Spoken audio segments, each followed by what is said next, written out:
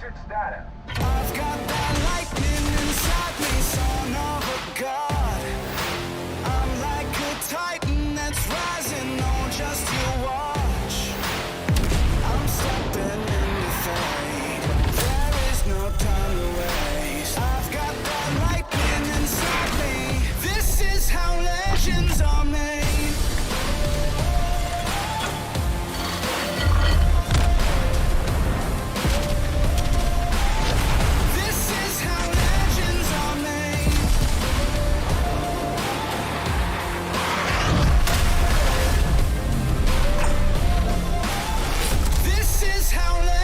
Are made. I'm cranking up on the throttle, victory is mine. Show you the harder the battle, harder I fight. I've come too far to quit. Step back, I'm going in. I'm cranking up on the throttle. This is how legends are made.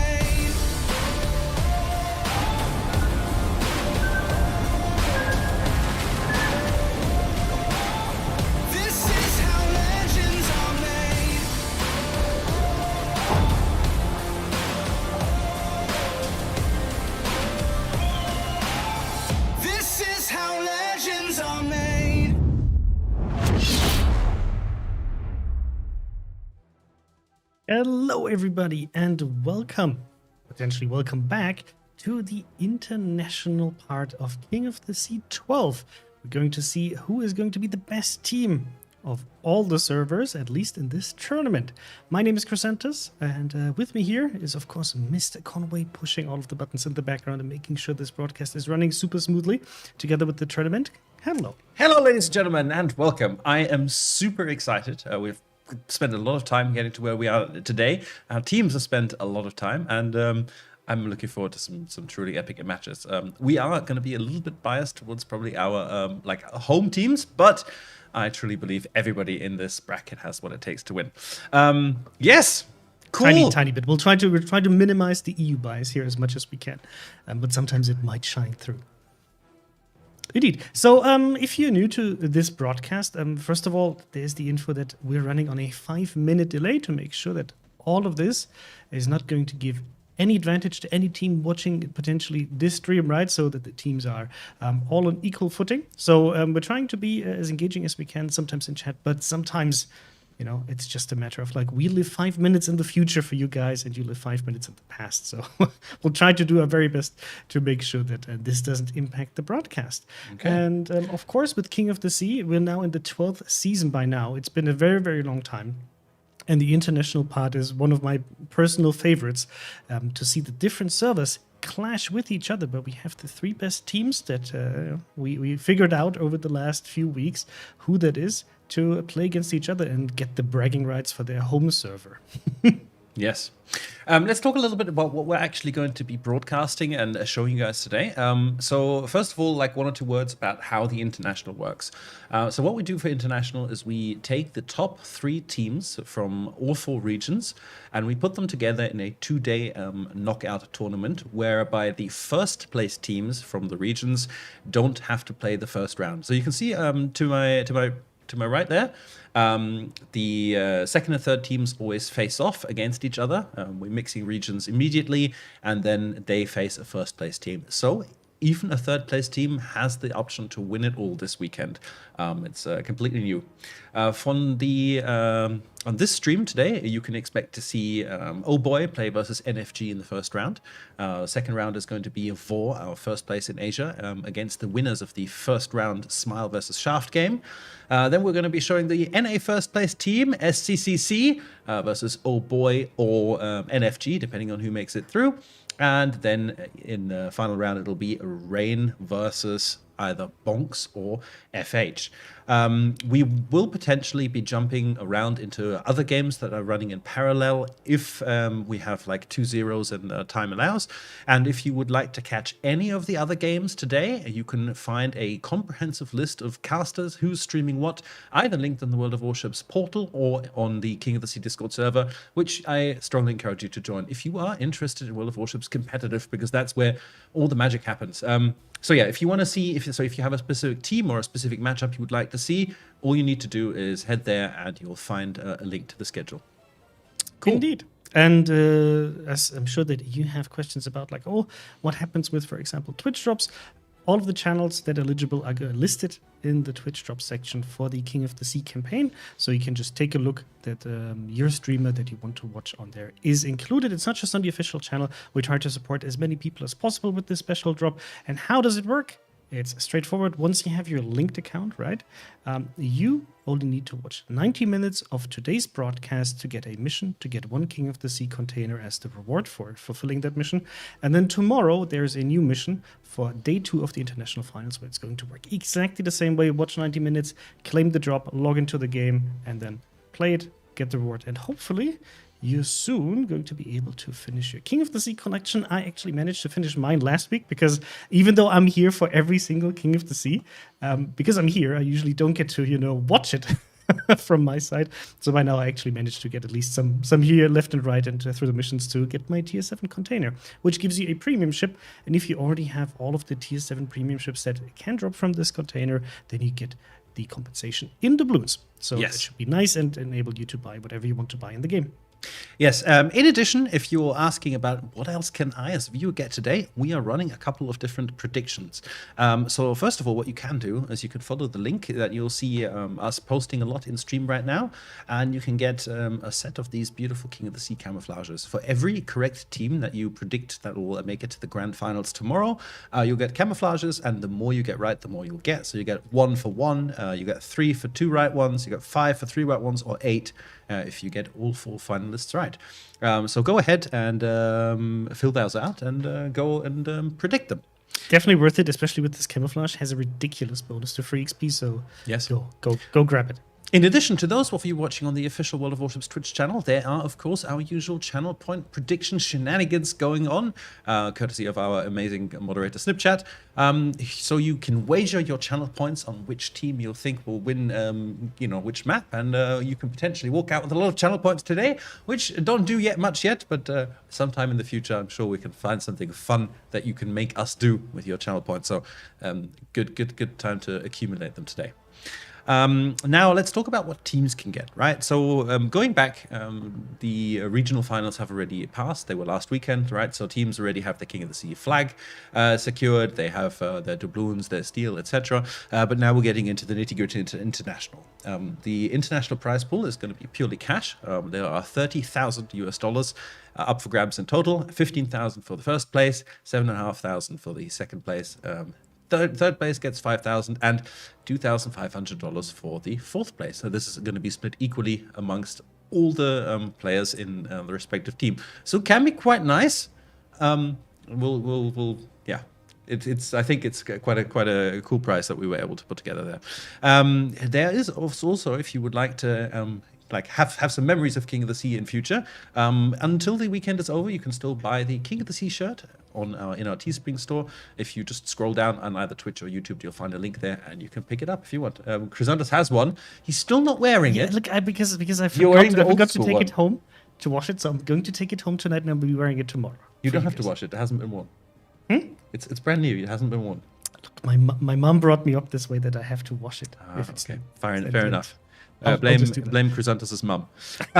Please don't. And then I think that's most of the stuff that we needed to talk about. And I think it's probably time to introduce the first of our broadcasting team. So last weekend, we had our post-game commentary team, Private Penguin and Painzor. And in-game, we had A Statsblog long time ago. Long time ago. For Conway, that's basically already out of his mind. Yes, so we had Statsblog and Maltese Knight doing the commentary in-game. Today we're mixing it up a little bit. Private Penguin is going to remain with us. However, we are bringing in from the United States of America, Bogsy, who you might know from the World of Warships podcast he runs, or from his Twitch channel, and Sea Raptor, a absolute a COTS veteran, is going to be joining Statsblog for the in-game commentary. But let's go and say hello to Bogsy. Good morning. Very early morning. How you doing, Chrysanthus? Very, very good. How are you doing? For those who don't know you, first of all, what time is it at your place? I know where you live, but probably viewers won't know where you live. The background might give it away, where you're roughly from. But yeah, introduce yourself and tell us a bit about yourself.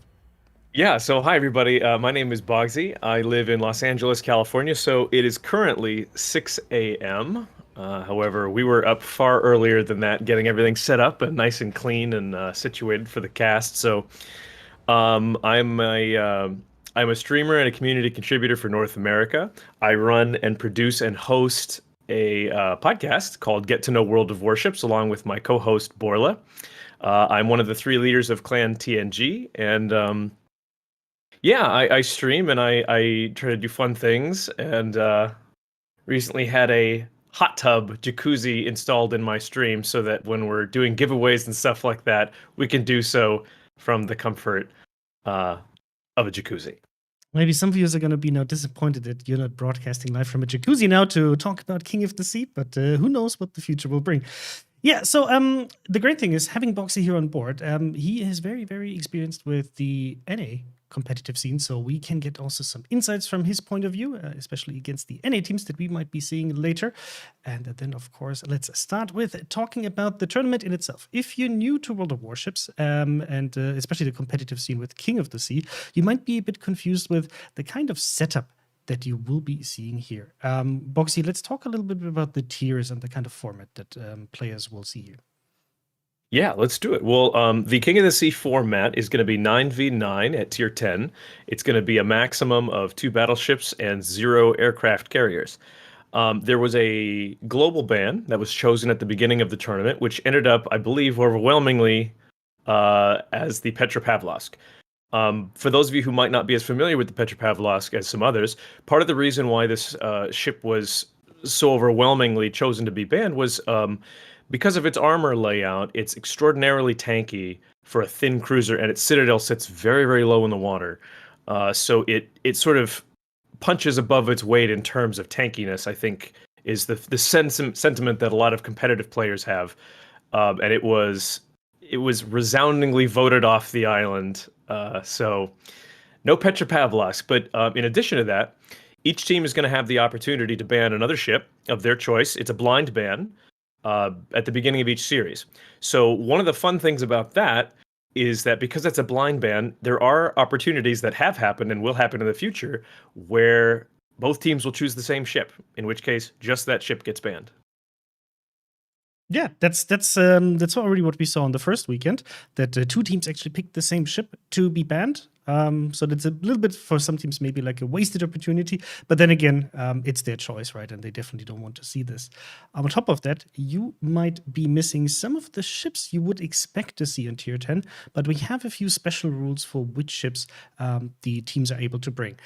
We don't want to be in a situation where teams are fielding, one side of the team would be fielding ships that another team would not have access to just because they didn't play the game, let's say, a few months ago. So ships that are currently not available to players, as for example the Thunderer or the Somers you might expect in this kind of setup, they're not available to be picked in general. So if you have any additional questions, you can always feel free to put them in chat about specific ships, why they might not show up. But usually it's the rule of, hey, either the ship was banned through the tournament or through the teams, the ship is not available through current means, or the ship is simply too new. For example, a new line has been introduced and thus might not be able to be brought right here. You didn't see, right? Oh, I no, I didn't see. I'm sorry. There was The cat walked there was a across cat. the camera. And Apologies. not just that, but it was a very compromising angle. Well, she has absolutely no shame. But yeah, like Chrysanthos was saying, there are a few ships that have been taken out of rotation due to the fact they're no longer available to be purchased or to be earned through resources of the Research Bureau. And I think the 3 that really, really matter in this scenario are the Thunderer, with its very, very high damage dealing HE shells and high fire chance, and especially its really, really good rudder shift for a battleship, but also the 2 destroyers, the Somers and the Smoland. And each of them brings something unique to the table. The Somers, of course, having lots and lots of long-range torpedoes, and the Smoland being a monster brawler with a radar, a heel, and a very, very powerful speed boost on top of good DPM. All 3 of those were seen pretty frequently in the last COTS, and they're gone. So it's actually opened up a whole bunch of very interesting new compositions that we didn't see last time around. Yeah, exactly. And this rule will probably stick around. Cool. Taking a look at the map pool, we see 7 maps are available for this King of the Sea: Crash Zone, Alpha, Warriors Path, Trap, Northern Waters, North Loop, and Land of Fire. But teams are actually able to have a map banned if they don't want to play on it, and they get to pick a map. The matches you will see today are all going to be played in a best of 3 setup. So a team needs to score 2 points to move further to the next stage, and they can basically select a map that they want to play. Then the enemy team gets to pick the spawning point. The same happens vice versa. The last map is going to be drawn randomly. The same thing applies to the spawns. And before all of this starts, each team can actually ban a map. Whew. Okay, so we hope we covered everything here for the tournament and roughly how things work. If anything is unclear, feel free to either ask in chat or join the King of the Sea Discord. There are many, many people who are happy to help you and explain how things are working, or introduce you to the competitive scene if you're interested in playing yourself. The first match we'll broadcast today is going to be Oh Boy versus NFG. But before we talk about the first match, let's introduce the guys that will be actually bringing the in-game action to you from their homes, which is Statsbloke and Sea Raptor. Hello, both of you. And Sea Raptor, of course, the absolute hero as well, just like Boxy, being up very, very early on to be able to bring you the North American perspective of this to this broadcast. So good morning, Sea Raptor. How are you doing? Good morning. It's not quite as early where I am as where Bogsy is, but yeah, it's an early call time for a Saturday. Great, I can imagine. Thank you so much for joining us, Sea Raptor. I hope you know him by now, absolute veteran when it comes to the competitive scene, especially for the North American cluster. And this is always like one of the points of feedback that we got for the official broadcast. This is usually done by Conway and me either from Europe or from St. Petersburg if there's no coronavirus, we can actually travel. To also bring in some like cross-Atlantic, knowledge to be able to have as unbiased as possible broadcast. And this is now, I think, a good mix that we managed to bring up here. And then, of course, we have Statsbloke. Statsbloke, hello. How are you doing? Hi, good morning. Yeah, it's not quite as unsocial for me. It's a lovely 2 p.m., which is perfect for us. So yeah, really, really glad to be European today. So and apparently I'm from a volcano, if the backgrounds are anything to go by. The future of your homeland. I don't know. I really hope not. So no, super excited to be here. It's privileged to bring the EU tournament last weekend. So super excited to bring the internationals this weekend. And we've got 4 fantastic matches lined up today. And the bringing together of the different servers is always really interesting because they bring different tactics, and not massively different, but definitely there is a difference. And so watching how these teams deal with that maybe slightly different play style is always really interesting. So super excited. Great. Yeah. Do you have any special expectations for today? Like anything super crazy you expect, or you'll just sit here and let teams surprise you? So, I mean, last time we saw, and during Verizon as well, we saw quite aggressive tactics from the Russians. But I mean, Bogsy was saying, actually described really nicely about why Petro is currently banned by the player community. And I think a lot of that aggression actually came from the ability to field Petropavlovsk.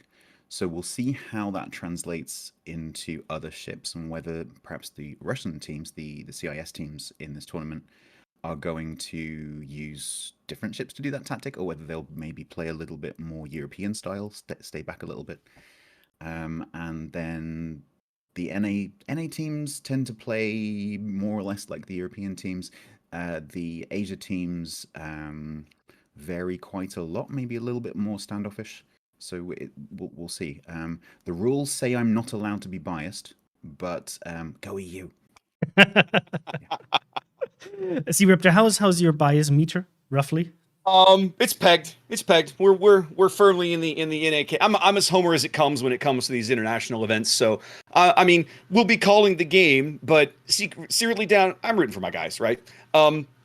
I'm going to be like stats. I'm very curious to see how the RU teams adapt to kind of some of the bans and the changes that the ship pools that are allowed. We saw a lot of that, as he mentioned, in Verizon. And yet, even with that on the table, or taken off the table, I should say, I feel like they have a very different lens and approach that they take to competitive play as some of the EU and the NA and even the Asian teams that we see. So I'm really curious to see kind of how they come to the field today, what they take, what tact they take. We saw some from my perspective were just really innovative tactics when we saw those guys at Verizon, and I'm excited to see more of that. As the NA Homer guy, I'm actually really excited to see what SCCC and Bonks bring to the table. We're used to seeing 07 at this level of play. This is their, probably 5th or 6th, if not more, international kind of cross-server event.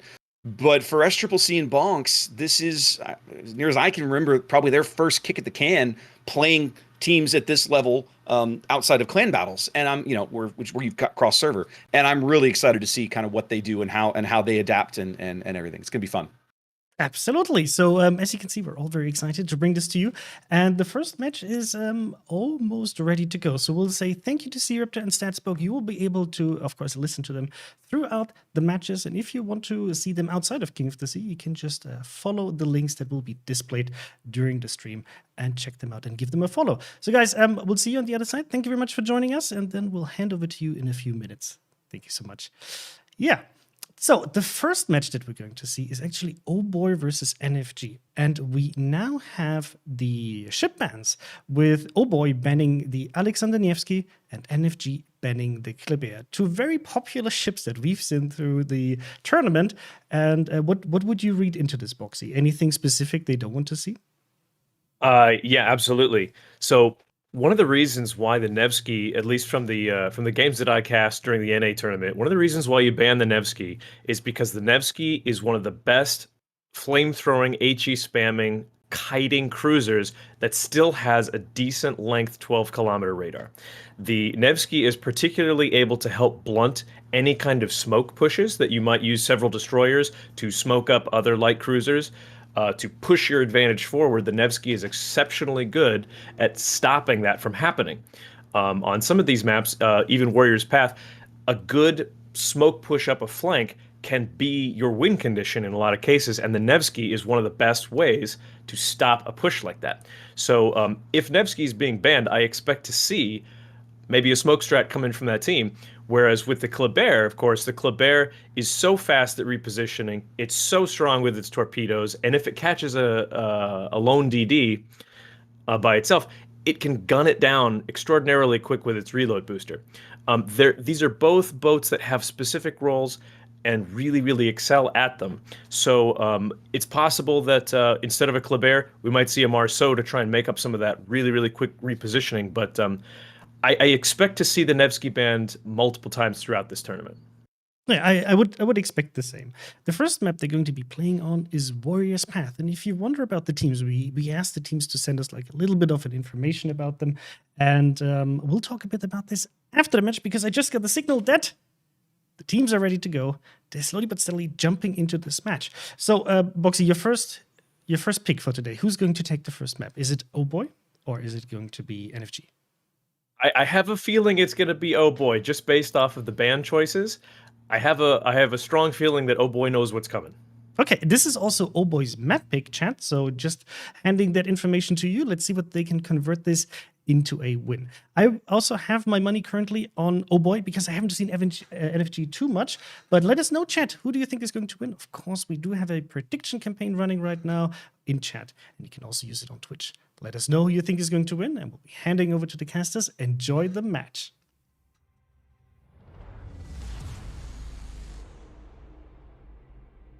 Ladies and gentlemen, boys and girls, Warshippers of all ages, welcome to day one of the international playoffs here of King of the Sea 12. Bringing you this match here on Warrior's Path between NFG and Oh Boy. Stats, talk to me about the NFG lineup. Hello, Sea Raptor. Yes, NFG are, of course, the Asia number 3 team, and they are bringing Ohio, a Kremlin, Des Moines, Goliath, double Moskva, Stalingrad, Daring, and a Marceau. And I believe down the red end, you have the Oh Boy lineup. Indeed, opposing them from the south spawn here on Warrior's Path, we have Republic and Shikishima. Fronted by Des Moines, double Moskva, and Stalingrad. Lots of Russian radar in that lineup. And out in front of those, Gearing and double Marceau. And oh boy, here today are the EU number 2, and I believe they're going on to face, the winner of this match will go on to face the Seal Cub Clubbing Club. Is that right? That is correct. SCCC winning the NA bracket last weekend for the first time, knocking off, well, they didn't defeat 07, but 07 fell earlier in the tournament and did manage to fight their way back into third place. So we'll see them later in the day, I think. I'm not sure. Okay, well, we're seeing kind of a familiar, for those of EU who've been watching the EU tournament, we're seeing kind of familiar move here by the double Marceaus from Oh Boy. This has been a fairly common tactic on EU this season. They will be using the speed of those Marceaus to dip into A really quickly before any of the radars can arrive or the opposing destroyers can arrive, grab the cap, and then either retire or spot or start shelling. So we'll see what they do with that. NFG. B. Yeah, NFG going for a bit more of a heavier seaside deployment here. Goliath, Kremlin, Stalin, Daring headed out that way. Their Marceau, Aqua 920 into B. We'll grab that up very quickly. Backed up by a Moskva to see where they position that Marceau after he decides what to do with that cap now that it's done. Yeah, it's pretty common to dip these French destroyers in, use their speed, and then get out. They don't do well sitting still, so they're probably going to want to get that Marceau out, especially if they realize that there's nothing coming in to contest, because of course, oh boy, actually don't have a destroyer on B, so they can't really currently get in there. So those points will start ticking, although of course, oh boy, have A as well. Indeed, both teams on a cap here very quickly on the backs of those Marceau, and there's the speed that they bring to a match. Over here today, we've got NFG still kind of jockeying for position, obviously setting up for maybe a bit of a kite, although Kozue's Des Moines coming into some early fire. They're taking some big hits. Yeah, Shikishima and Republic. Ooh. That was Moskva, Shiki, and Republic all firing there. Moskva's got some more AP, but Kozue has managed to just nose in. But you don't want to be on 20k at this point in the match. That's not good for a Des Moines. Salem, maybe better, but Des Moines doesn't have that massive super heal. So, ooh, yeah, even sub 20 now. Yeah. But, no, his teammates north of him seemed like they were kind of set up to do a little bit of kiting and kind of make this a weak flank and just try to slow down any advance that oh boy might push from this flank. But he seems to have gone kind of full in here and maybe a bit caught out early. Yeah, I think once he's behind the island, that island is reasonably good. You can potentially drop shots from the middle of the map, but actually, oh boy, don't have a central battleship. They've brought the Shiki and the Republic both over to the side, so they can't actually lob that island. So he should be safe for now. Let's take a quick look down at the sea end, shall we? Indeed. At the opposite end of the map, despite being down a destroyer, NFG has grabbed the sea cap away very early, so they will start slowly building up a points advantage. So they've got the Moskva. So oh boy, have Horny Wookiee here sitting ready to radar. Should anything present itself as a target for the Gearing and the Des Moines. The Gearing, I suspect, is there to smoke that Des Moines. So Enden will be there to smoke totally balanced. Gearing has a very long smoke screen, and in fact, there goes the smoke.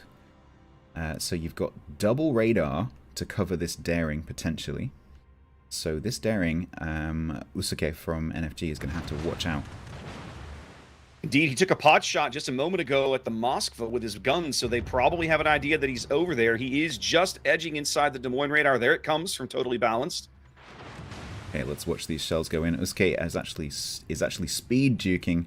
You will see some incredibly skillful play this weekend from the destroyers for sure. They are calm under pressure. You have to be. And they'll be dodging like crazy as lots of focus fire comes in. And this isn't like random battles where you end up with maybe 1 or 2 ships shooting at you. In King of the Sea, everyone shoots at you. So they need to be super flexible. It takes special nerves to play a destroyer at this level of competitive play with all of the radar and as good a shots as many of these players are. Yeah, it can lead to very exciting moments and very exciting ends as well. Okay, the Marceau in B is actually being fairly aggressively positioned here, fighting with Marcello Pello. But kind of losing that trade and potentially beaching here. Aqua. Yep, Aqua is going to beach. That's not good for Aqua, as Marcelo lands more shots on the island. We've also got shots coming in from across the map as well. Can he? Yep, so doing a little 3-point turn there to get off the rocks. Will Aqua be able to get to safety? The spotting on Marceau is not as bad as Kleber, but it's still pretty large. They did put up Horny Wookiee's radar from the bottom end of the sea cap to make sure they kept eyes on Aqua for the maximum amount of time possible, but probably expiring here soon. You can actually kind of feel the turret turn of the ships over at A as they've turned their turrets now. There's more shells arriving. There it goes. Aqua does finally go dark there, but not before he gives up a tremendous amount of his health. I thought for a second he was going to turn across those torpedoes, but they didn't quite have the range. Okay, so that means that NFG actually hold on to B, and they actually keep their Marceau, despite him being in a very dangerous situation there. Shots out from Moskva over towards Shikishima. That's not going to have too much impact, I don't think. Nope. Also, the other Marceau from Oh Boy is pushing up the one line, or had pushed up the one line, trying to push torps out onto both the Des Moines and the Moskva. NFG with an early lead here. 7 minutes gone. About 150-point lead, but their board position, I feel like, is almost too aggressive. They're giving up tons of HP as their Kremlin in C takes another torpedo. He took one earlier, and he's also in a position where Pepe Gaga's Shikishima from the bottom end of kind of over here in between A and B can get shots on him, and Pepe has been taking those shots. Here comes another one.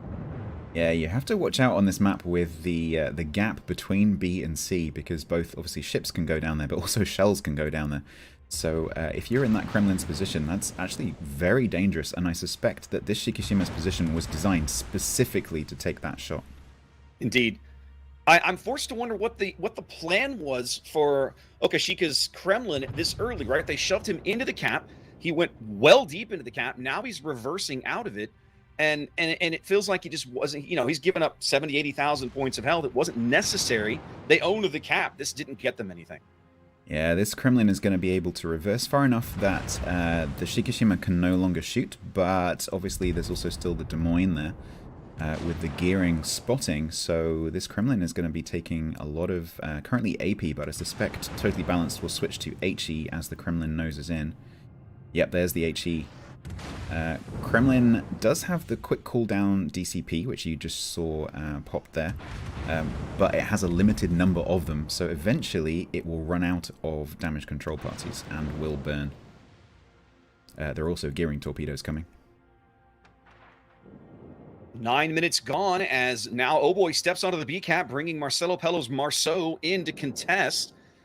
The timer was starting to work against them. I mean, we're not even the halfway mark of this game, and NFG is almost at 800 points because Oh Boy has played kind of back off the caps. But NFG's given up a tremendous amount of health collectively as a team to achieve this score. Yeah, so Oh Boy actually currently on total health, if you look, is 320-ish to 417. Oh. So, yeah, Oh Boy currently do have a more than 100k health advantage. Marcelo is juking like crazy here with the throttle going backwards and forwards, trying to cap B under fire from Aqua. It looks like Marcelo will get that cap. He is finally going to get there as 2 quick kills from Oh Boy between that and the cap. We're about to have our first lead change of the game. And there it is, right there. Oh Boy moves out to a lead now on the back of the kill on the Des Moines over here north of A, and some beautiful torpedo work. We gotta shout out the gearing, the Oh Boy gearing over here that's been working the 10 line. He just landed consistent torpedoes, constantly harassing that Kremlin in the sea cap, and now that guy's gone. That's the other danger of being a nose-in large ship against something like a gearing, is that you have the range on those torpedoes that you don't really have to risk yourself, and you can just every now and again you can pop torpedoes on that corner, and chances are you'll land one. So very risky position from that NFG Kremlin. It's very interesting at this point to step back a bit and look at the deployments of the teams in terms of map control. If you draw a line between the two teams, you can see that Boy definitely control more of the map. Yeah. Yeah. Ohio over here north of A getting hammered on the broadside by Pepegaga's Shikishima. More shells coming in from reunited Stalingrad.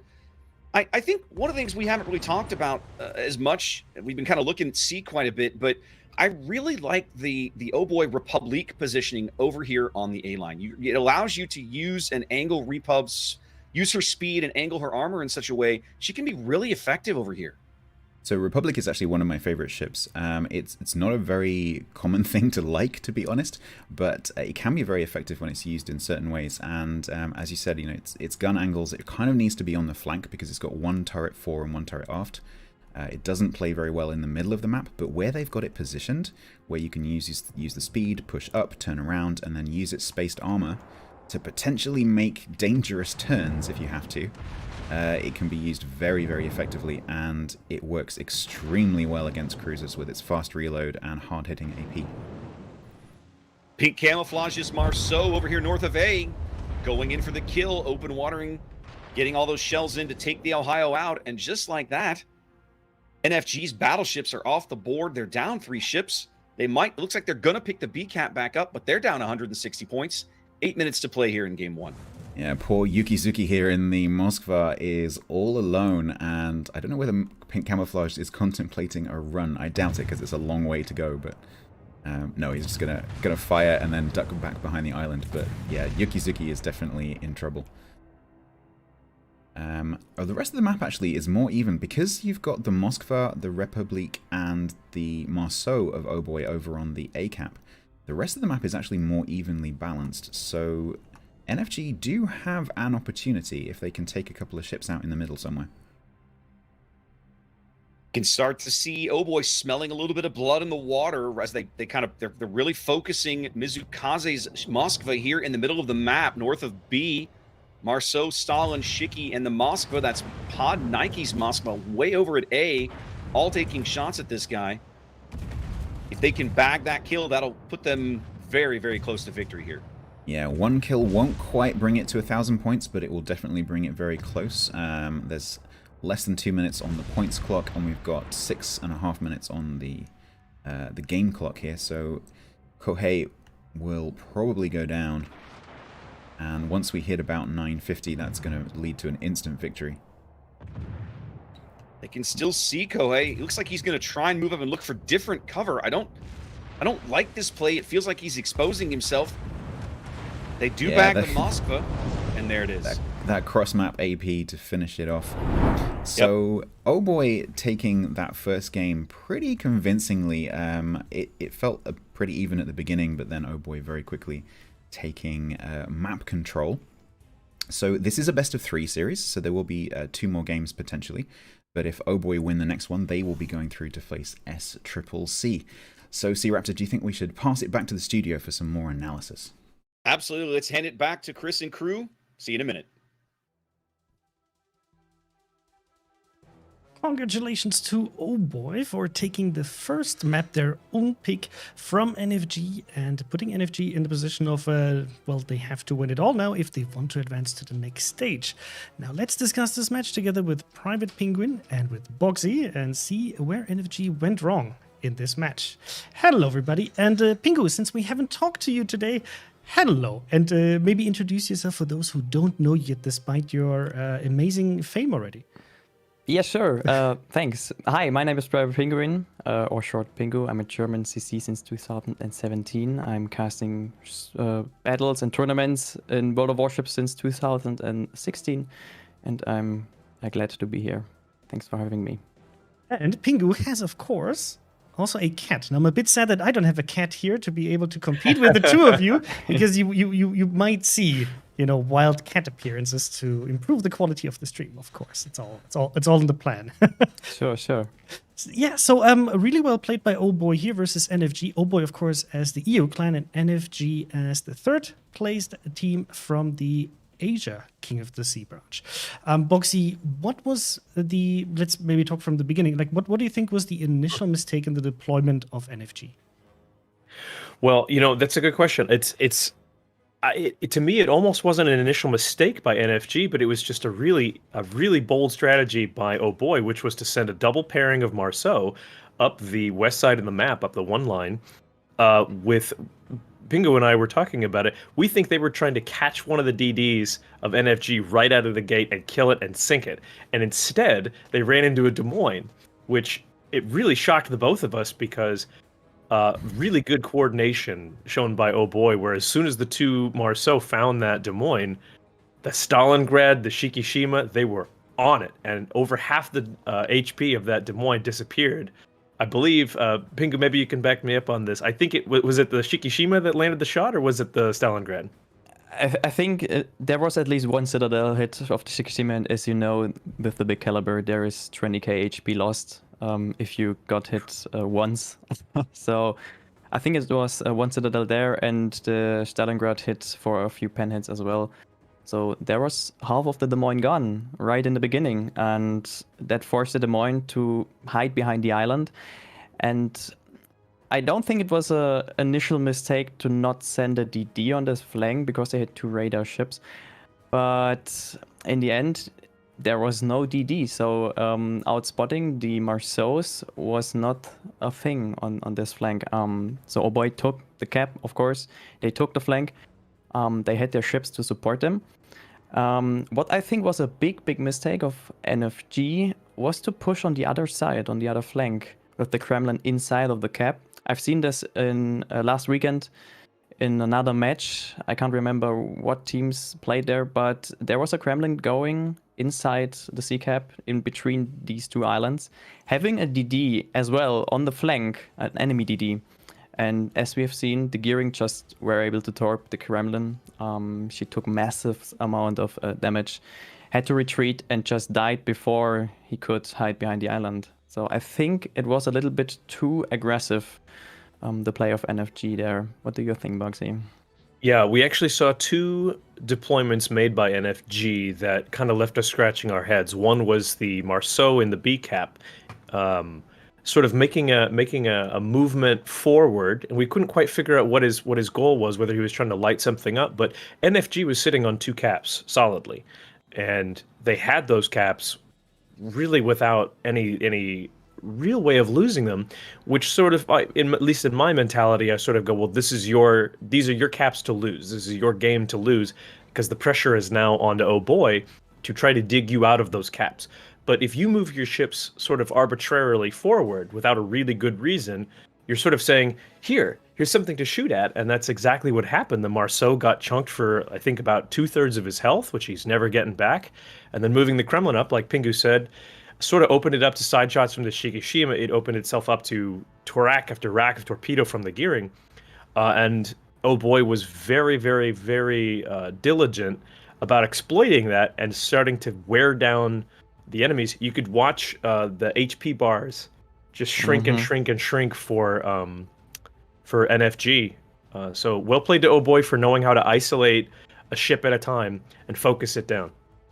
Absolutely. I take some notes during the matches when something catches my eye. And what I found really interesting, I mean, we saw like two different team deployments, and one team bringing 2 DDs versus Oh Boy bringing 3 DDs. So Oh Boy starts off with an HP disadvantage, right? And kind of usually you want to trade that in for a better map control and using these DDs to be able to win the match for you. But after at minute 12, so after 8 minutes had passed, there was an 80k HP advantage in HP pool for Oh Boy, and 8 minutes, so 12 minutes after the game started, at 8-minute countdown, they were at 220k HP in advantage, which just shows you that Oh Boy, they didn't go for super early cap control. They went for A, right? And then they positioned themselves on C. And I love this position. We've seen this last weekend, at least for me. I've seen it for one of the first times. Just putting there a Des Moines or a Salem, just with one smoke, with the Gearing smoke and just using the Great Concealment and the DPM, and just farm down whatever wants to come there. The Moskva provides the second radar in case a DD wants to kind of crash that party, but a Daring will not be able to get into that range, into the smoke, torping it and getting away with it alive. So being able to kind of hold this against superior forces I found it just very, very, very well played by Oh Boy. Kind of always having answers with the Shikishima positioning, being able to punish if a larger ship would like to actually push that Moskva out of its position, and just punishing whenever the enemy made a mistake. I think Oh Boy had a really, really good strategy here and took the win. Very well played here, and I think it's going to be now interesting to see how NFG might want to take it back from Oh Boy on their own map. If we take a look at the next map, which is going to be North, if I'm not mistaken, Mr. Conway, thank you. Yeah, Trap, actually, Trap. The next match is going to be on Trap, and Oh Boy is the team that got to actually pick the spawn. So what would you expect NFG to potentially change? Do you think they are going to stick with 2 DDs or maybe bring a 3 DD setup at least, Pingu? I think on this big map, it won't be a mistake to bring another DD in, just because there's so much water in between the caps, and so much free space to move around. I guess we will see. I hope they won't be as aggressive as they did right now, because Oh Boy is a strong opponent. They're being really, really, really secure, even with the positions and focusing down enemy targets. I think we'll have to see. Maybe Oh Boy will surprise us as well. Take another DD in the setup. I guess we have to see. Yeah, for me, that's a question for me for Bonksy. Like, I've watched some of the NA broadcast for King of the Sea, and I've seen many teams deploying at least 3 DDs, if not on average even 4 DDs. Exactly. What do you think would be the benefit of bringing a stronger DD setup compared to like the double DD setup? Sure. So while I was casting NA COTS, Trap came up repeatedly, and it was almost like clockwork. A team that brought 3 or even 4 DDs had a distinct advantage on the 2 maps that have the diagonal elongated cap arrangement. So this one is Trap, obviously, that's what we're going to be playing right now, but the other one is Crash Zone Alpha. And exactly what Pingu said, there's a lot of water in between the caps. And what that means is you need to be able to manipulate the map positions quickly and effectively, and you do that with destroyers. So a big part about Trap, too, is that the A cap is actually the cap that you really, really, really need to win in order to take a strong point lead and a strong position lead on the map Trap. The C cap up in the top right corner is actually very easy to contest without too much risk. So generally speaking, B cap and C cap sort of remain static where the fight happens at A.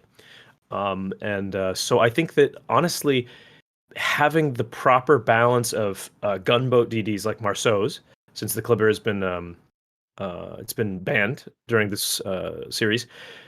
Marceau's real strong gunboat DDs, and then those torp boats, the Gearings and the Shimikazes that can just start throwing fishies across the water, hoping to connect. They're really, really powerful on this map, and I'm hoping, for the sake of NFG, that we see them make good use of that in this map. Great. Yet this is something you have to keep in mind, right? These teams, they play on their own servers, and each server has like a slightly different meta. And whenever they get to play other teams, they might face strategies that are not super popular on their hometown turf, and they might not expect certain movements unless they paid very close attention to what you, for example, can see with the different King of the Sea tournaments in the different regions. So this is something to always keep in mind, that while the teams are usually training, they train with teams from their own clusters to be able to be prepared for the regional tournament, and then the international stage hits, and it's a completely different game. But looking at chat, we do have, of course, prediction campaigns running, and right now, in terms of the channel point prediction, on our channel, it looks like a very, very slight bias here towards Oh Boy for who will win on Trap. Currently, we're standing at 1.5 million channel points versus 115K for NFG, and now it's on NFG to prove them wrong and hand the channel points to those who actually believe in NFG.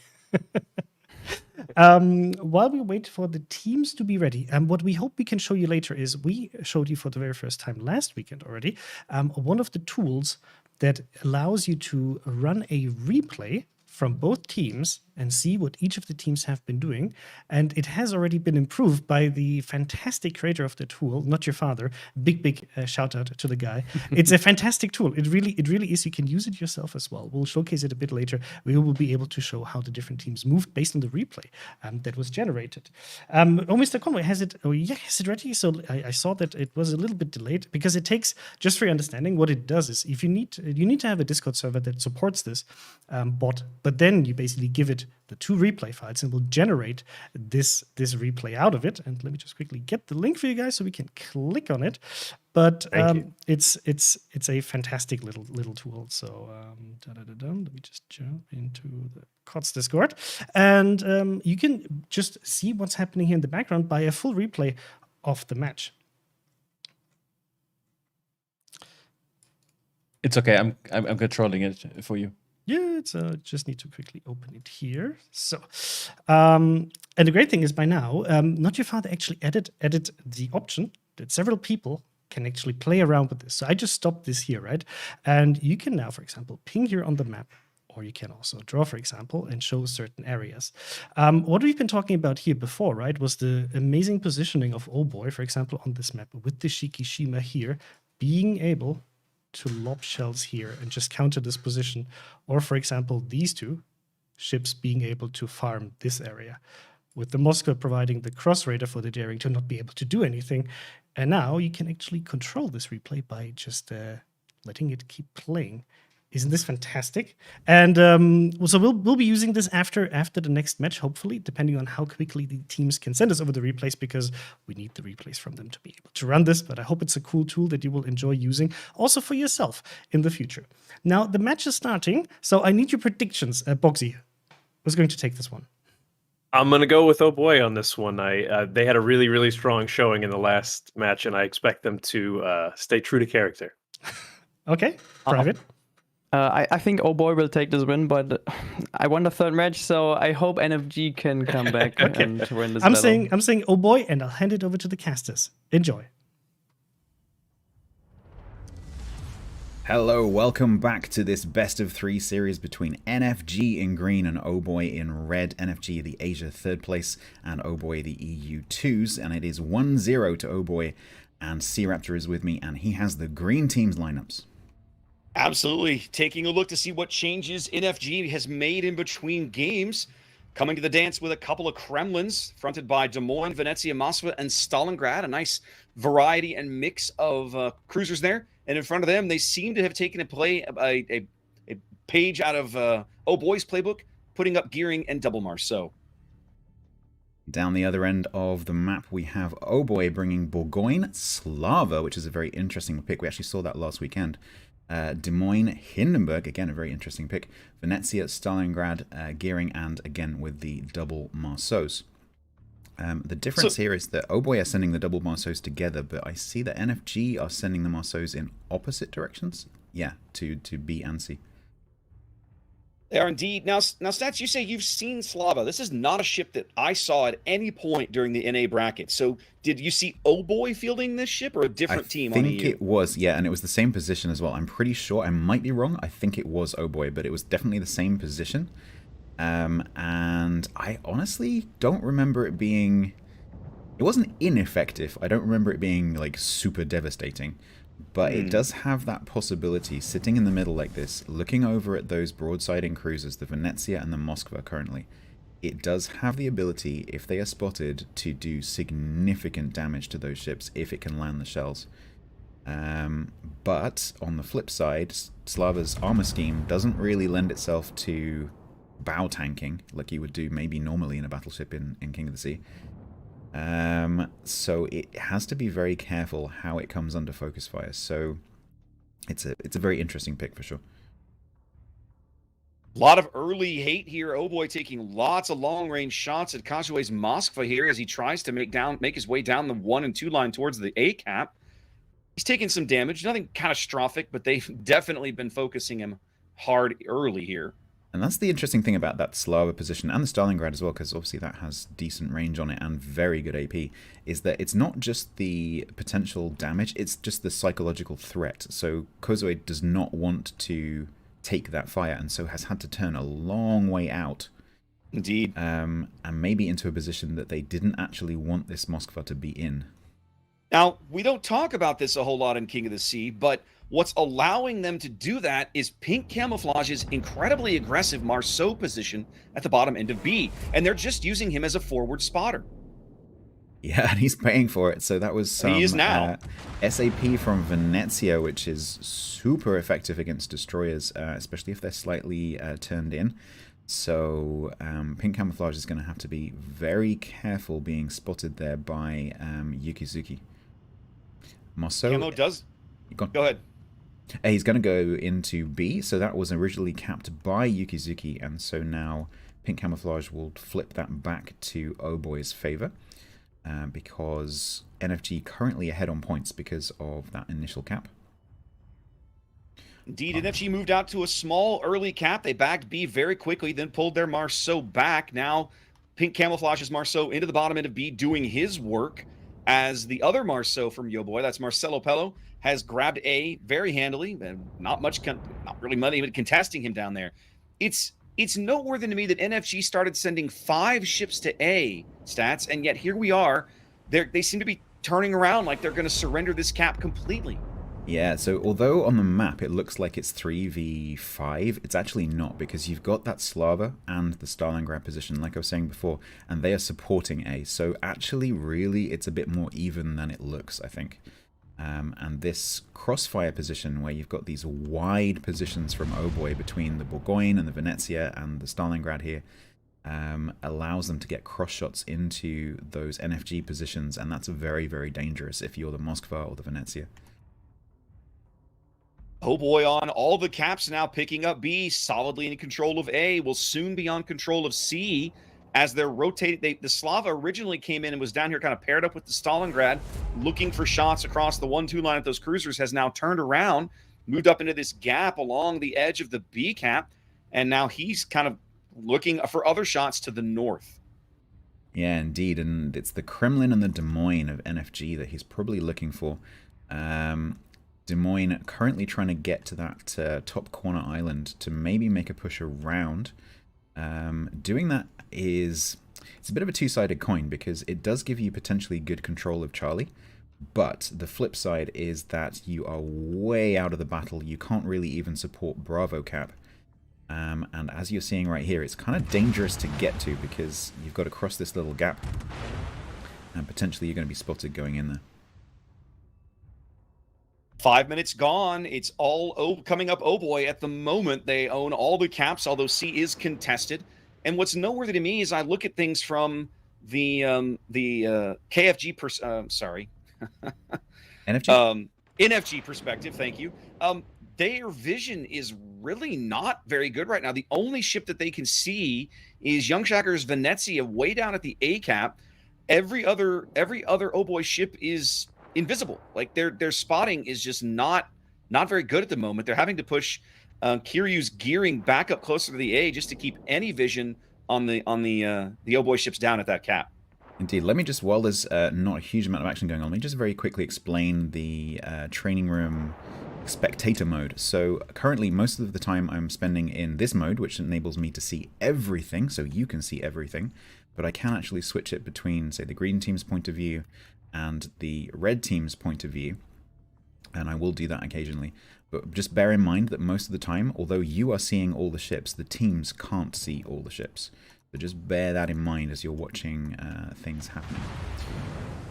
Okay, Stalingrad of Mizukaze is just reversing, taking a little bit of fire there from Horny Wookie.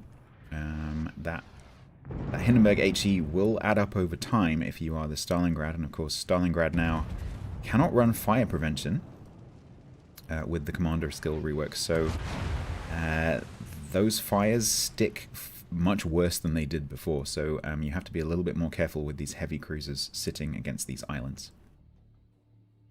Yukizuki's Marceau crash diving the Caldera Island here in the middle of B. Feels like a desperation play here from NFG a bit, as they're down over 250 points here. He doesn't really have any support, although they are turning the Kremlin kind of into the cap behind him. Yeah, the Kremlin is pushing into B. Their other Kremlin has just gone around the corner with the Des Moines. They're trying to block all three caps. They've got the gearing reversing into the A cap to try and stop all the points, which they have actually managed to do just about once that gearing gets in. But Hartka here is in trouble. Lots of shells incoming. There's some torps coming as well. Hartka would really like to get to the island, but I don't think that's going to be possible. As he turns left, Des Moines is going to get some lovely AP if that torpedo doesn't kill him, which it did. So Kremlin is going to be pushing alone here. First blood going to Oh Boy here, way up at the top end of the map, along the 10 line, really. And Oka, let's call him Oka. Oka is going to push up to the island here and nose off against Horny Wookie, who's started to kite away. This Kremlin, although it has the Marceau in support and potentially the Stalingrad over in the middle of the map, I suspect they're actually going to find it quite difficult to hang on to Charlie here. 9 minutes gone. NFG kind of on the back foot here, making some aggressive plays. Sort of been pushed into it, upside down, over 300 points. But at the moment, they are ticking up C, and they are the only ones gaining points. Now, a little bit unlike last game, it feels like they're trading a little better. The health between the two teams is actually fairly even. They've done a better job of focus firing some of the Oh Boy ships as they can spot them. From time to time, certainly down at the A cap, which in my mind, with that Moskva and that Venezia down there, Marcelo Pello has to be a little careful, because that's probably the one place they have a really good opportunity to bag a kill. Torps here heading towards Yukizuki in the Marceau. I don't think the first set are going to strike the second set. It's going to be close. No, he's okay. He's right hand down. Going to be reversing just fine out of that, but taking quite a lot of damage traded with pink camouflage there. Yeah, NFG have responded much better this time to Oh Boy's map control. They've actually managed to grab Charlie back. They're actually blocking Bravo and Alpha right now. But how long can they hang on to it? That's the question. NFG is also doing something really smart at A. They're taking advantage of the total and complete lack of Oh Boy radar at this cap, as Kiryu's has laid out a really nice smoke screen for the Venezia and the Moskva to work from behind. They're spotted now from the middle of the map, but if they were to duck in there, they'd have nice cover for a bit. Okay, Venezia SAP, I think that was out against the Bourgogne. Little chunk there. Bourgogne actually lost a lot of health early in the match and has managed to stay around about 30-40k for the duration. Venezia just hiding behind the smoke screen, but don't forget these big cruisers have very long, very big smoke blooms. So as this Venezia fires inside the smoke, it's probably spotted by that Marceau. Kajue's Moskva moving up aggressively with his radar active, trying to catch Marcelo and get some damage into him. Venezia SAP went down range, didn't get a whole lot. At a minimum, they're going to push him off the cap, at least for a time. And NFG actually beginning to catch up on points, but it's a long lead to catch up. They've got to catch up 200 points. They do not have the ship advantage with one ship down, but it's still reasonably close, actually. When you look at the map control, I would say right now NFG actually have better map control. At the moment, I would agree with you. They've sort of pushed up. They solidly are sitting in B. In fact, there they go. They capped B, and they're at least denying A at the moment. So they're going to start narrowing that gap a little closer. 8.5 minutes to play here in game 2. Okay, there's an interesting situation brewing up at Charlie. We've got the Kremlin and the Marceau of NFG pushing on totally balanced Des Moines and Enden's gearing. Enden is coming round to potentially throw torps through that gap. Probably not going to be quick enough to catch the Marceau, but the Kremlin is slowed down. Gearing's going to get torps out against Aqua. Will Aqua torp the gearing, or will he continue with the rush as planned? Oh, Aqua choosing to turn in there. I think perhaps the caller might have preferred Aqua to actually continue and do the rush, but they do take the gearing down. Does gearing trade?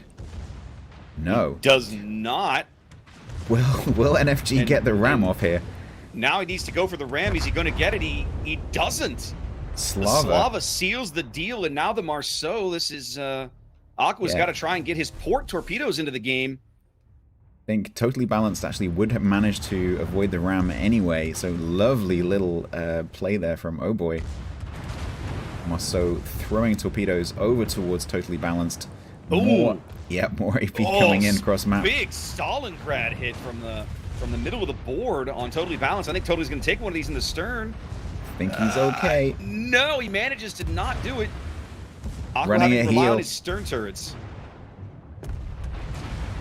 I'm also in the background trying to keep an eye on Mizukaze and Eternal Titan, who are nose to nose around that corner. Aqua goes down. AP on Totally Balanced, he's fine. Oh my.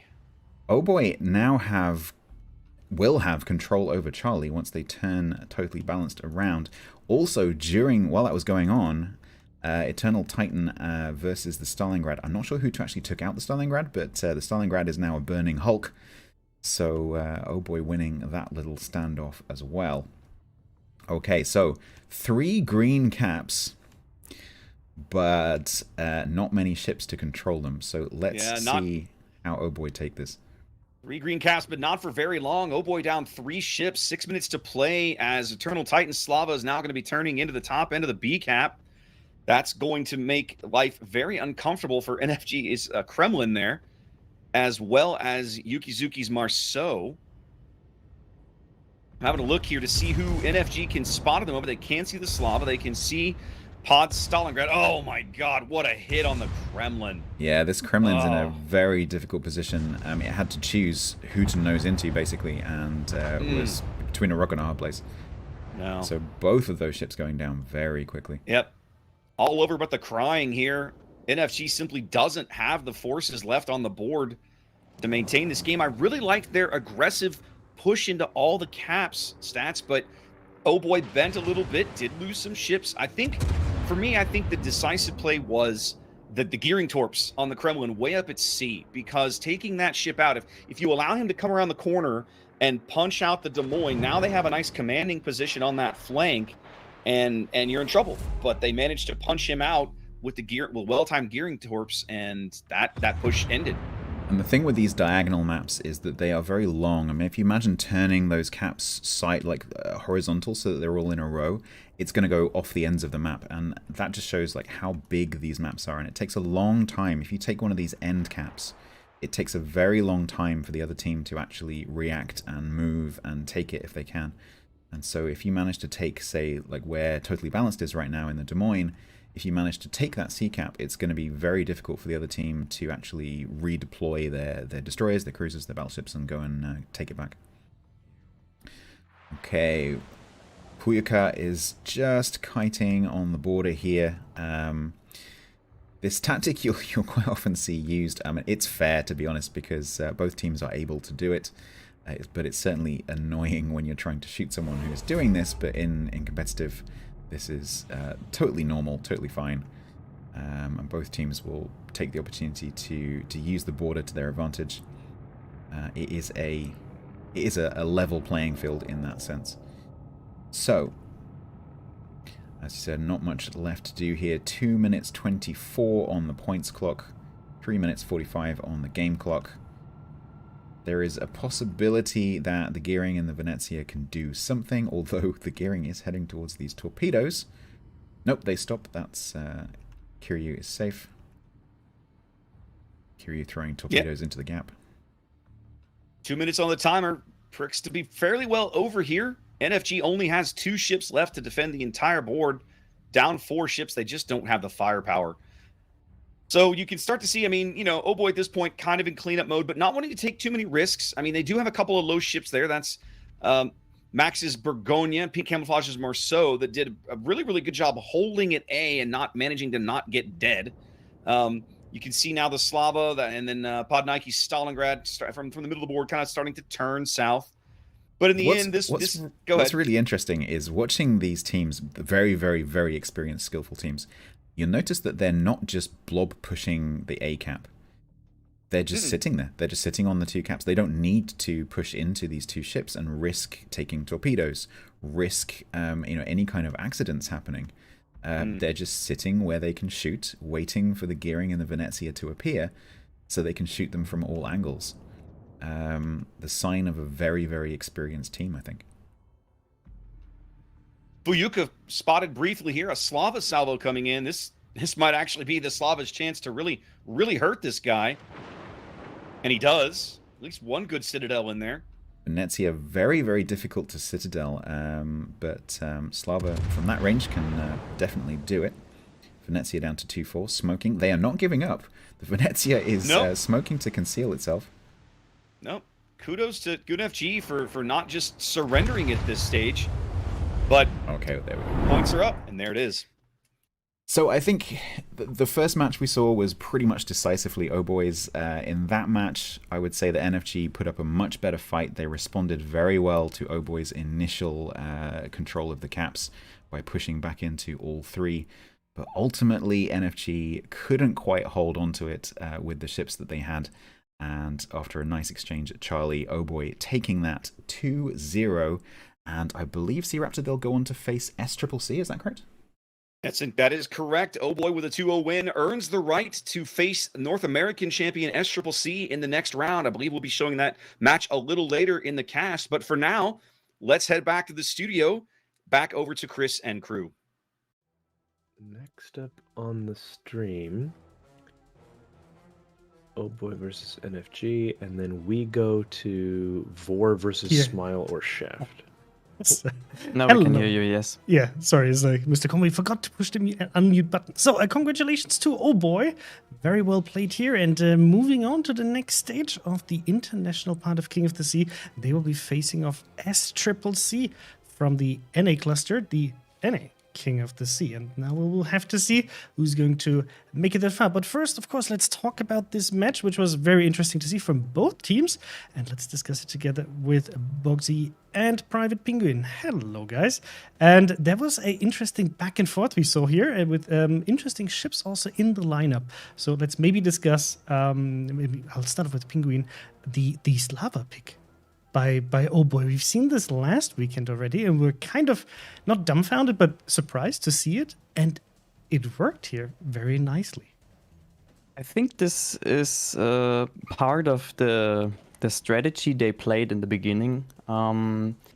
As we've seen, there was two Marceaux going for the A-cap. One Marceau was going through the south of the island, the little volcano island. Sorry, my English is pretty okay today. The other Marceau was going in between the A and the B cap, and therefore providing spots on the enemy approach on A, especially the Moskva. And I think that's the reason why they had a Slava on their side, just because of the accuracy on long range shots. And it didn't work out as well as I think they thought it would, because the Moskva took only little damage. But she was forced to fall back, to push away from the cap, so she wasn't able to be there and give radar support for their ships. And therefore, Oh Boy just took the A-cap in the early stage. And the Marceau in the middle just stayed there and retook the Bravo cap after NFG took it in the beginning. It was a really, really great play of Oh Boy there. Especially the spotting on the enemy ships was really, really good. It was not that good on the part of NFG, and maybe Boxy can us tell more about that. Yeah, well, Penguin and I were watching it and making note that there were two instances specifically where NFG they failed to utilize the destroyer properly to protect the cruiser. And what I mean by that was we saw it most distinctly at A, where the gearing of NFG was squared off in the A-cap against the Marceau of Oh Boy. Now, the Marceau, even at its best, I think can still has a 7-kilometer detection circle, which is huge compared to the 5.8 or even potentially 5.6 or 5.5 that a gearing can have, which means that the gearing at any point could have been constantly reversing, as he was doing, by the way, which was good. Yeah, you'll see it here. This is so great. Perfect. Yes, because we got the replay. Thank you also, by the way, to the teams for providing these replays that quickly, so we can render this. Thank you very much. So sorry. Let's go. No. It's great. I'm going to see if I can actually get this. Okay. So yeah, you'll see here where the gearing and the Marceau, right down in this area, they conflict a little bit, but then they separate. Now, at this point, the gearing has all the ability in the world to force an engagement with the Marceau. So, what it can do, and he will do this as time goes on, he'll sort of make his way back into the cap. Now, he's going to spot the Marceau first. And when he does, the Moskva and the Venezia are able to just shoot that Marceau all they want. But then eventually coming up here, he gets a little nervous, and he avoids making contact with the Marceau again. And see here, you can see he's so far away that the Marceau is able to stay in the cap for a very, very long time until it's basically too late, and the game is essentially over by that point. And then Penguin made a note of the same thing up in the sea cap with regards to the Des Moines and the DD that was escorting it there. Exactly. The thing is, I don't really know why the Des Moines was pushing, like, she was pushing alone on the sea cap, or she started the push and the Kremlin was so far behind. I think they should have taken the Kremlin together with the Des Moines on the push, and of course the DD a little bit closer, so the DD can spot the enemy gearing that was just sending torps towards the Des Moines. They lost their really good cruiser on that flank. What I really liked though is the aggressive play of NFG there. It provided really good entertainment, I say, at least. It was a great aggressive move there together with the Kremlin and the DD, the Marceau.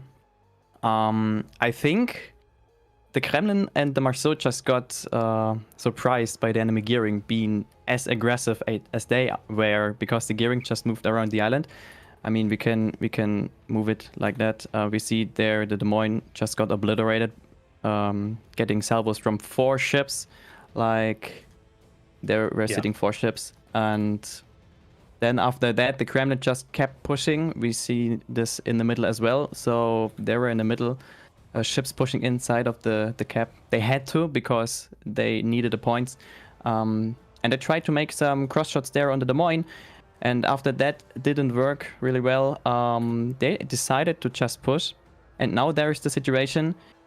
Right now, the gearing just moved around this corner and surprised both of them. And I think the Marceau tried to rush the Des Moines, but she just saw the gearing coming there, and then she turned inside, and then it happened. Beached there, unfortunately. Yeah. Such a ballsy move by the gearing. I think it was Agent Endern.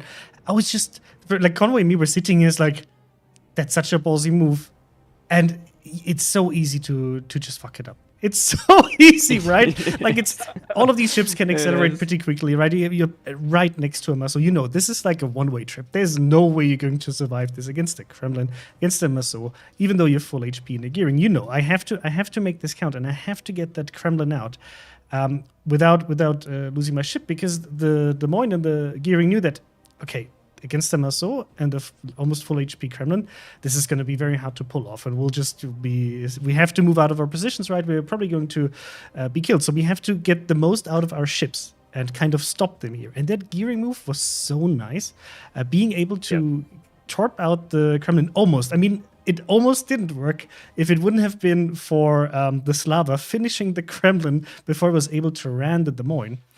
And then I think the Marceau, Aqua, he was, I mean, it's not like a huge mistake, but he wasn't able to launch the torpedoes immediately, and giving the Des Moines the time to angle away. The Des Moines still almost died because of great crossfire with the Stalingrad, taking out most of its HP. But still, like, landing one additional torpedo would have probably sealed the fate of the Des Moines there, and that might have given them a little bit more chance on that flank. But overall, great fun to see. This is what you want to see, right? These plays, even though these teams play very methodically and very very carefully to be able to not make any mistakes and hand it to the enemy team, that was super fun to see, and really well played by both teams, and with the better ending for Oh Boy on the Sea Cap. Something I wanted to highlight from my side is you don't really see that very often. The caps flipping so much that both teams at one point in the match had a triple cap situation. Completely putting it on the enemy team to say, like, hey, we have the caps now show us how you want to get them back.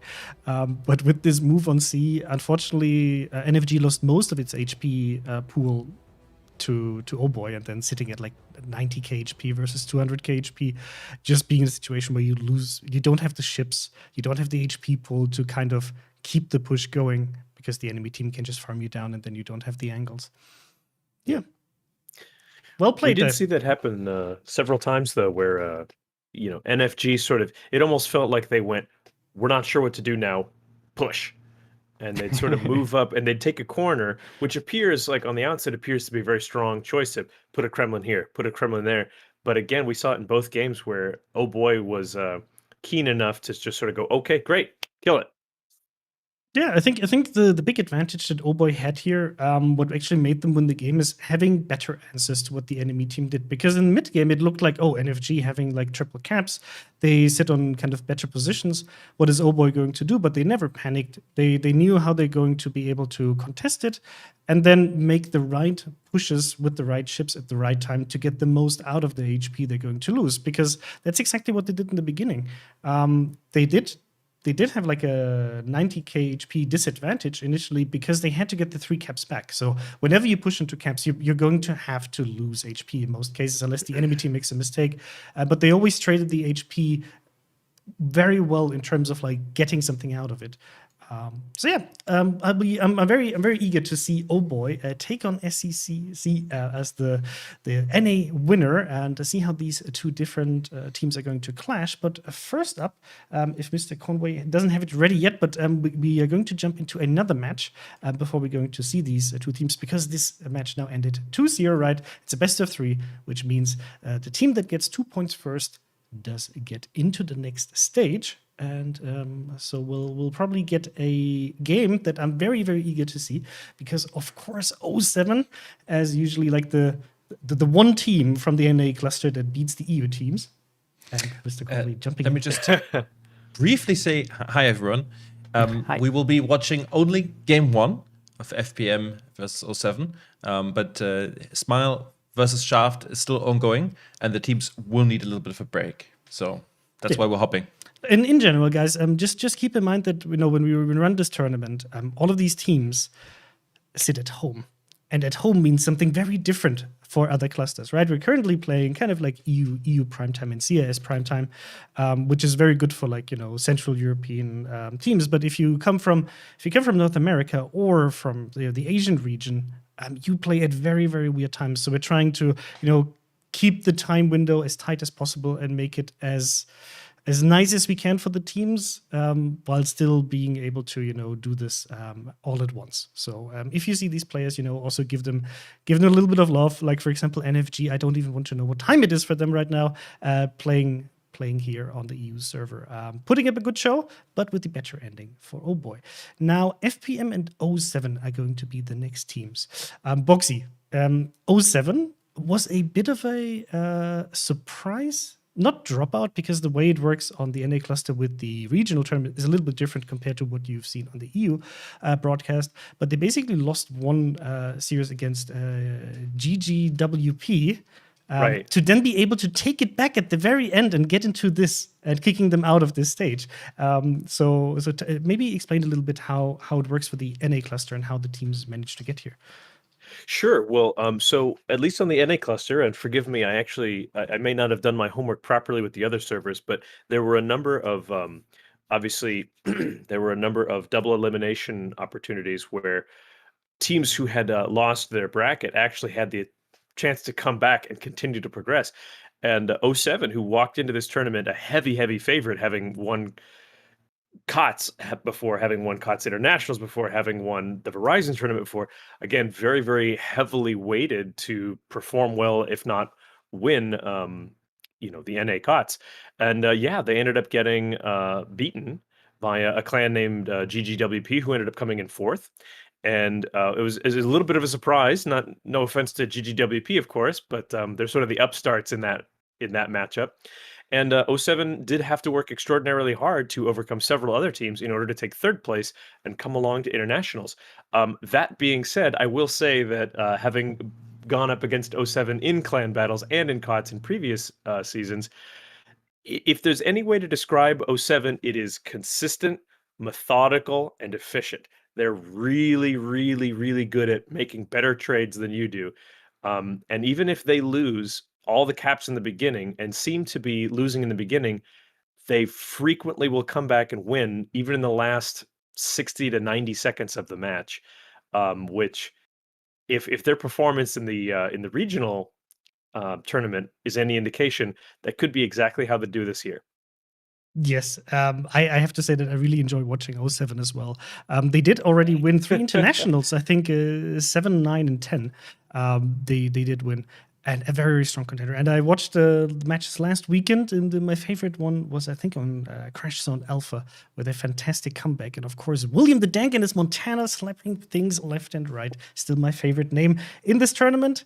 Players, I do challenge you to come up with equally decent names. So yeah, we have the schedule here just as a little bit of a reminder how teams actually progress. You can already see certain gaps were already filled here. So we saw the EU second Oh Boy fight against the Asia third placed NFG. Oh Boy won. We just saw this in the match that ran in parallel. Shaft, as the EU third, played against the CIS super heavyweight Smile Gaming. And Smile Gaming, not actually being the winner of the CIS bracket, as you might have potentially expected, just like O7 being one of the longest standing contenders for this tournament. They managed to come out 2-1 against Shaft and are now going to be playing against the Asia King of the Sea, Vore, that I'm sure many of you know from previous King of the Sea. Yep. On the other hand, we will be broadcasting now NA versus Asia. FPM is the second place team, and O7, as we just said, is the third place team, and they fight for the chance to play against the number 1 team. Cool. Okay. Do we have the shipments ready, Mr. Conway? If so, please show me. I probably have them here for myself. Give me just 1 second. We have. Perfect. Thank you. But I had it here open. I just had something else. So FPM banning the Harugumo. Interesting choice. And O7 banning the Des Moines. And I think they've been very consistent, actually, with banning the Des Moines, if I recall correctly. The Harugumo ban, for me, is very interesting. What do you guys read into this? I think I've seen the Harugumo on EU games, as a supporting role, being able to put so much pressure on enemy ships with the sheer amount of HE damage. The torpedoes are super dangerous as well. And of course, maybe with the legendary module, the long smoke she can provide to cover her light cruisers. It's a good ship overall. I think I'm not quite sure what I have to say to the Des Moines. I think it might have to do with the general tactics on NA, that there are so many DDs involved. Maybe Boxy can us tell something about that. It could very well be. I mean, it is strange. Having kind of listened a little bit to the competitive community on A, the general consensus that I got was that the best thing you could ban would be the Nevsky. Because if you're bringing a DD heavy comp, banning the Nevsky gives your DDs a lot of breathing room and a lot of ability to pull off some shenanigans. But that being said, O7 absolutely knows that Des Moines, especially on this map, is really strong in its ability to take corners. You can take the island on the one line there. You can push a Des Moines, or even a Salem is the sort of, I guess, the off-brand Des Moines. They can take really strong flanking positions and essentially deny an entire cap. Because they're able to put out so much DPM at close range, they can essentially outduel any other cruiser, at medium distances. So my suspicion is that they're doing this specifically for the ability to deny FPM the ability to move up, take strong positions. What they want to do is keep things wide, focus their targets. That's what O7 does. They keep things spread out and wide specifically for the purpose of letting their really, really renowned battleship players, like you just mentioned, William the Dank, Potato Quality, John. Sorry, I may have called out John the Ruthless as well out of turn, but they have some of the best battleship players in the North American server, and that's what they want to do. They want to spread things out so they can get those cross shots that they're famous for. Exactly, and the match is just about to start, so we will hand it over to our casters, StatsBloke and Sea Raptor, who bring you this game. Let us know in chat who you think will take this. Don't forget, FPM is the second place from the Asia cluster, so not to underestimate. Enjoy the match.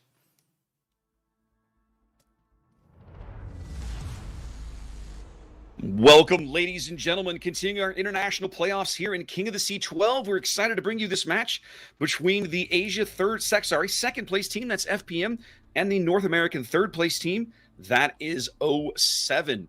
Spawning on the north side here of Northern Waters, 07 brings a Shikishima and an Ohio, fronted by Double Nevsky, Venezia, and Stalingrad, and out playing all the way in front, Daring, Gearing, and Shimakaze. Stats, what about the FPM lineup? FPM, the Asian number 2s, they are bringing a Montana, an Ohio, a Salem, double Venezia, Stalingrad, double Daring, and a Marceau. Montana is something I would have expected William to be playing, but William's actually in the Shikishima. Indeed. Now, I didn't catch much of NA this time, so is that something... I mean, William is kind of known for Montana, is that right? Yeah, William is long associated with Montana in this event. We've seen him do ridiculous things with that ship over the years and pull it out of situations that it should have died in, and magically he finds a way to save it. So he's very, very much known for the quality of Montana play he brings to the NA bracket whenever we see 07 playing.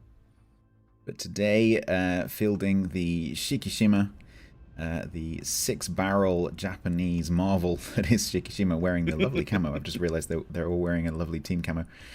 So yeah, we'll see what William, who's kind of known, even on EU, I think we know the name, and yeah, known for those fantastic shots and sticking battleships in places that battleships should not be going, and managing to do well. So we'll be watching William with interest, along with many other of the household names that are in this NA team. Very experienced team. And FPM, not so familiar with the Asian teams, so I'll be watching these guys with interest. First shots are out. Looks like they're taking shots on one of the 07 Stalingrads here as he's trying to make his way over towards the A-cap. Nothing doing, a little bit of chip damage, nothing catastrophic. 07 kind of going for an even split here. Double Nevsky, Ohio, Gearing headed to C. Venezia, Stalin, Shiki, and Shimakaze all going to A. You can kind of see FPM's opting for a little bit of an imbalance. They're pushing more ships to the C side. Double Venezia, Montana, Stalin, and Daring, whereas it's just Ohio, Salem, and the lone Marceau at A. As in the middle of the board, we're having a staring contest with both Darings. So watching Word of Warships in the Marceau there, great name. Just having to duck out of A after capping it, taking a little bit of incoming. As Frice reverses back in Shimakaze into some torpedoes. Frice is going to have to do a little bit of dodging here. I think that looks fine. Yep, he's okay. So Shima will be able to back into A. Of course, it massively outspots that Marceau. Now, if you were paying attention a few seconds ago, you might have seen William take his first shot of the game, carving a cool 25K off of Kanhana's Ohio down on the H line. So clearly, William, despite being well known for Montana, very comfortable playing Shikishima today. Yeah, and one of the things I love about casting matches that have a Shikishima in them is that you always know when it's firing, because you can just hear it in the background. I love the fact that they've done that with those guns. That sound just shakes you to the core of your bones. It's really fun. And it's genuinely one of the things I love about playing in a game with a Shiki is that if you're in a cruiser and you hear that sound, it does give you that kind of that tingly feeling of, ooh, did they shoot at me? That is a very uncomfortable feeling whenever you hear that sound playing in a cruiser in a match with a Shikishima. Okay, Daring of Kokonoe is just backing around the corner and pushing forward again after those shells land. And there are torpedoes coming from the Gearing from 07. So hopefully this Daring is running Hydro. He's just reversing back around the corner again, so it should be fine. 5 minutes gone. 07 flipping the A-cap after surrendering it early to that quick Marceau push. Bagging C now on the strength of Double Nevsky and Gearing smoke. pushing Coconier's daring off the bottom end of the cap. So they're moving out to about a 20-point lead here early in the match. Okay, Noob in the Montana from FPM is pushing up to that central island. That's a very unusual position for a Montana to take. You'd usually expect, if you were planning on pushing a battleship in here, you'd probably expect it to be a Kremlin. But I don't think I've ever seen a team push a battleship to this position, so we'll see what they do with this Montana. I'm not sure whether this move was designed to shoot up towards where William the Dank is, or whether it's simply to get it out of being cross-shot by the Nevskys. I think it's intended to counter the Stalin and Shiki position that William and the Stalin have taken north of A. The Montana just took a shot at that Stalingrad, so he didn't get much out of it because the Stalin's got a pretty solid angle to both battleships right now. But I think, you know, the next shot he takes, can they see William? They can. It'd probably be on William. William's actually trying to find an angle himself. So Naya in the Salem on the A cap is making that dangerous run. It's not quite as dangerous from the south side as it is from the north side, but it's still risky. Actually, he does make the island. AP from Venezia. Oh, that was a nice I spoke hit. too soon. Sorry, Naya, I spoke too soon. I jinxed you. But yeah, Salem now up to the island, safe from John the Ruthless and able to cover probably most of that cap with its slightly shorter range radar than Des Moines. So yeah, Fries is definitely in range of this Salem here. And so that's I think we spend so much time talking about Venezia's SAP that we sometimes forget that her AP can be very punishing. The trick is knowing when to fire it and at what. Yeah, the AP on Venezia is very, I would say, unreliable. In certain circumstances, like that sort of fairly close range against a reasonably broadside cruiser, you're probably going to be reasonably effective. But you do have to choose when to use it very carefully, especially as the SAP is pretty effective most of the time. 07 surrendering the B cap, kind of also surrendering the A cap again. Word of Warships being just very aggressive with the Marceau, probably a little more gutsy than I would be in that ship, if I'm honest. Especially with the Venezia on my right there. flank. Yeah, exactly. Yeah. There comes the radar from the Salem. Okay, so that's gonna... Now, Warships guns actually aren't on target there, so he's gonna have to actually bring the whole ship around. And that's potentially gonna give John the Ruthless a really good volley with this next... Yeah, here it comes. Here is the SAP from John the Ruthless on Warships. You let it right. A little bit far back. Warships manages to just get out of the way. Bryce taking some solid damage as they chase him out of the A cap. 07 out to an early lead, only about 140 points here, as FPM responds by picking up B and forcing 07 out of the A cap. So with that Salem radar down, that gives Fries the ability to go back in and do some spotting again with that really good concealment that Shimakaze has. So Warships is this cap where you've got the alternating radar from the Salem and then the spotting from the Shima. It's going to keep flipping between FPM's advantage and 07's advantage depending on when that Salem radar is available. Ooh, Warships just got hammered by something. I think that was Venezia. That's the danger of being that close to that sap as a destroyer. You see Fries' 20-kilometer torpedoes. He shoved them through the gap, through the twins there at A, downrange on Noob CV's Montana, and now the Shiki punishes him through the stern. Konhana just got at least a single Citadel through the nose of, through the tail of John the Ruthless Venezia there. Taking him down to about 25k. SAP out on Warships again. A little chunk there.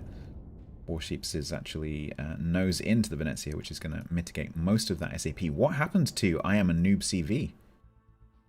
He's been getting a lot of focus hate. He kind of turned through the middle of the board. William may have citadeled him and taken a shot at him. And then Fries had thrown torpedoes through that gap trying to chase him out. And they've pushed him so far back now that he's not going to be super effective for a while.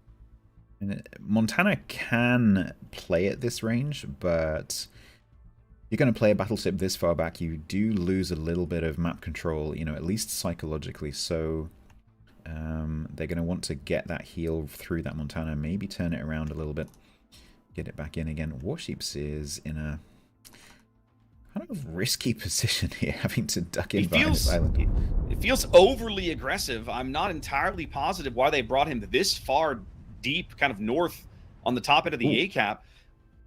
Fryce just actually took one of the, I think that was Marceau's torpedoes. Yeah, it Indeed. had to be. So down to 13.88. No heal on a Shimakaze, so that's it for the rest of the match. 13.88.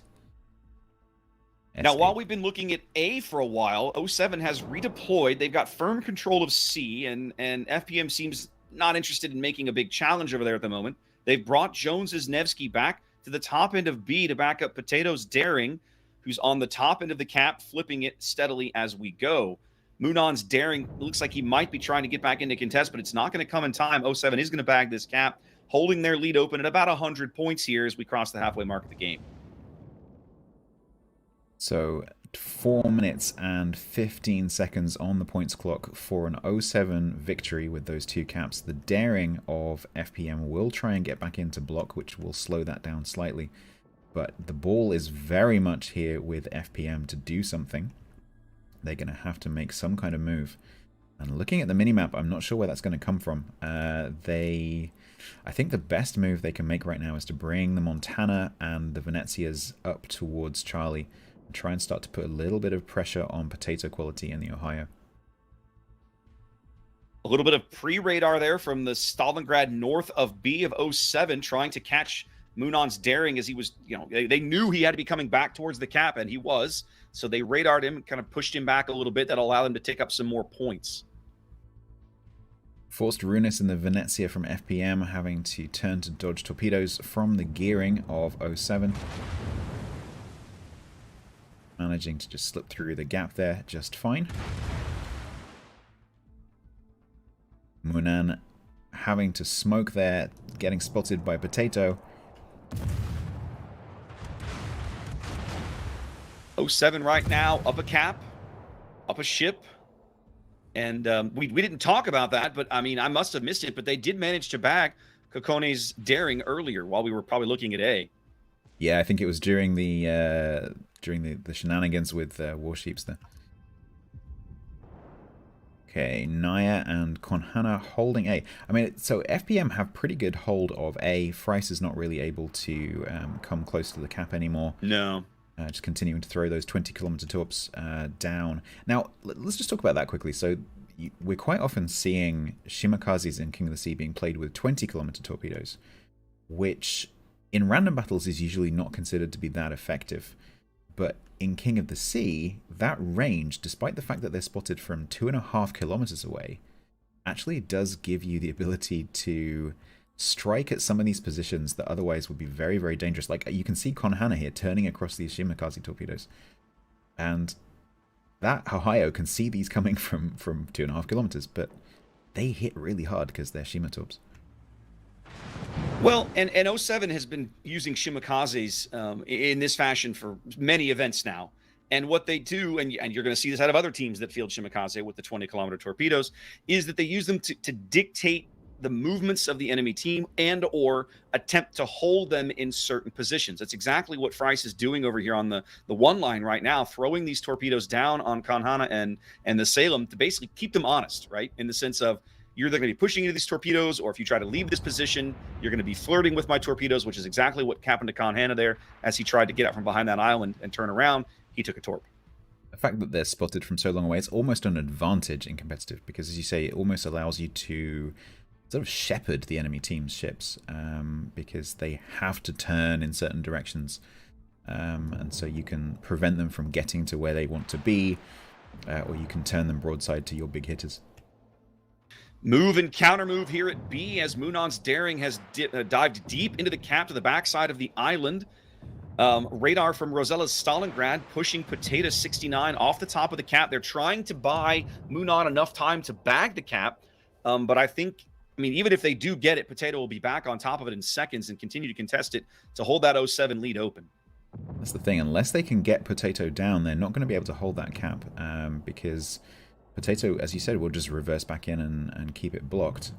And so they had to make a move on the only cap that's currently held by 07, Charlie cap.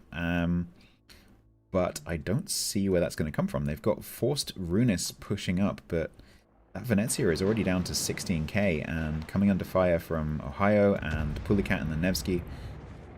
So not able to be very aggressive. And the Montana we saw earlier made a kind of a dangerous push into the middle and is down to 32k.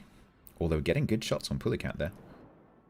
Yeah, all 07 has to do now is hold what they have as they went on a single cap here in a couple of minutes. As you can see FPM kind of trying to reorient and find a way to break through here. But they don't really have any ships in a position to contest C. And at the moment, that's what they've got to do to get into this game. Either that or bag a kill.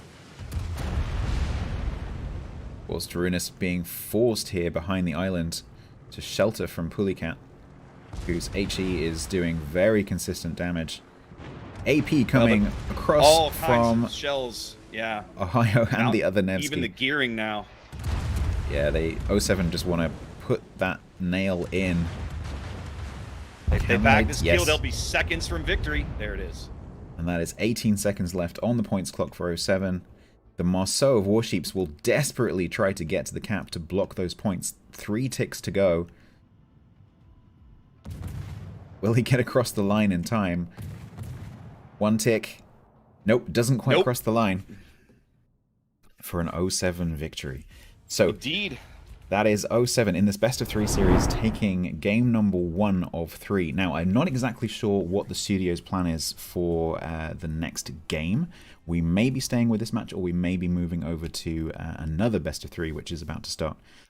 So I'll let the studio explain what their plan is. So Sea Raptor, thank you very much. I think we'll pass back to Prague for some analysis. Very impressive showing here by 07. Well done, they took the first map, but we're not going to be showing you the next 2 matches because we have a very interesting lineup for you for the next match. And unfortunately, time is a little bit, a missing factor here today, so we'll not spend too much time here on the babbling and rather prepare for the next match that we'll have with Vore versus Smile, 2 of the biggest heavy-hitting forces from the CIS and the SEA cluster. Vore actually winning the Asia King of the Sea bracket, so they are starting now. And as we told you before, Smile actually won against Shaft, and that means they now have the chance to take on Vore and move on to the next stage. And welcome back, Private Penguin and Boxy. Unfortunately, we don't really have too much time to talk about 07 here and how they played against FPM, but we'll, of course, see one of these teams later on if they manage to advance. One of them will, of course, advance. One of them will drop out. That's just the life of the playoff stage. Yeah, looking at the map that is going to be played, and Mr. Conway can give us a little bit of a preview already for the next set of matches. We will have Crash Zone Alpha, Trap, and Land of Fire. If you don't know these teams, Vore is short for Panzer IV, and they have been around for, the last few King of the Season, they have been very, very strong. They played on EU once, but their home cluster is actually the Asian cluster. Their own introduction is they don't need any introduction, and after being second in the Verizon Warriors Championship and second in King of the Sea 11 Internationals, I hope many of you already know them. And then, of course, we have Smile Gaming. The Smile Gaming community, a very big and long-standing community on the CIS cluster, which brought us many interesting games, even if it was just beating the second part of the Smile Gaming community, for example, in the CIS finals. What did they ban? They banned the Gearing and the Kleber, 2 ships that we have seen a lot in the past few weeks. And are you surprised to not see any cruiser ban here? No raider ban at all, Boxy? Yeah, I am. I guess these guys, both of these teams must have had their fair share of comps thrown at them that are heavy DDs, because, the Kleber obviously having the ability to, I suppose, YOLO anything that's sitting on a corner and wanting to die, and then the Gearing, of course, being your prime choice for lots of torpedoes and long-lasting American smoke. Indeed. So I suppose we may be seeing some DD heavy comps coming in with things like the Shimakaze or even the Marceau. Yeah, sorry to cut you short here, but talking about seeing these lineups, they're actually already jumping into battle on the map Crash Zone Alpha. Just for info, that is the map picked by Vore. So, guys, what's your short guess, Pingu? Panzer IV because it's a German name. Boxy? I'm gonna go with Smile this time. I like Farms Leahy. He's been a guest on my podcast, so go get him, Tiger. Chat, let us know who do you think is going to win, and see you on the other side. Welcome to this different best of three. So this was the scheduled game, but we had an opportunity to cast that last one. So this one is the first game of a best of three between Smile, who are the CIS second place team, and Vore, down the other end in red, who are the Asia first place team. So this is actually Vore's first game today. And we've got Smile in green here, bringing Ohio, Kremlin, Des Moines, Minotaur, Double Nevsky, Marceau, Shima, and Yuyang. And down the other end, Sea Raptor has the Vore lineup.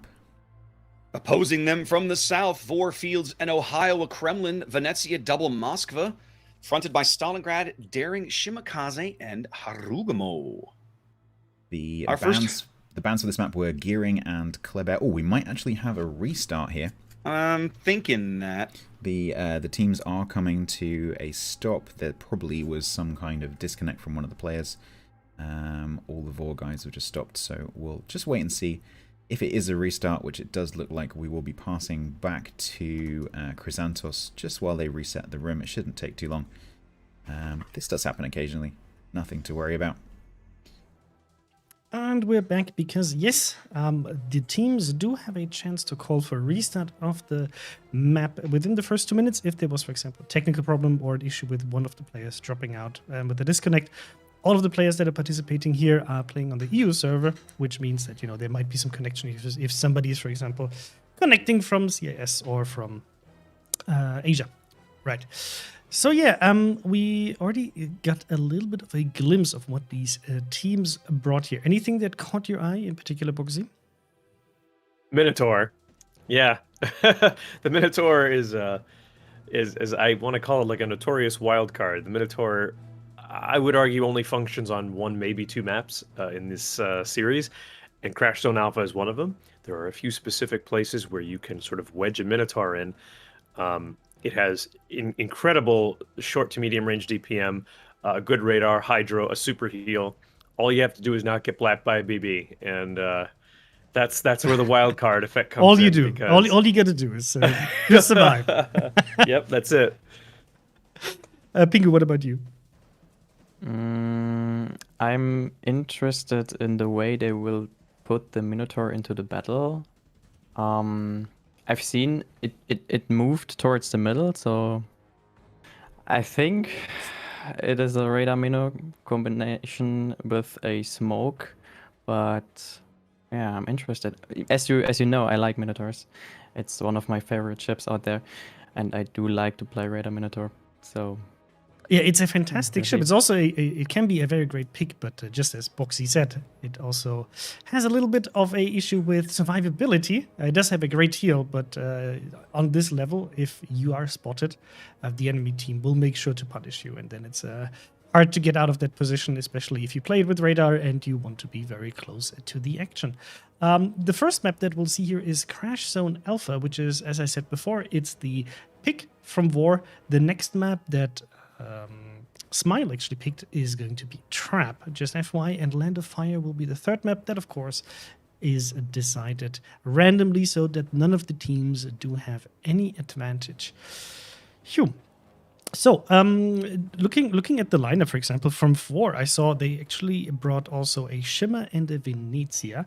I'm always curious to see like how they deployed the Shimmers. We've seen this very well played by, for example, 07, how to get the most out of the Shimmer potentially. But then again, you also run into the problem of well, it's not the fastest ship. It cannot really pick any fight, so it mostly relies on its torpedoes and the ability to use the detectability, right, to kind of concealment their way out of tricky situations. How do you play against something like this? Well, one of the fun things about bringing a Minotaur, and I just want to be clear about something. I am not an advocate for bringing a Minotaur to the King of the Sea tournament. So you heard it here first. Boxy says he would love to see more Minotaurs. It's the way to win. There will be no Minotaurs. It's one of the nice things that the Minotaur can do, however, is in a pinch it can function as sort of a proxy DD. And as I was saying earlier, especially on these two maps that have the diagonal cap set up, there's a lot of open water, like Pingu pointed it out earlier, and I think in one of the earlier matches, having an extra quick, fast accelerating, relatively low detect, even cruiser like the Minotaur that's got a healthy 30 plus knot speed, it allows you to cover more ground. It allows you to project a little bit more force. You've got the pencil torpedoes, which oftentimes end up being, especially on this map, Crash Zone Alpha, the ability, because there are so many places where people constantly take a lane, like those sort of channel islands in the center. They'll take those lanes, they'll post up a heavy Russian cruiser there or what have you, and it'll just sit there. The ability to drop those pencil torps is a really, really serious threat against a Russian cruiser that's not paying attention. Indeed, and at least from my experience, the longer the Minotaur manages to survive, the more important it gets. I mean, yes, it has the radar, but especially later on, you will lose DDs. And being able to use the Minnow for various reasons and in various positions gives you kind of the advantage of having that sneaky cruiser being able to cap or reposition and then just farm the shit out of the enemy team if you get it into the right position. And here in Crash Zone Alpha, you do also get quite a lot of islands that you can use for cover. Exactly. Yeah. I would expect to see both teams take one of the two flanks, one of the two corners, and make a hard push around it. I don't know which one will do which. As I recall, both Vore and Smile are extremely aggressive teams from what I recall from the Verizon tournament. I don't know if I recall enough from the last COTS to speak on that, but they both used, especially Vore. Vore used really, really interesting, somewhat novel strategies of pushing ships up using smoke. I'm really interested to see if they actually utilize that on this map. It's a bit of a bigger map, so I don't know if these sort of crawling push smoke strats like that, I can't actually say whether they work as well on a larger map. But we were just talking about beforehand, it's exciting to see Vore versus Smile so early in international finals, or I guess semifinals, excuse me, day one, because both of these teams have such a track record of being so excellent that I don't know, you're going to see something exciting. I have an interesting question that Mr. Conway sent me over, and it's actually from Mr. Conway's hair, just to be precise. Oh. And he's the hair asking, what ship would you not bring into randoms but bring into COTS? Oh, That's an interesting question. Because I mean, to answer. The thing is that, I mean, we discussed this usually when we have a bit more time, right? In terms of like the ship picks, you might see certain ships being very, very much represented here in competitive because they bring exactly what teams are looking for to be able to win a match, right? But while a ship might be very good for competitive, might not be very suited to random battles because you're looking for something very specific, or vice versa, right? You have a ship that is very good in random battles, but it doesn't really give you what you're looking for in competitive. And so it's cool to see this question being flipped around. It's like, okay, what would you definitely bring into COTS while you might not be bringing it into the random battles? I mean, there's only one ship I haven't seen yet, I think, and this is a Wooster, if I'm correct. We haven't seen a Wooster yet, at least. No. At least we saw Plymouth. But we haven't seen we have seen a Wooster, yeah. But the Wooster's problem is that by now it has the shorter radar, right? So it needs to be in a position to be utilized with the 9-kilometer radar that it's very hard to move it there, right? So I would usually pick something else, especially also with the gun layout, that usually Des Moines will do a better job. Or if you're looking for special arcs, you can. By now, you have a lot of choices in World of Warships in terms of ships. On tier 10, what you want to use, and on tier 10, you have a lot of specialized ships, right? And you can just pick, like, I'm looking for this exact thing. And this is why I love the ship bans, because it kind of flips that upside down sometimes. If a team is like, oh, yeah, for this specific reason, I will bring this ship. and then it's not available because it got banned, right? And then you kind of have to have some alternatives to still be able to deploy your strategy, or to at least have something similar. I saw a question. Oh, I see the teams are starting. Then I'll just bring up quickly something that I found very interesting in terms of what 4 teams will play tomorrow. So who's going to advance? And the top 4 teams were Rain, followed by 07, and then Smile and Vore, pretty much on the same level with only 2 votes difference.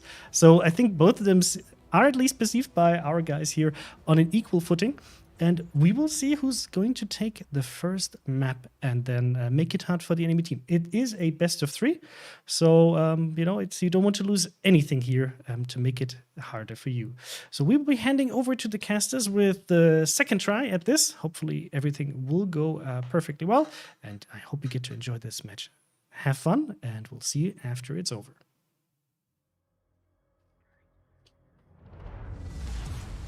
We are back after that little restart. The teams are allowed to call a restart within 2 minutes. I think that was Vore's restart, and they're allowed 1 each for each series.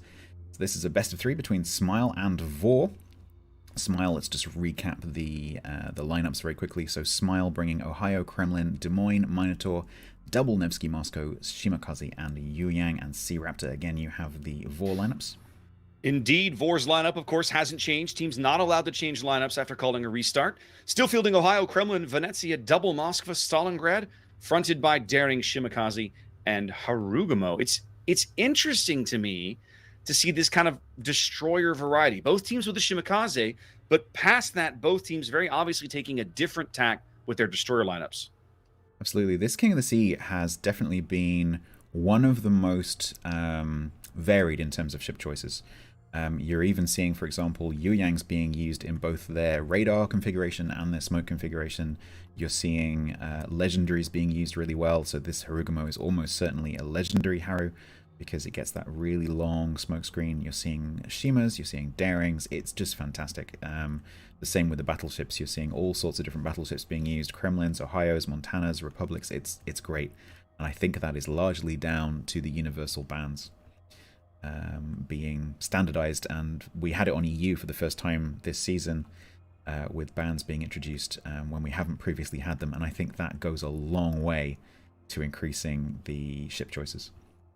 We have enjoyed the ship ban system on NA for quite some time. I'm glad that we were able to finally kind of convince every region to go in on it, because I think it really does. Not only does it spice things up, but I think sometimes it rewards teams who spend time researching and learning their opponents, and it forces teams to have diversity in the available ship pools that they bring, and the quality and the players that they bring, right? Because some players are cruiser specialists, some players destroyer specialists, and whatnot.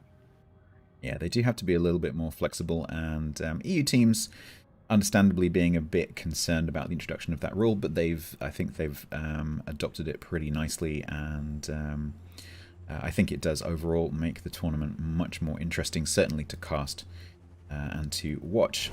Shimakaze of Dead Kamek there, just grabbing the middle for Smile, daring straight into block. Shima of Renegade grabbing A for Vore. That one's going to remain uncontested for a little while.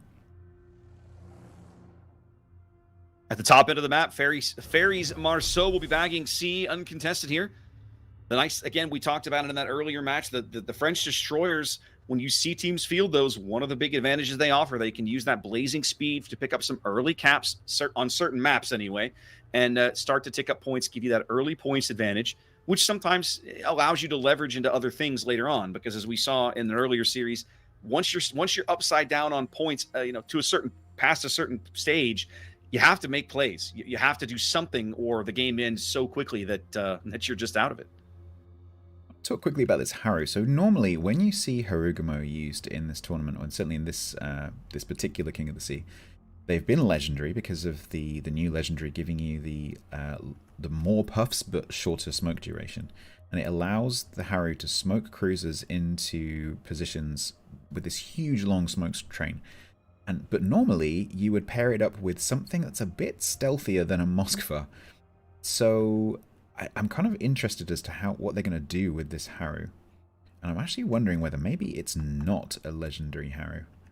We'll see. Maybe it's here with the double radars to be a pure gunboat, just with the normal smoke. I don't know. Yeah, it feels like if they were going to use the smoke over here on the 10 line out of the higher, they would have done it already to try and get one or both of those Moskvas up to where they wanted them.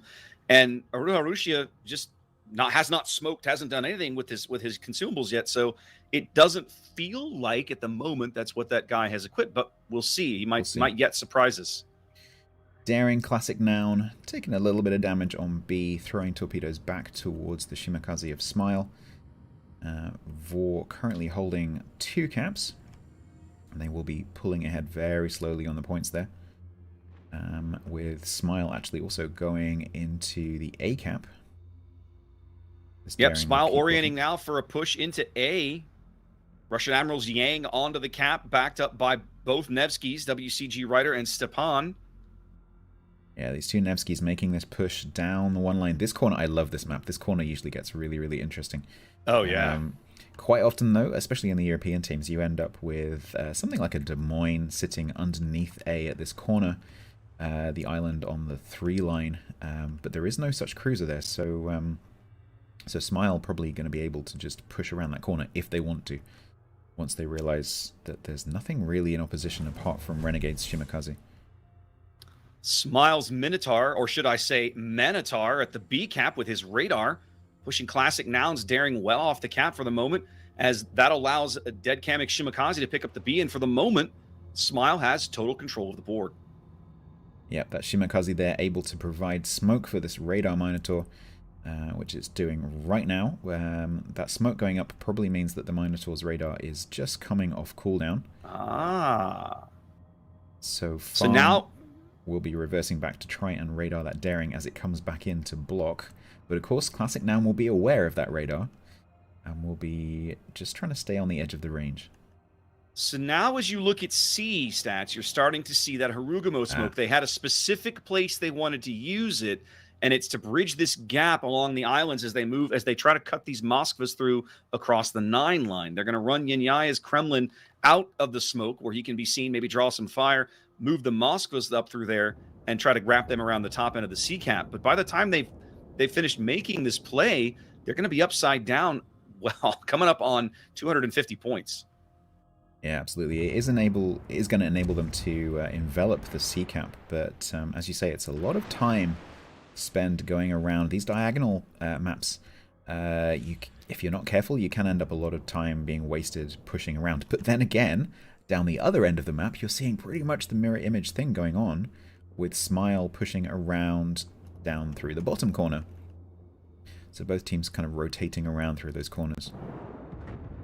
Vore still not on a cap. 7 minutes gone, upside down, 300 points here, as they finally do step onto C with one of the Moskvas. That's Asphodelis. There we go. I'm going to get that right eventually. Torpedoes heading in towards this smoke screen down on the A cap as the Yu Yang smokes the Nevskys through this push. First Nevsky. Nevsky, of course, not a massive ship, but if you don't have the speed, Stepan, no, you're okay. So they're going to be pushing up towards that island. Yu Yang does not have the longest duration smoke screen, so these guys won't be covered forever. But Ohio, Venezia, Shima kiting away to let them push through.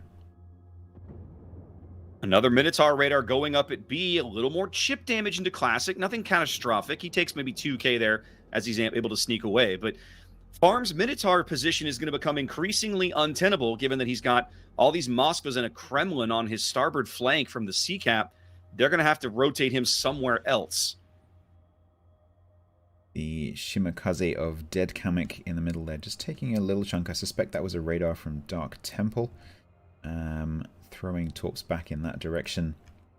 So Smile flexing away from the push from Vore through Charlie, and Vore flexing away from the push through A, and pretty much now there's a vertical north-south divide down the middle of the map between these two teams, almost completely symmetrical, as they exchange shots mainly at the north end.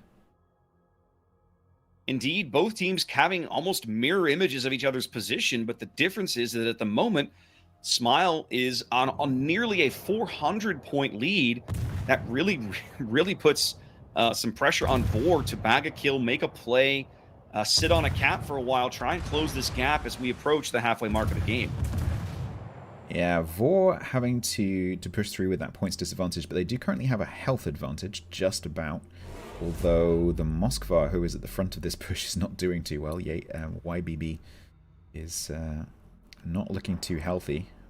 16k and burning. You can kind of see that Smile has also rethought their southern push as well. They're leaving Russian Admiral and one of the Nevskys down along the J line to kind of keep these Vore guys honest.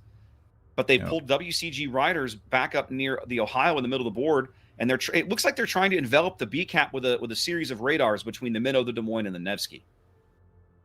One tactic that teams do sometimes use is when they see a push like this Yu-Yang double Nevsky, is they'll try and get the team that's pushing to overextend.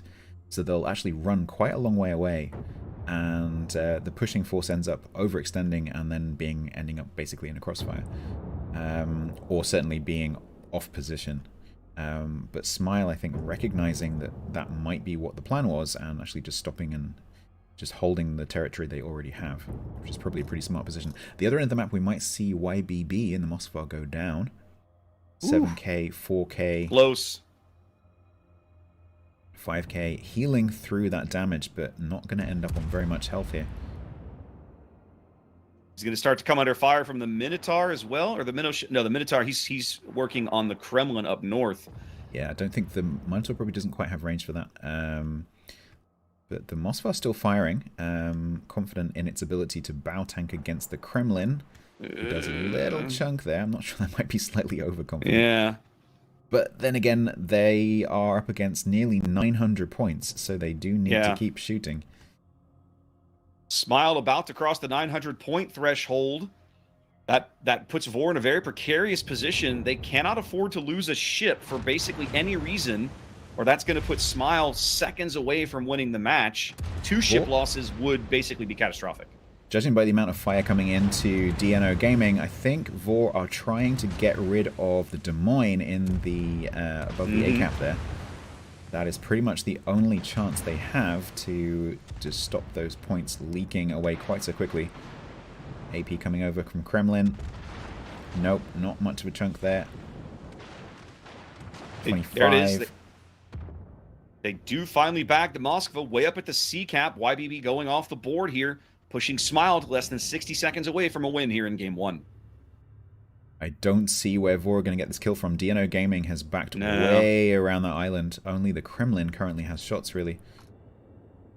They're going to struggle a bit. The Ohio, way down on the J line, has been taking shots. He's got a gap to get him over the island, but he did not land that last salvo. He's got time for one more max. And actually, they're coming in right now. But they've lost sight of Dino.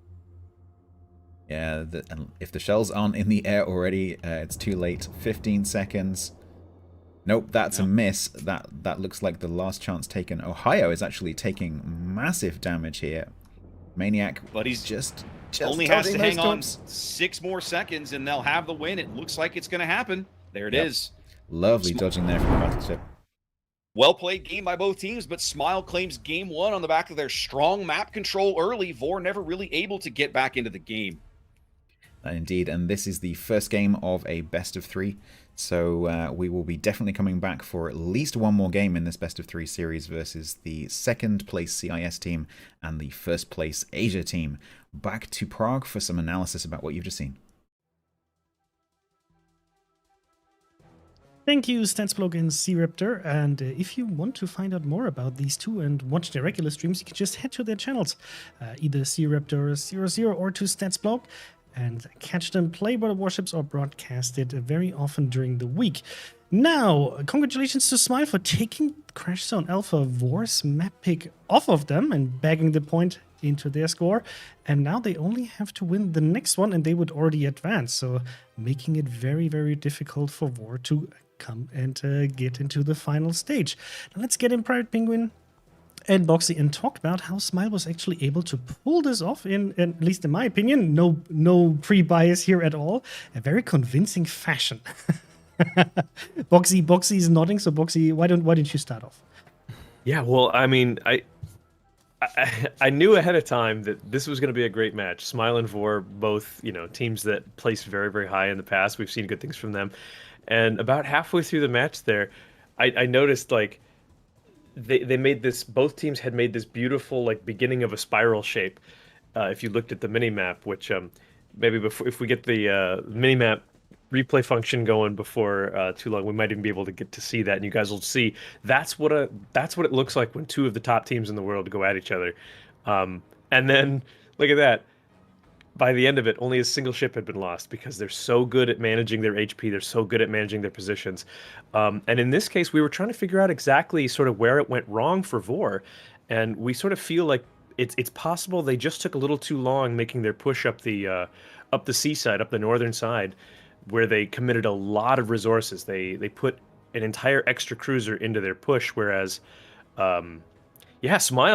Smile put that Minotaur in the center. Worked out pretty well, didn't it? Should bring more of these now.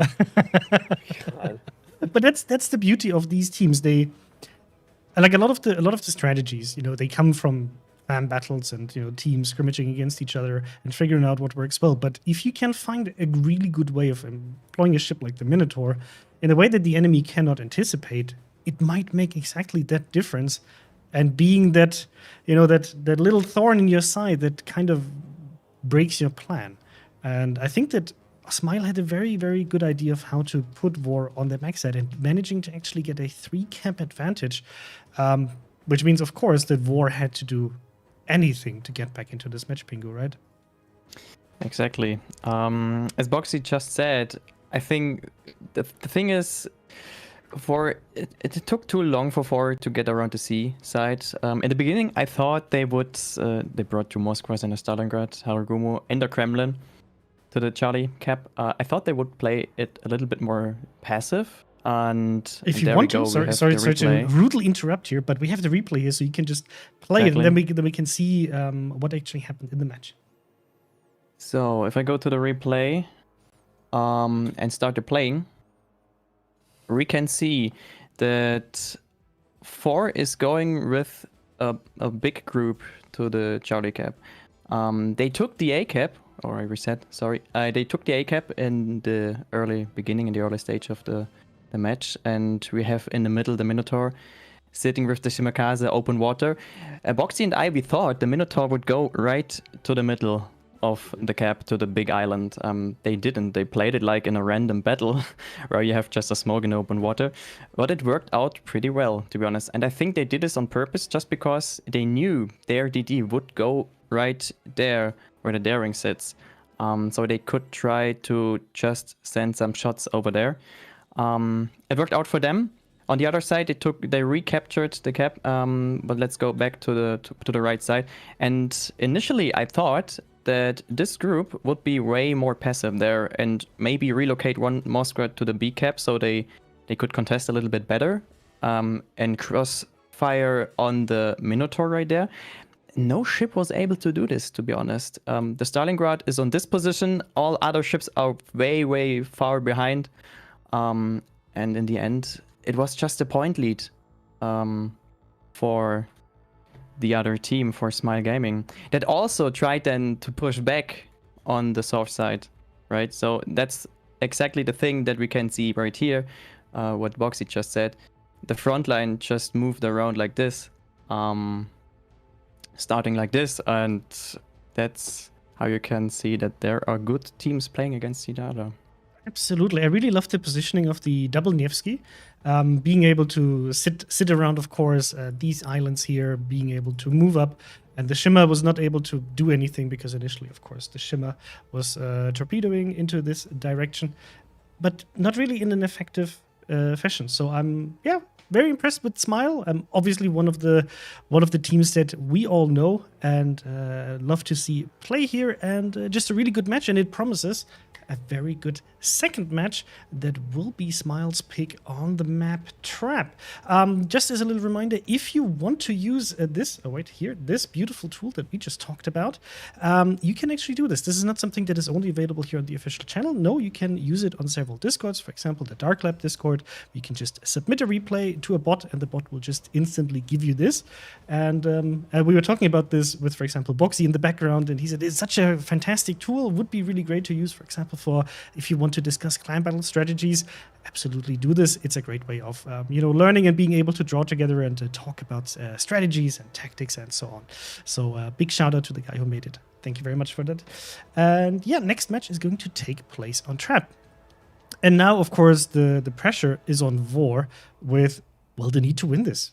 How do you deal with this? I mean, Boxy and Pingu, you both played your share of clan battles and also some other more competitive things. How is the pressure if you have to kind of, like, there's no room for loss anymore? You just have to win this.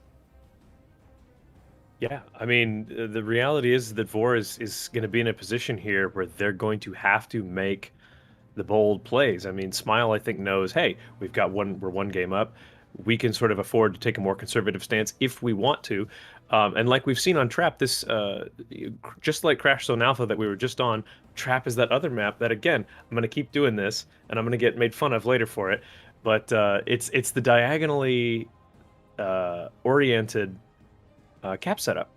And it usually comes down to who's able to out-trade and out-position at the A cap. We did see, of course, in the previous match that we were fortunate enough to look at on Trap here, that there was actually a sort of a bonsai rush pushed around the north side of C, but it ended up basically being gobbled up and swallowed by, I'm sorry, I think I forgot. It was Oh Boy was that team that did that. So without the gearing and the Kleber, which have both been banned, I'm interested to see if somebody takes a Marceau to try and make use of that really, really fast relocation ability. And I suspect we'll see some Shimikazes at A to try and dump as many torpedoes into sort of area denial and push the enemies away. Again, I would also really like to continue to see Nevskis. I think that may have been decisive. That Smile ended up bringing 2 Nevskis on the flank, whereas Vore brought 2 Moskvas. As the Nevskis are a little more maneuverable, they're a little faster, they accelerate a little better, just a little more flexible overall than the Moskvas. So we'll see if they do that same sort of setup on this map here. Yeah, and I think that Vore is, of course, one of the teams that can absolutely pull this off and turn this around. Don't forget that Vore is the winner from the Asia King of the Sea, so they definitely want to advance to the next stage and show everybody after getting second place last time that they have what it needs to actually be first. We, of course, asked our chat who will win on the next map on Trap, and currently it's a 100k advantage for Smile with 470,000 channel points against Vore with 370. And now the match is slowly starting in the background, so Boxy, your pick. My pick? Mm-hmm. Oh, well, goodness gracious. I'm going to change it up, and I'm going to say Vore this time. I think that Vore is very adaptable. I've seen them do that in the past, and I think they're going to figure out exactly what they need to do. I go with Vore again. Okay. I have to say that even though I think Vore is very strong, I was so impressed now by Smile that I'm just going to go with Smile. They might just sweep it off. It's their map pick. But Vore proved me wrong. I love to see third matches. You know this. So, yeah, let's head over to Statsblock and see Raptor and have a very, very great match. Enjoy it. And we'll talk about it, of course, afterwards. Welcome back to Game 2 of this best-of-3 set between Asia champion Panzer Vore and Russian CIS second-place team Smile as we head to Trap. Vore coming to the dance with Ohio Kremlin, Triple Moskva, Stalingrad, fronted by Daring Marceau and Shimikaze. Stats, what has Smile brought? Smile going with a slightly more mobile team. They've got Montana, Ohio, Triple Nevsky instead of Triple Moscow with the Daring, Marceau, Akaba, and a Yu-Yang. So quite different lineups here. So we've got the Ohio and the Kremlin, maybe a little bit more brawly. Montana, Ohio, maybe a little bit more ranged. Nevsky a bit more mobile. So it's going to be interesting to see how these two teams face up against each other with those lineups. If I strain really hard, I feel like I can hear the Soviet anthem in the background, Stats. It's starting to feel a little bit like there that. is a whole lot of Russian cruiser in this game. Let me tell you, every cruiser on the field, a product of Russia. Well, yeah, looking at the kind of early spawns here, of course, we've got the Marceau ducking into B. He'll be opposed by Smiles Daring here in just a moment. Vore Just- opting for a bit of an even split, kind of sending 4 Yeah. ships south, 3 north, and 2 center. Unlike Smile, who have the 3 Oh, no. Nevskys in formation with that smoke Yu Yang. I'm assuming it's a smoke Yu Yang. So you've got that triple radar, ultra good DPM of the Nevskys and the Yu Yang. That's going to be... Right, so let's move over to see who's going to die in the face of Yeah. that. It's Renegade. So I wouldn't want to be Renegade right now in about 2 minutes' time. Smile just very much opting for a massive A push. You're sending both battleships down that flank as well. You generally don't see teams do this on Trap. No, and like I was saying on the last map, with these diagonal maps, which are very, very long, if you decide to do this and you take all of your like heavy team to one cap, you then have the rest of your team, which in this case will be 1 Daring, 1 Cabba, and 1 Marceau, facing off against the entirety of the rest of their team. So you have pretty much no map control of the rest of the map, so you have to be very quick pushing through that heavy cap, the A cap here in this case, if you're Smile, and then getting on towards the rest of the map. But the problem is, they're facing a Kremlin and 2 Moskvas. So while they may win that gunfight, it's going to take them quite a long time. Something else I want to talk about briefly before we get too far into the action. Have you ever seen a Habarovsk in King of the Sea until today? Yeah, we did see, I think, a couple during EU. They're certainly not very common, and if I remember correctly, certainly haven't been very effective so far. I'm kind of struggling to think why you would bring a Cabba instead of Marceau, perhaps? I mean, Kleber is banned for this series, so that might Indeed. explain something.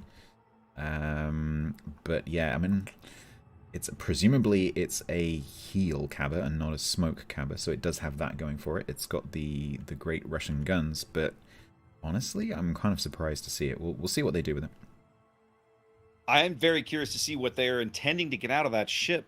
Now, looking at them fast from Vore's perspective, they're just now catching sight of the Nevskys down on the J line. They don't know what's opposing them at the A spawn just yet. They're, like I said, they've just caught a glimpse of a couple of the ships. The smoke, Yang smoke, now going up, starting to block some of that vision. So I've switched over quickly to the Vore view here, so you can see what they can see of Smile, which is not a whole lot. They can see Stepan and Max here. They can't see the other Nevsky, and they certainly can't see the Yu Yang. So we'll see how they deal with this. The Nevsky's turning to kite against the border. So they will be using that border just to make it a little bit more difficult for Vore to aim as they return fire and focus on what looks like the Kremlin so far. Well, critically to me, the other thing is that at the moment, Vore does not know that both battleships are down there as well. They haven't pulled the trigger. They haven't been spotted. Yeah, that's true. These battleships may well be holding their shots until they essentially lull one of these Moskvas, probably YBB, into a full sense of security. The Moskva gives a little bit too much angle, and then both battleships unleash their devastating AP on its broadside. So let's watch out for that. Ohio's certainly aiming in that direction. Now, of course, with all that said, when you look at things from Smile's perspective, at the moment, because the Yu Yang had to turn around, lay smoke, and is now reversing backwards, they don't really have good vision either. They can't see any of those ships at the A-cap. Having said that the Ohio is aiming at the Moskva, actually the Ohio has switched its aim to the Stalingrad above B. And now back again. It looks like they're kind of trying to decide who to actually put these shots in at. I think as I'm watching this A flank unfold, Stats, they've turned the Nevskys around, they've turned the Montana around. It's almost like they mean for this to be a kiting flank, like they expect a massive push through A and they're set up to just punish it as it materializes. But it doesn't look like, I mean, Vore's obviously not going for that right now. No, I think you're right with Smile holding the shots on these battleships. It was almost like, hey, you know, we'll wait until one of you guys pushes what you think is a light flank, and then we'll just annihilate you as we all suddenly fire on you. And that just didn't happen. So they've now turned them around again. So you've got Max and Ryder and Stepan here all turned around again. Maybe they'll actually try a push. Yeah, the Ohio is just starting to move forward. I think John Seems like will that just might get be the back. play. But whatever Both- it is, they need to do it quickly because Yeah. there's 3 green caps right now. Yeah. Both Smile battleships haven't opened up on Dark Temple Stalingrad, so Vore's now well aware of where those ships are. They should be able then. If I'm looking at things from the Vore perspective, they know now all of these ships are down at the A cap. You should be focusing on bringing that Ohio and that Moskva right through the C cap as quick as you can, because Vore owns all the caps. Smile needs to, start. I mean, it's not a huge gap. There's only 7 minutes gone, but still, you don't want to let this game run away from you. We saw what happened last time when Smile pulled the exact same trick in reverse and did it to Vore. You really put Vore on the opposing team on the back foot when you've got that kind of a lead. So we just saw some focus on Yanea in the Kremlin there, but over on the B cap, we've got the Daring and the Cabba pushing Classic Noun's Marceau. But Dead is absolutely paying for that, down to 9-1 there, although of course Daring does have a heal, which is Now, just running now. Classic knows where the Daring is, but I don't think he knows where the Habarovsk is. And I think he's about to find himself pincered by a Daring at his stern and a Cabba on his starboard side. Yeah, and it's only the Stalingrad there to support, really, so there's no other ships really within effective range. And Dark Temple's guns are actually on the wrong side to shoot the Cabba, so pretty much a green light here to pincer Classic Noun. Indeed, a very bold destroyer push here at B. Looks like it might pay off for Smile. It hasn't yet, but it's shaping up that way. So Dead throwing torpedoes towards Classic Noun to push him out, and then the Cabba catching, essentially. Yep. But the Marceau can still put out some shells. So. Right. Now, see, the one thing that this hasn't gone exactly like Smile wanted is that Noun has been able to get a one-on-one engagement with the Cabba. This is not a 2-on-1. And Noun firing the AP into the Cabba's broadside, he's doing a noteworthy amount of damage. He's still going to go out here, I think. Yeah, and the Cabba, as long as it survives, will be able to... No, oh my didn't. goodness! He wins the duel. It didn't he wins even... the duel on 15 health. Wow, Classic Noun, GG's for that little engagement. That was pretty impressive shooting. Wow. Yeah, I don't think Smile will be very happy with that exchange for sure. That did not go at all like they planned. Now, they haven't killed Classic, but he is effectively out of the game. They're going to have to pull him off of this cap or surrender the point change of losing the ship completely. So Marceau doing what Marceau so often does that we see when they get low. If you can't finish him off, he's just going to run to the back of the map and hold those points on the board.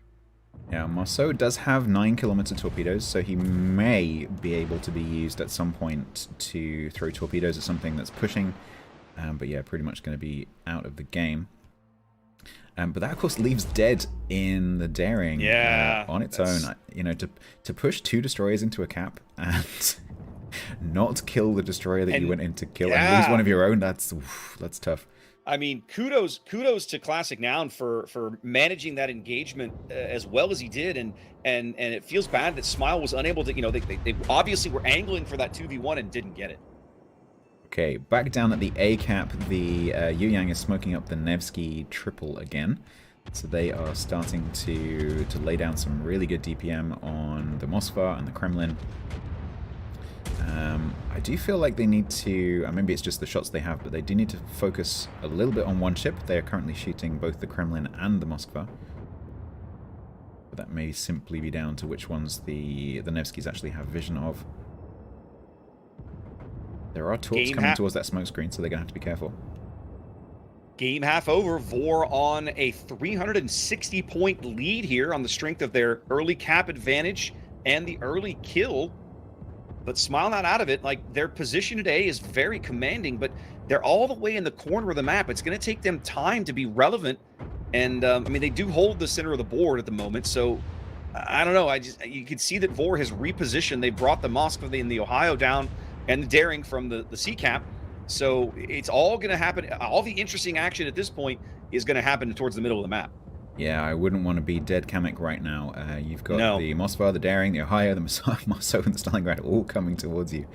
So we'll keep an eye on Dead in the background. But I'm just watching the damage that these Nevskys are putting out against the Kremlin. They've got the Kremlin down to half health. The Moskva is down to went down to 2.5. Ohio in the background there. Best Nomi just took a torpedo from Daring. As Smile continue to hold this A cap. Ooh. Yeah, they're really pushing Dead Kamek here in this cap. Daring smoking. They can up still with his see him. shout. Yep. HE is probably going to finish Dead Kamek off. I think they're here. going to get him. Think they're going to get him. Yep. There he is. So that leaves only John Sheridan there to actually defend. Although I've just noticed the Marceau of Farm is actually going up around the back. Behind the Moskva of Vore. So the Moskva will be able to radar him. But that's going to be annoying for Vore because they're going to have to turn around. It will. They'll be able to back cap C, and that guy will be able to shell and get some free damage. But, I mean, they've got a 400-point lead, a 2-ship lead. It's not a massive health advantage, but they have a very commanding board position. If I'm Smile, I'm not comfortable with this game right now. It feels like it's taken them too long to get this Nevsky push to kind of come together, and they have yet to achieve what they wanted out of it, which was overwhelming force to get a ship kill. They're still farming damage off this Vore Kremlin, and they haven't gotten him off the board yet. Yeah, whether that initial turnaround was, as you say, planned, and they were expecting Vore to overextend into them, and then they trapped them in their little sort of funnel spider web, or whether that was just overly cautious, either way, it didn't really work. And if they'd just pushed through, they would have been probably back through, and they would have killed most of the stuff that was at A from the Vore side, and they would be in B by now.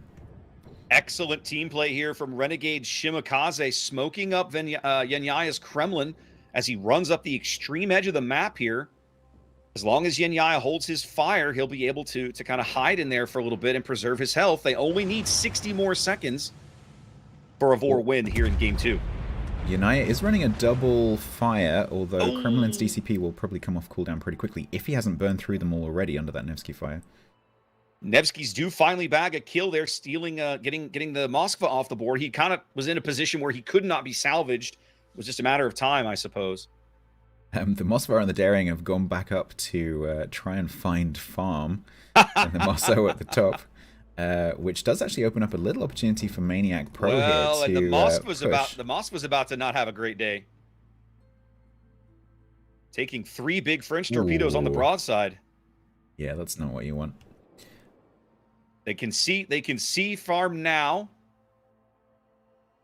They're basically selling this Marceau to buy time. They know exactly. they can't keep him, but the longer he sits there, the more time he buys this southern push to work. But the Stalingrad bags one of the Nevskys, and once again, Vore's starting to get a little uncomfortably close to victory. If you're Smile. Yeah, 130-ish on the points clock there, 940 points. Farm will make it as difficult as possible for these two to take the kill. Ohio, the longer he sits in there, the more time he buys, as now they're onto both caps. Yeah, indeed. Maniac Pros Ohio. That actually stops the point income for Vore, so yes. You can't win if you don't have, even if you're on 999, if you don't have any points income, you have to get kills to win. So they're going to have to go up and get farm, and there's no way that farm is going to come out. Oh, and the Montana bags the Stalingrad, tying things up at 3 kills apiece. Vore bleeding health really badly. They do bag yet another Nevsky. So they have a ship. They retain that 1-ship lead. Okay, Classic Noun here has a potential opportunity to put torpedoes against John Sheridan's Montana or the Ohio of Maniac Pro as it pushes. But they do not want to lose those points that are held up in that Marceau either. This destroyer duel at sea may not go Vore's way either. It doesn't. They lose the Daring. And now Asphodelis is going to have to try and deal with this Marceau by himself. That's going to be a challenge. Now, Maniac, I think, going for the ram. It looks like he's turning it in. I don't like this play. Why would you trade when you're down on points? I mean, it kind of makes sense because then the Montana can easily push and kill that Marceau. That's true. And then they would hold the cap because that Ohio is the main thing holding that cap. because Classic Noun only has 15 hit Yeah. points, and against any battleship secondaries at close range, that's not a good position to be in. Now, admittedly, Vore is in a very precarious position. They've led most of the game, but their surviving ships are basically well off the caps, with the exception of Asphodel's Moskva. Montana's And AP from B is on the way to the Moskva. He's Nope. all right. No, he's okay. Farm playing Benny Hill around this island here. Cue Benny Hill theme. Exactly. But the problem is that Farm has no way of spotting that Moskva unless he's spotted otherwise. So gonna have to. Well, use it's a very intuition. dangerous. Yeah, it's a very dangerous game he's playing, right? He has to wonder where the Moskva is, but the Moskva only literally needs one shot. If he gets spotted and the Moskva can get 2 shells into him, he's out. But this play here from Farm is absolutely critical if Smile wants to be in with a chance of winning. But I'm kind of surprised that the Moskva is just wait. I suppose he's waiting for his radar to come off cooldown, so he can push. Like they're both basically just going like forwards, backwards, just waiting for one of them to get spotted. With 2.5 minutes left in the game, Smile has recovered. They are only 130 points down and gaining because they own the A cap and both other caps are contested. Vore's points gains are Asphodelis frozen. is pushing forward into torpedoes, takes Farm down. There are torpedoes coming. I think Asphodelis should He's be going to fine. take one. Yep, that's All okay. right, he's going to live there. It's the Montana AP salvo coming in. That's the question. Can he survive the Montana salvo? Yes. He does. Okay. That's and huge. Marceau, Classic Noun, finally goes down in A to the Yu Yang. So, we have... Wow, both have- teams just sucking wind here at the end. Absolutely. There's only 3 ships left on each team. This is very unusual for King of the Sea. So, we've got 5 minutes left on the points clock for Vore, who currently hold 1 cap and the points advantage. But there's only 90 seconds left in the game timer. In the game, and if, absolutely. And if Smile can't bag a kill, B is contested, both teams are taking a cap. Vore has a 120-point lead. That's where this game's going to end in basically 90 seconds and nothing changes.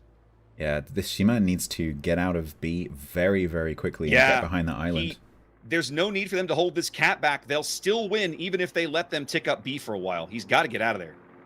So he throws knows torps. it too. He's bailing. Yep, absolutely. Throws torps back towards John Sheridan, and we'll go. I don't think it matters which way he turns. Just needs to get round behind the island here somehow, just to make sure. They caught a brief glimpse of him, but he's got cover now. It looks like. Yeah, it looks like Renegade is safe. Russian Admiral desperately chasing the Shimakaze. Shimakaze even cheekily taking a little shot there. Oh, look at that! That is gutsy. He's got their health, and hopefully he's running a detonation signal. I would not invite those Nevsky shells to change my game. Let me tell you. Well, that's but true. He's doing it anyway. Yep, that's pretty cheeky from Renegade there. I'd imagine the caller is probably shouting at him right now not to do that. Indeed. 30 seconds to go, and Vore looks like they are going to hang on by their fingernails to claim Game 2 and force a Game 3 in this match. 18 seconds left on the game clock. It's easy to lose track of that game clock when you're looking at the points clocks. That's 12, 10. It's looking it's over. like it's for Vore, and that's going to equal it up. So we're currently 1-0 to Smile. It's going to bring it to 1-1. So we will be going into a decider round here for Vore versus Smile. And the next map is going to be Land of Fire, chosen by the bot. So we will see when we come back for this decider who is going to go through. Is it going to be Vore, or is it going to be Smile? And with that, we'll go back to Chrysanthos for the analysis.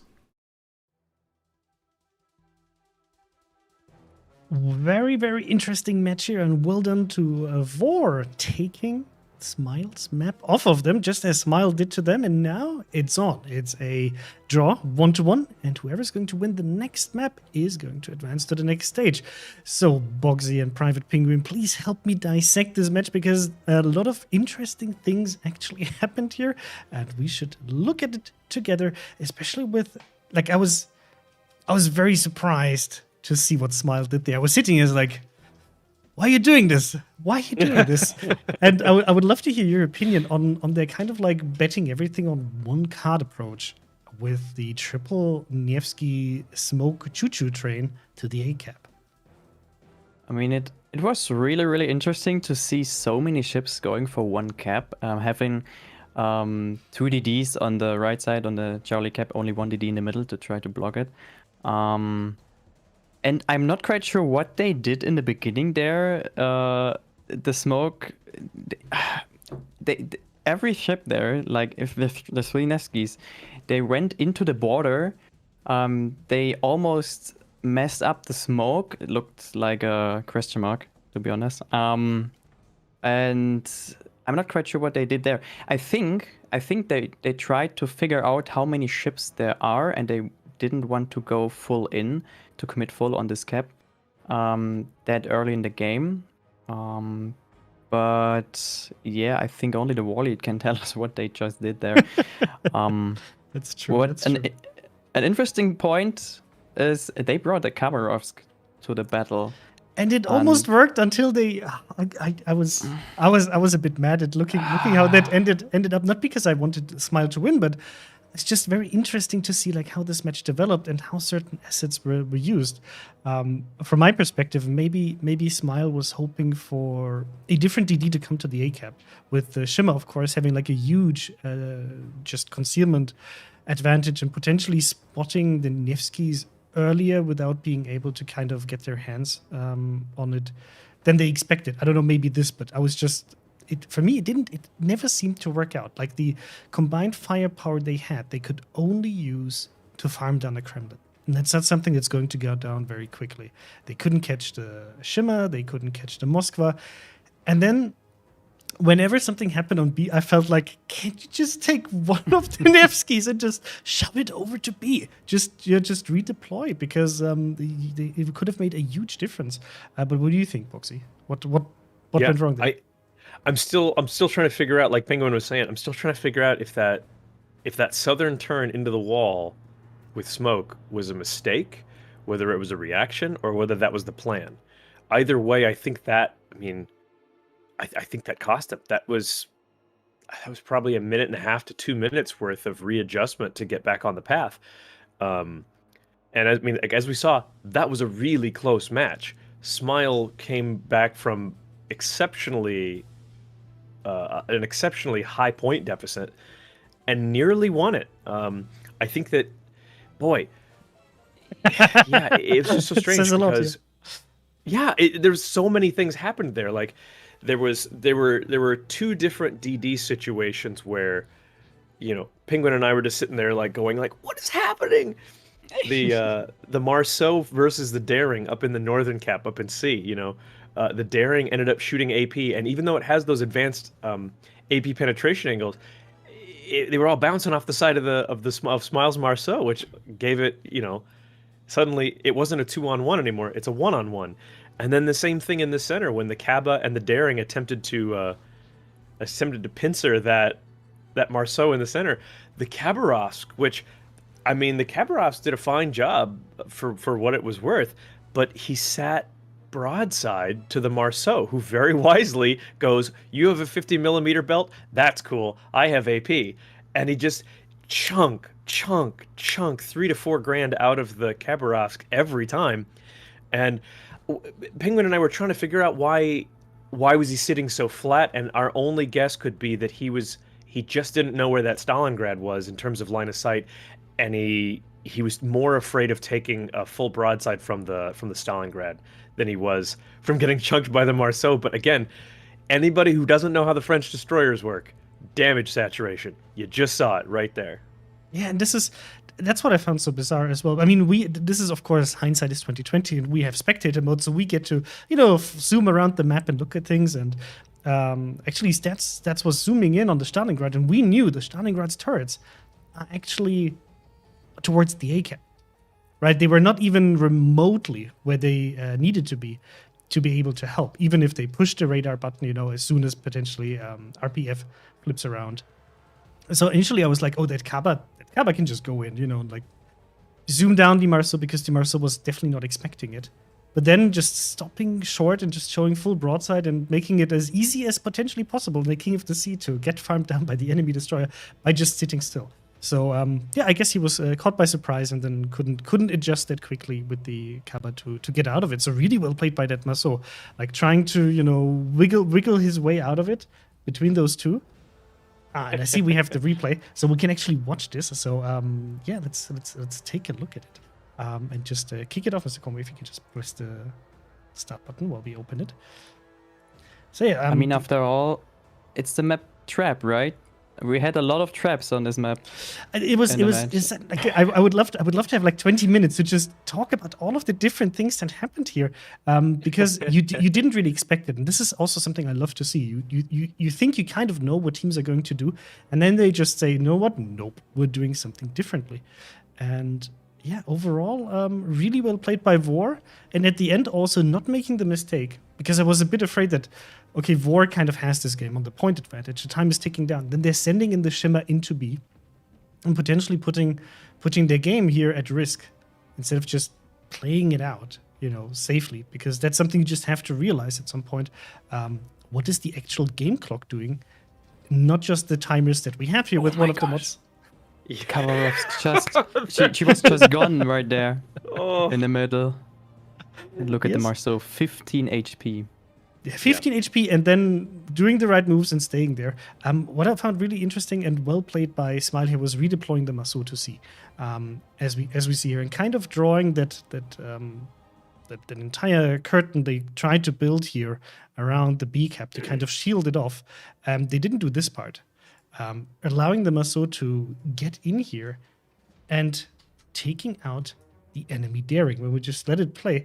This was so well played by that Marceau, just back and forth, and then abusing the Moskva's inability to shoot him, and then almost taking him down. I mean, you're at a huge disadvantage at this point, right? If you're sitting there in your Marceau with 1k health, the enemy Moskva has the radar, will definitely be able to spot you. And you just kind of have to hope that if he does come around, that you might hit more than one torpedo, of course. And yeah, well played here, well played.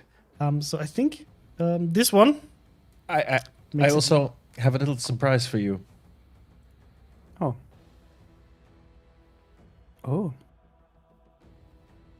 FPM after that first game, which I mean 07 really won clearly. Managed to win the next 2 games and make it through. Very interesting. See, guys, I told you when we were, handing off that, FPM was the second place team from the Asia cluster, and not to be underestimated. And I would be very happy to see their replays later on. But unfortunately, we cannot cast, of course, all of the games at the same time. But that sounds like a very interesting matchup. And now FPM will be playing against KISS. KISS is the team that beat Smile and is the King of the Sea of the CIS cluster. And judging by what Smile is doing here, and except for the triple Nevsky push that didn't really work out that well as they thought, you can expect a very, very fun match there. Now, the last map is going to be Land of Fire for Vore versus Smile. This map, of course, was picked by a randomizer, by a bot, so that none of the teams would have an advantage, right? And the same thing applies to the spawns. So this is a map where you could get away with less DDs than on other maps. Do you expect the teams to do that, especially Vore with a lower DD count earlier, or do you expect them to do something crazy potentially? It is really hard to predict how they will play on this map, because I have to admit I haven't seen a single game with these teams on this map yet. And every map is different. Every map needs another tactic. So, wow, it's a hard to answer question. Maybe there will be some nice picks we don't think about yet, but like the Kavarosk we just had, which was really fun to look at. Yeah, I don't know. What we have to keep in mind is that, of course, both teams can draw from the entire cruiser pool here. So if they want to deploy Des Moines, or Nevskys, or Salem's, they can definitely do this. And Well, this map is one of the few maps where you might, for example, see like something like a Goliath or maybe Hindenburg. We'll have to see. Like teams usually try to have very specific ships for specific flanks and duties in King of the Sea, and of course they played this in like dozens and dozens and dozens of times against other very decent clans. In terms of like how you prepare for King of the Sea, Boxy, I know your clan TNG is also quite competitive, and you do scrimmages, I guess, as well. So how do you prepare for these kind of matches? Oh, how do we prepare for them? Yeah. Well, the nice thing about the I don't know how it is on other servers, fellas. I'm sorry, but on the NA server, there's a pretty nice, relatively tight knit group, or not group, community of the competitive teams, and people are generally pretty open about scrimming each other. Although the nice thing is that you're never going to get quite there. They're never going to give you their A game ahead of time because they don't want to reveal too much. But one of the things that we found was very effective on Land of Fire is that whether you're on the 1 line or the 10 line, a single Salem or a single Goliath, sometimes even a single kiting Venezia, can hold off 2, even 3 ships trying to push around those corners. Goliaths especially, because they have the added torpedo threat of 10-kilometer single fire torpedoes on some of those really, really thin lanes, like there is over on the 10 line, for example. A Goliath, man, unless you're coming at it with big guns like an Ohio or something, Goliaths will not die. And people tend to sleep on Goliaths. I don't think we've seen a single one today, have we, gentlemen? But not today yet, but it is a quite underestimated ship in general, I would say. Yeah. And just the amount of tankiness you can get out of the ship just with the heel is fantastic. It's fantastic. I've seen it, I think, actually deployed more often on the NA King of the Sea part than on the EU part. Usually, like it's in very specific positions where EU teams would deploy it. And I'm really curious to see whether like how popular it is on the CIS cluster. So we'll have to see, but it can make a huge difference, and it also the amount of damage it can put out, especially when it comes down to like farming down like a stationary target. That HE is brutal. yeah, it doesn't quite have the same DPM as say something like a Hindenburg, but it's got the fire chance, it's got the HE penetration, it's got huge HE alpha for a cruiser, but it's I would say it's more it's differently armored than a Hindenburg, but I would argue that overall it's more tanky in terms of its armor layout. The Goliath, specifically for folks who don't know at home, the Goliath has a 40 millimeter deck, which is unusual for a heavy cruiser that's not Russian, which means the deck itself can bounce even 18-inch shells from Yamatos, from Ohios, from Thunderers. No Thunderers, of course, in this, but it does have a 30 millimeter upper hull, which means that if the shells hit the deck, they bounce off. If they hit the upper hull, they go right through. It's such a strange boat, but at the same time, because you can sometimes get really hard punished, but other times you'll troll the Ohios and the Yamatos with those bounces. But if you're up against cruisers, man, it's never gonna die. Yeah, so let's see what the teams will deploy here. There's I'm looking at it because over here is Mr. Conway's production screen, and I see the training room, and the teams are slowly but steadily getting ready. And Mr. Conway's actually dancing. Do you want to join us here? You seem bored. No, I'm not. Now you have to do the dance. I've got like a million different chats and screens and things happening because I have to also keep the flow of the tournament going for parallel games and for other streamers and stuff. So I'm busy, but we are counting down. So while we have Mr. Conway here on camera, I have to do a big shout out for Mr. Conway, who has been doing a fantastic job with running King of the Sea. He's by now the master of all the seas, and he would love all of you to call it Kings of the Sea, because obviously it's like teams made out of several guys, so it's kings. And actually, it's not just one sea; it's all the seas, right? And so it's kind of like Kings of the Ocean. Unfortunately, with that, it is time to hand over to the game. Good luck. Here we go. We are 1-1. Smile versus Vore. Smile, the CIS second place team. Vore, the Asia first place team. The last game I was on the edge of my seat. That was fantastic. If this one's anything like that, it's going to be a great match. We have got for Smile in green, Ohio, Republic, Minotaur, Goliath, Venezia, Nevsky, Marceau, Shima, and Grozhvoy. No duplicates on their team. Unlike Vore. What have we got down there? Opposing them from the south spawn, Vore is fielding Ohio Kremlin, fronted by double Des Moines, Moskva, Stalingrad, and at the tip of the spear, triple Marceau. Yeah, I it smell a looks- wolf pack, sir. Exactly, they are sticking together like glue. Yeah, 3 Marceaus, that's going to be tricky to deal with. Just a reminder that for this series, Kleber is banned by Smile. So Vore maybe would have used 3 Klebers for this formation, but they've substituted that out for Marceaus, if that was their plan. Marceau, not exactly the same, but can fulfill a kind of a similar role. Certainly with this initial speed to get to the cap, and then carry on pushing if necessary. So we'll watch what they do with these Marceaus. They're facing a Minotaur that's not going to be, and a Venezia actually, so that's not going to be a walkover for them for sure. No, and Smile seems to have intuited correctly where those Marceaus are going initially, because that's where the Minotaur and the Venezia are.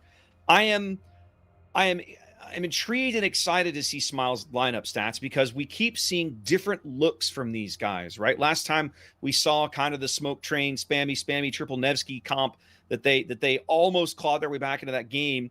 And now we're seeing Goliath and what I assume is another Minotaur build mixed in with a Republique, which we have not seen them field yet.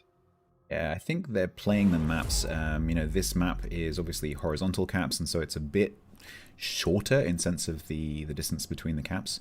So they don't quite need the same composition.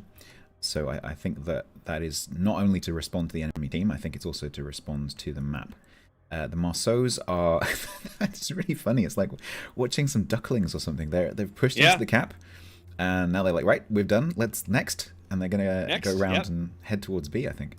They're just moving like a school of fish as they quickly cap C, which will not be answered by Smile from the north. They don't have any ships in a position to do anything about that. And it looks like the Marceau Wolfpack is going to head to B, and there's not really anything to oppose them there at the moment either. But Smile, I mean, this is 9v9, and Smile have 7 of their ships. Oh 7 my gosh. over at A. Did you see Classic was dumping torpedoes into the C cap? He accidentally torpedoed his teammate. Oh, I didn't see that. That's unfortunate. Aruha took one in the bow. And it's like, that's man. Unfortunate. Well, hopefully Aruha is using Adrenaline Rush and will actually get something out of that. But that's going to cause some arguments. I mean, you've got to remember, in these international finals, there is potentially a cash prize on the table. And so little mistakes like that, that's probably going to cause... Hopefully these teams are experienced enough that probably won't get discussed during the match. No. But that's definitely something that they will talk about afterwards for sure. Oh, I think so. Well, Vore's Wolfpack headed to B, might be met by Fairy's Marceau. The Shimakaze position, that's Dead Kamek, is very aggressive as well. Like, you don't generally see opposing DDs pushing across the midline of the map this early in a game, but here we are. Stalingrad radar going up from B, and they'll find out where Dead Kamek is right now. Yeah, Dark Temple's actually going to nose around to try and get a shot on the Shima, I think, which means that the Nevsky and everyone else is going to be able to pile in on Dark Temple. But, Dead is going to have to do some good dodging here. Just slamming on the brakes for that first volley. Accelerating away. I think just on the edge of radar range. Yeah, just going outside of radar range now. The triple Marceau is heading in towards Bravo.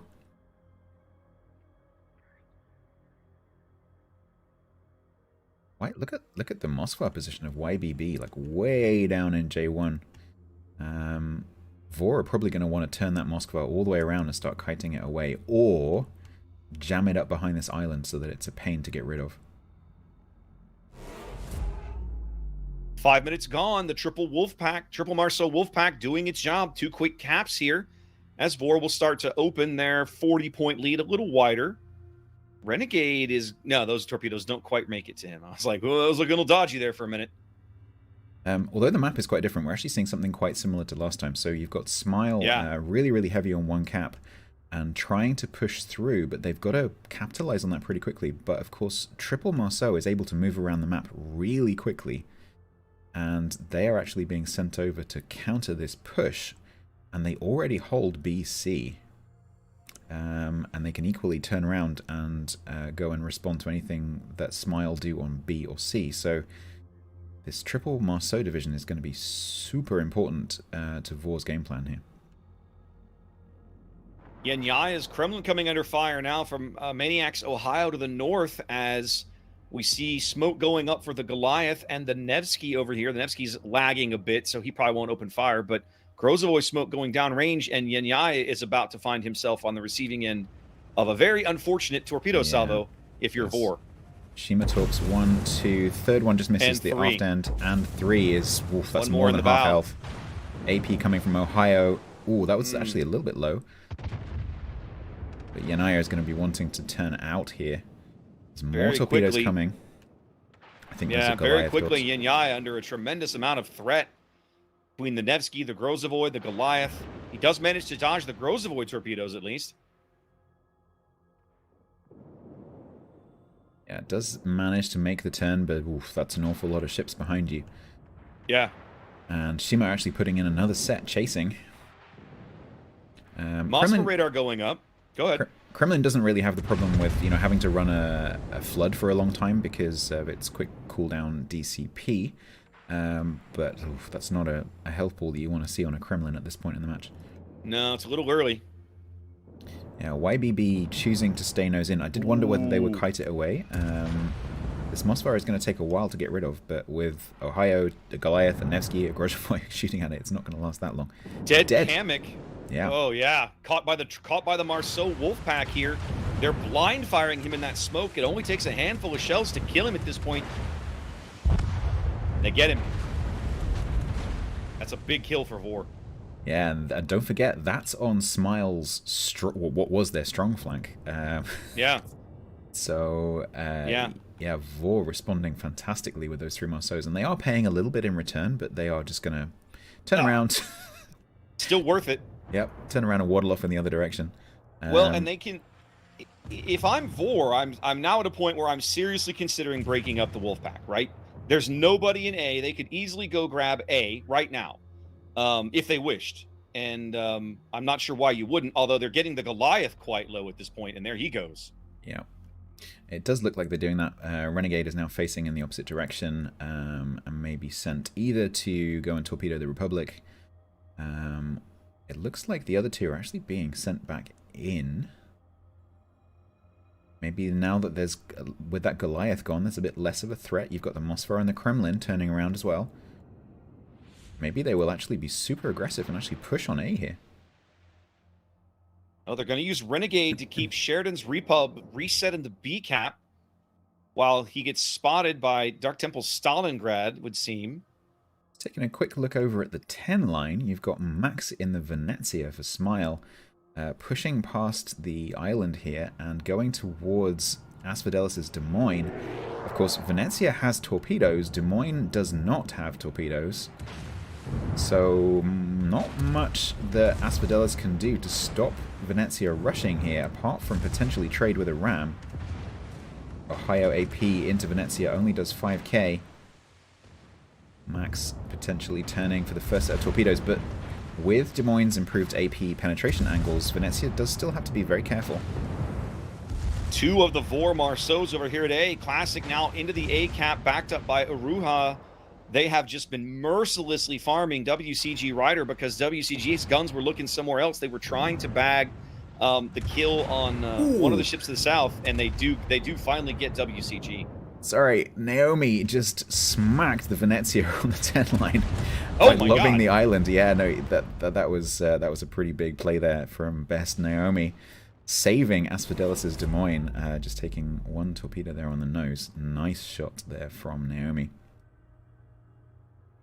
Okay, Naomi immediately turning around and shooting John Sheridan with no doubt a big smile on the player's face. 10 minutes gone. It is all Vore at the moment. They're up 3 ships. They hold a commanding lead in terms of points, board position, caps, pretty much everything. Renegade is coming under a lot of fire here in the middle. Yeah. From the Minotaur and from the Mossau. You definitely don't want to be broadside to a Minotaur in a destroyer. The Middow's going to end his game very quickly here, I think. That AP, if you nose in, is pretty much ineffective, but at that angle is devastating. Yeah. As soon as you show a Minotaur any angle, he's biting him in and you're in trouble. but they still Although- retain control of all the caps. Yeah, farm paying for that, going down to almost 10k there. Des Moines AP, yep, that's the farm ran the heel, got up to about 20, and then immediately back down to 10. Yep, Des Moines still hitting. Oh, there we go. Was Stalingrad right through the stern. Stalingrad can full pen a Minotaur from literally any angle, just like that. They get that kill right back, and Vore is seconds from winning this game. 30 seconds from winning this game. 9:54 on the points clock. Vore just starting to tighten the noose here. Moskva pushing up from the 1 line. And you've got the double Marceaus just kiting away there while shooting. And Vore don't need to take any kills. They obviously don't need to take any more caps. They can, as long as they don't lose any ships, they can just sit. Smile absolutely need a kill. But it's hard to see where they're going to get that from in the next 6 seconds. They have 5 seconds to get a kill. It's not going to happen. They might even lose the Cruiserweight. No. Vore's going to win this game and claim the match 2-1. They will be moving on to face... who are they facing? Let's see. I got to look at the schedule. So that takes them through to tomorrow. Tomorrow? Yeah, look at that. It is tomorrow. So they will be facing so that's the semis, and they will be facing the SCCC Oh Boy winner, which I think we're going to be casting a little bit later. I do believe so. Why don't we pass it back to Chrysantos to talk a bit more about that match? Wow, what a display here by Vore with a very interesting lineup. And I think the Quark choo-choo train managed to swing this around for Vore and actually take it home. So let's get in Bonksy and Pingu. I've been listening on what they said for the last minute. It was very interesting here because I think this was indeed one of the fastest wins that we've seen today and last weekend. So let's discuss a bit what the strategy here was and let's talk about it together. So Pingu, what do you think, besides the positioning of the Marceaus, might have made the difference here for Vore to just take it completely off of Smile? The biggest point right there, you just said it, it was one of the fastest games we just had. The triple Marceau was really enjoyable to watch. They started moving towards the Charlie cap and took the early cap. And Boxy and I, we were discussing how the Minotaur and the Venezia on the other side would be able to block this push. And I say push because they actually didn't make it quite far, the Marceaus. They turned around and they made use of their super fast speed. They moved together towards the A cap, where the push just started on the other side. The Goliath just tried to push. What isn't the best choice, to be honest, to push with the Goliath. But the interesting part is they just got caught off guard, kind of. The Shimakaze was there, the push, it looked really, really good. The enemy Nevsky and the Kremlin were down to, I don't know, 30% of their HP. But then the Marceaus came into the battle. They entered, they got the Shimakaze. They had no vision on the Shimakaze, she just smoked itself, but you don't need vision if you have enough shells in the air to just spam into the smoke, and there the Shimakaze just got obliterated. And I think that was the point where everything broke apart for the enemy team there. Yeah, it was really, really great, the play by the team 4 there. Yeah, I mean, we can take a look at the replay, right? And if we start it off, we can see the triple Marceau kind of division, right? Just going instantly to see, capping it as soon as possible, and then saying, okay, we did our job here. Let's move around, do the ring around the rosy, and move towards the B cap. So that's just the initial deployment. And we saw that Smile was so strong on the A side, but they couldn't really turn that very strong deployment over there into any kind of advantage, right? Besides just getting the A cap. Boxy, what do you think? Yeah, I'm just even watching this replay now. I'm sorry, I've in all my excitement, I've forgotten how to restart the replay. Just pressing W. Oh, if you press it S, it will reset the replay. S resets it. Okay. Well, so if you watch this Shimakaze right here, I mean, he's sort of just meandering around. I feel like a big problem with dealing with. Sorry, let me start over. Penguin and I were trying to talk about, well, how do you deal with this?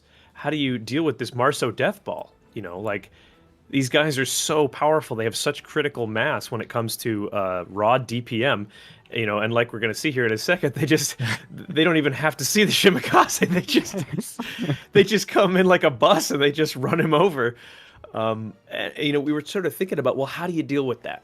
How do you deal with three Marceaus? You know, it used to be the Kleber was the way that people would sort of abuse these French DDs in groups. But if you recall, you know, Smile brought three DDs and they sent two of them. They sent all three to one cap. They sent them all to the A cap. They sort of flirted with the idea of sending the Shimakaze into B, but they didn't. And then they sent, you know what? They sent a Minotaur and a Venezia to sort of just play defense on C. But if they had even sent one DD into C, not even all the way, just enough to spot so that they could spot those Marceaus, then suddenly the Minotaur and the Venezia open up. They take a little bit of damage. They start weakening the ability of that Marceau ball to just sort of run rampant and do whatever they want and laugh it off whenever they get hit. I think that as soon as they realized that Marceau ball went to C, went to B, clearly where are they going next? Well, they're going to A. I don't think they reacted well, quite frankly. I think that they should have realized, oh, we can't continue to push this Moskva and Kremlin into the corner because these three Marceaus are just going to pick the best possible spot that they can be in, and they're just going to wrap us up. And that's exactly what ended up happening. So, you know, it's difficult to know. I mean, one might almost call a Marceau Death Ball a cheese strat. I don't really want to call it a cheese strat because, I don't know. It was great. It worked out really well, and it was fun to watch. So I don't want to call it that. But yeah, but what I also loved about Vore, because it's not just the triple Marceau, right? Usually, if you would say like, okay, we have a triple DD setup, and I mean, I'm just going to reset the replay here for a second. Actually, let me open it here. If I reset it and just let it start from the beginning, what's very interesting to see is how basically this group interacts with this group, and what they're doing is they push in the muscles to cap early on, and they redeploy the muscles, but they're not forgetting about C. No, what they're actually doing is they're blocking it off completely with even superior forces compared to Smile up there, right? They put there 2 Des Moines and an Ohio, neglecting, basically just telling to their own team, it's like, okay, we have C, and we're not going to give it back because the double Des Moines are not going to allow that. And then they can even push into B if necessary and just take out what they want. It's not just like the 3 Marceaus just winning it all, but it's kind of like they do the initial push, but the rest of the team deploys very well to kind of fill that vacuum that the Marceaus had left behind. So yeah, I think Smile didn't expect this. They probably expected the triple Marceaus to actually split up, each go into one cap, try to get like early pressure on all of the caps, and try to play it slow, but couldn't react or didn't have any idea how to react to this. So really well played to Vore. I think it was a very, very interesting match, and we love to see that here with King of the Sea. And that means, of course, that Vore is moving on to the next stage, and it has a realistic chance of actually becoming King of the Sea of all the seas internationally. And that means we will be moving over to the next game, and if Mr. Conway could bring up the schedule or already jump to the next game. It's going to be a super interesting game because we have SCCC against Oh Boy and hello there, Ella, the beautiful cat in the background. So we have the first place from the North American King of the Sea tournament against the second from the European one, and we already saw Oh Boy play. And so for those who haven't seen anything from the North American broadcast, what can you tell us about SCCC, Bonksy? Yeah, so SCCC, I really, what I watched from them, I watched the finals where they went up against Bonks, who's also competing. I have seldom seen a more fluid, efficient game of World of Warships played by both teams. It was an absolute joy to watch. SCCC made very, very good use of multiple destroyers. They used, I believe, at all times at least 3 destroyers, sometimes 4 depending on the map. Yeah. If it looks like our maps are Northern Waters, Warriors Path, and North in this, so I wouldn't exactly count on seeing 4 destroyers, but we might see 3, especially on Northern Waters. And I might count on seeing a Z40. Sorry, not Z46, a Z52. Um, Also, I think Penguin was talking earlier about how he doesn't expect to see a Wooster. You might see a Wooster. That Oh. might happen. Okay. They made good use of their smoke strats, both with Des Moines and with Wooster, depending on the map and the lineup. So yeah, SCCC is really efficient and they're really ruthless. Indeed. I mean, they, as far as I know, that's at least what I caught last week on the broadcast, is they only lost one match, and that was in the finals, the 1-3. So that's a very impressive score from the North American cluster. And looking at the ship bans that both of the teams had, and of course we have the global ban with the Petropavlovsk, you won't see this ship, but we see a ban for long-range radars. There is no Moskva allowed, and there is no Alexander Nevsky allowed, which kind of limits what you can bring if you want to have a 12-kilometer radar, right? You can only bring the Stalingrad now, and otherwise you will have to bring a shorter radar. So that might be interesting. And of course, that also means the Klebers would be back on the table. So I'm curious to see whether Oboy is going to potentially dip into that. I haven't seen very super focused Kleber strats from the North American teams, unless it happened in earlier stages. Is that like a popular pick on the North American cluster with like a lot of Klebers, or not that much? We never saw, or at least I don't recall ever seeing multiple Klebers, and even when we did see Klebers, I never saw them Wolfpack. Certainly not to the degree that we just watched with Vore, obviously.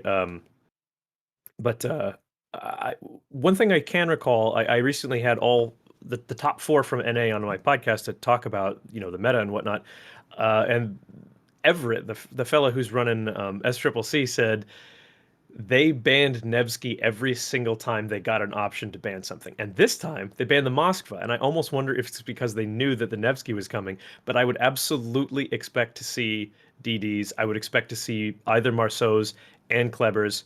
But they made really good use of the long-range torpedoes. Gearing, especially, as the gearing has the longer smoke than the Shimakaze. So I would expect to see several gearings, and I would expect to see them backed up by either a Kleber, a Marceau, or if our first map I think is Northern Waters, you might see the Z52. Yes, I was not positively surprised, but I love variety in setups and in strategies. Like the more different ships per map, you get to see the more interesting, at least for me. And I love to see the variety in DDs in general for King of the Sea, but especially on the North American teams or in the North American cluster, teams are quite happy to bring, of course, again, on specific maps where you can leverage the benefits you get from a Z52, but actually being fielded quite often compared to, for example, the European cluster. So yeah, this will be very interesting to see that. In terms of the teams, all of the teams, Convoy wants to jump in. Calling Bogsy.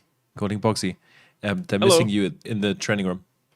Oh God, of course. Yeah. Here I am talking about this. I'm talking about the Seal Cub Clubbing Club.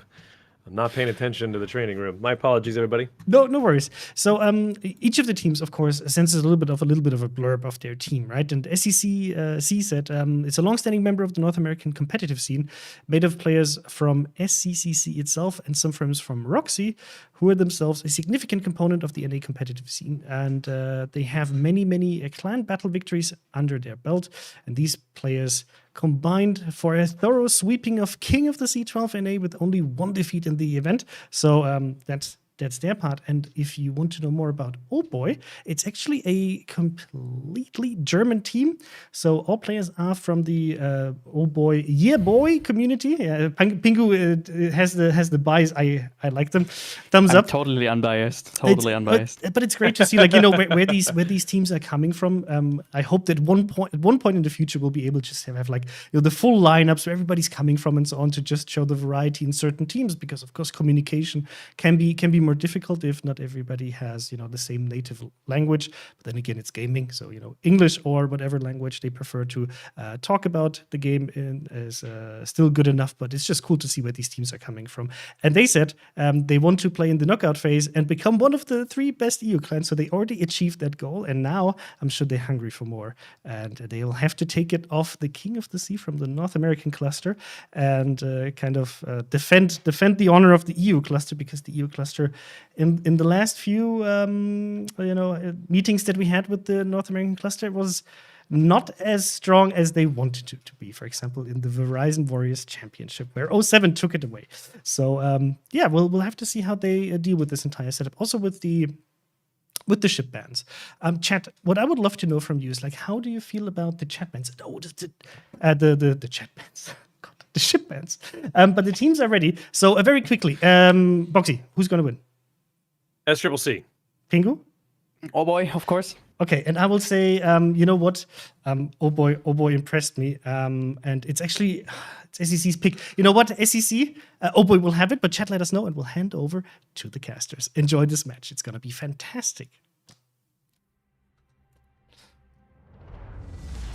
Hello, welcome back. We are here for SCCC versus Oh Boy. This is the NA number ones versus the EU number twos. And because Sea Raptor is from NA, I will give Sea Raptor the honor of going through the SCCC lineup. Why, thank you, sir. These are the newly crowned NA champions, SCCC, first-time winners for King of the Sea on NA.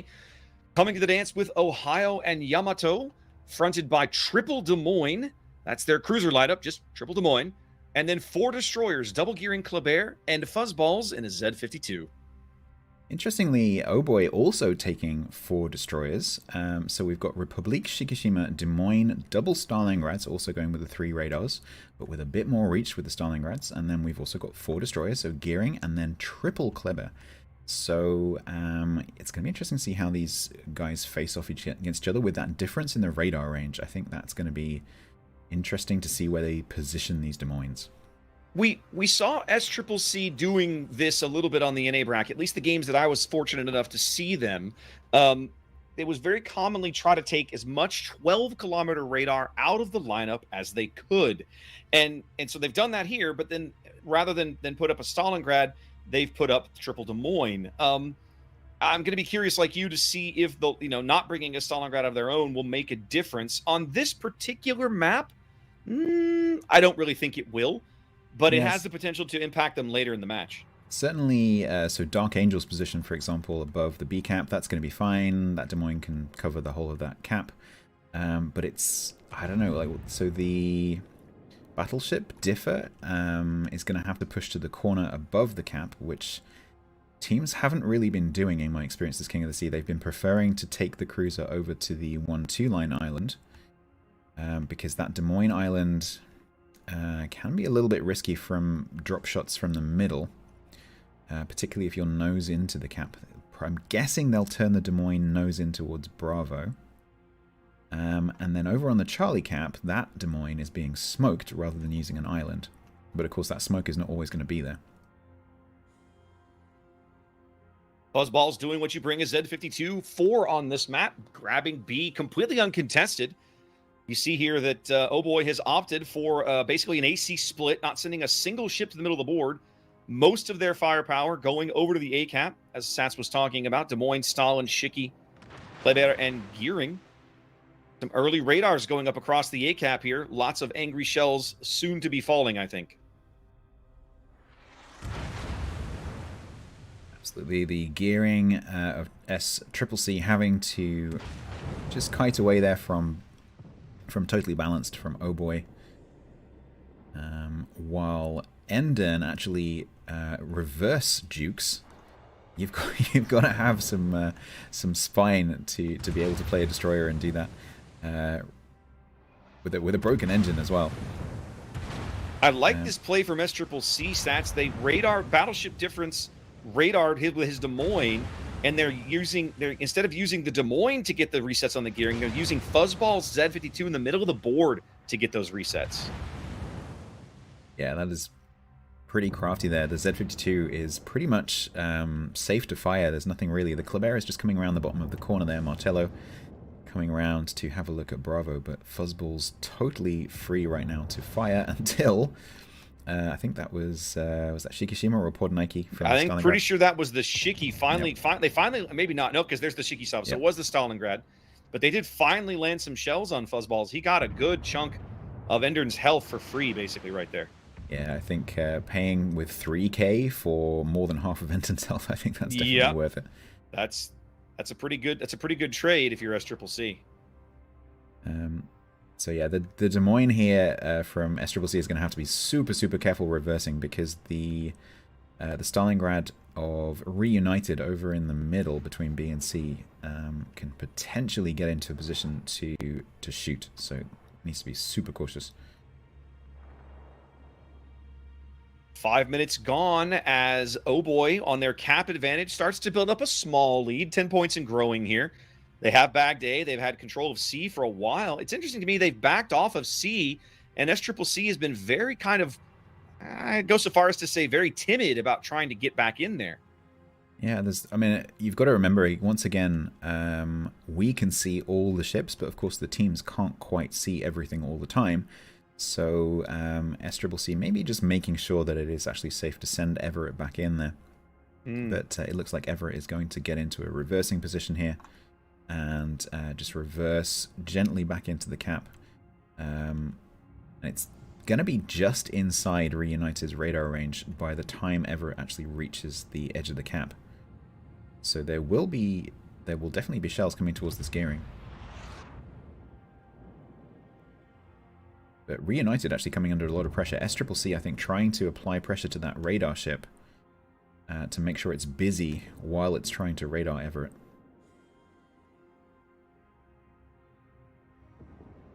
Okay. Fuzzball's a little bit of a gunfight there with Marcelo across the B cap, pushes him back. Yeah, Everett now on to C. Go ahead. Reunited actually being forced to reverse here, which is going to give Everett just a little bit of breathing room if we look at try and get the range here. Yeah, just outside radar range for Everett. Reunited would be wanting to reverse back as soon as possible, but I think the gearing's going to get the cap. I think he is, just because they don't have a way to stop it. Now, what's interesting to me, you can kind of look back at the A flank. You can see Endern's gearing and totally balanced Des Moines. They've reoriented. They seem to be interested in coming back to the middle of the board. Look like they're going to try and contest Fuzzballs and Dark Angels Des Moines here at B. Interestingly, Gearing has laid a smokescreen for difference. Just so that it can reverse a little bit and get shots down onto B. I thought initially that was an escape smoke, but it's not. No, I don't think so. He's been under a lot of pressure from Pete Camouflage's Colbert. Camouflage has been doing a brilliant job working the one line, and just burning Battleship down, right? Just taking health away, letting the fires burn. And now Battleship, that gives him a little bit of a respite. He's got some smoke. He's maneuvering in there a little bit while he heals. So, yeah, I think it's just to give him a break. Marin in the Yamato actually coming under fire from both Pod Nike and Eternal Titan there and taking quite a smack. Down to 60k and kiting. Eternal Titan taking 15k in return. Yeah, Pink Camouflage is being super aggressive here. Big brother, little brother fight there between Yamato and Shiki, doesn't it? Kind of feels that way. Yeah, you think you've got big guns? Watch this. Watch this, exactly. Had our first lead change of the match. SCCC moving out to a lead on on their cap advantage at the moment. But it's still anybody's game, still early, only 8 minutes gone. I can't believe how far Pink Camouflage has pushed up. On the C line currently. Who's going to stop him? Yeah, absolutely. The gearing? Nah. It's actually outside of Battleship Difference's radar range, forcing gearing to actually move out of the way. Eric Greenis is Ohio pushing aggressively down the 7 line. I'm not sure what SCCC is looking to get out of this position. Especially as they already hold B and C. Yeah, I don't know. We'll see. I think maybe they're trying to push the Stalingrad back, but he's going to get focused out very quickly. And there he goes.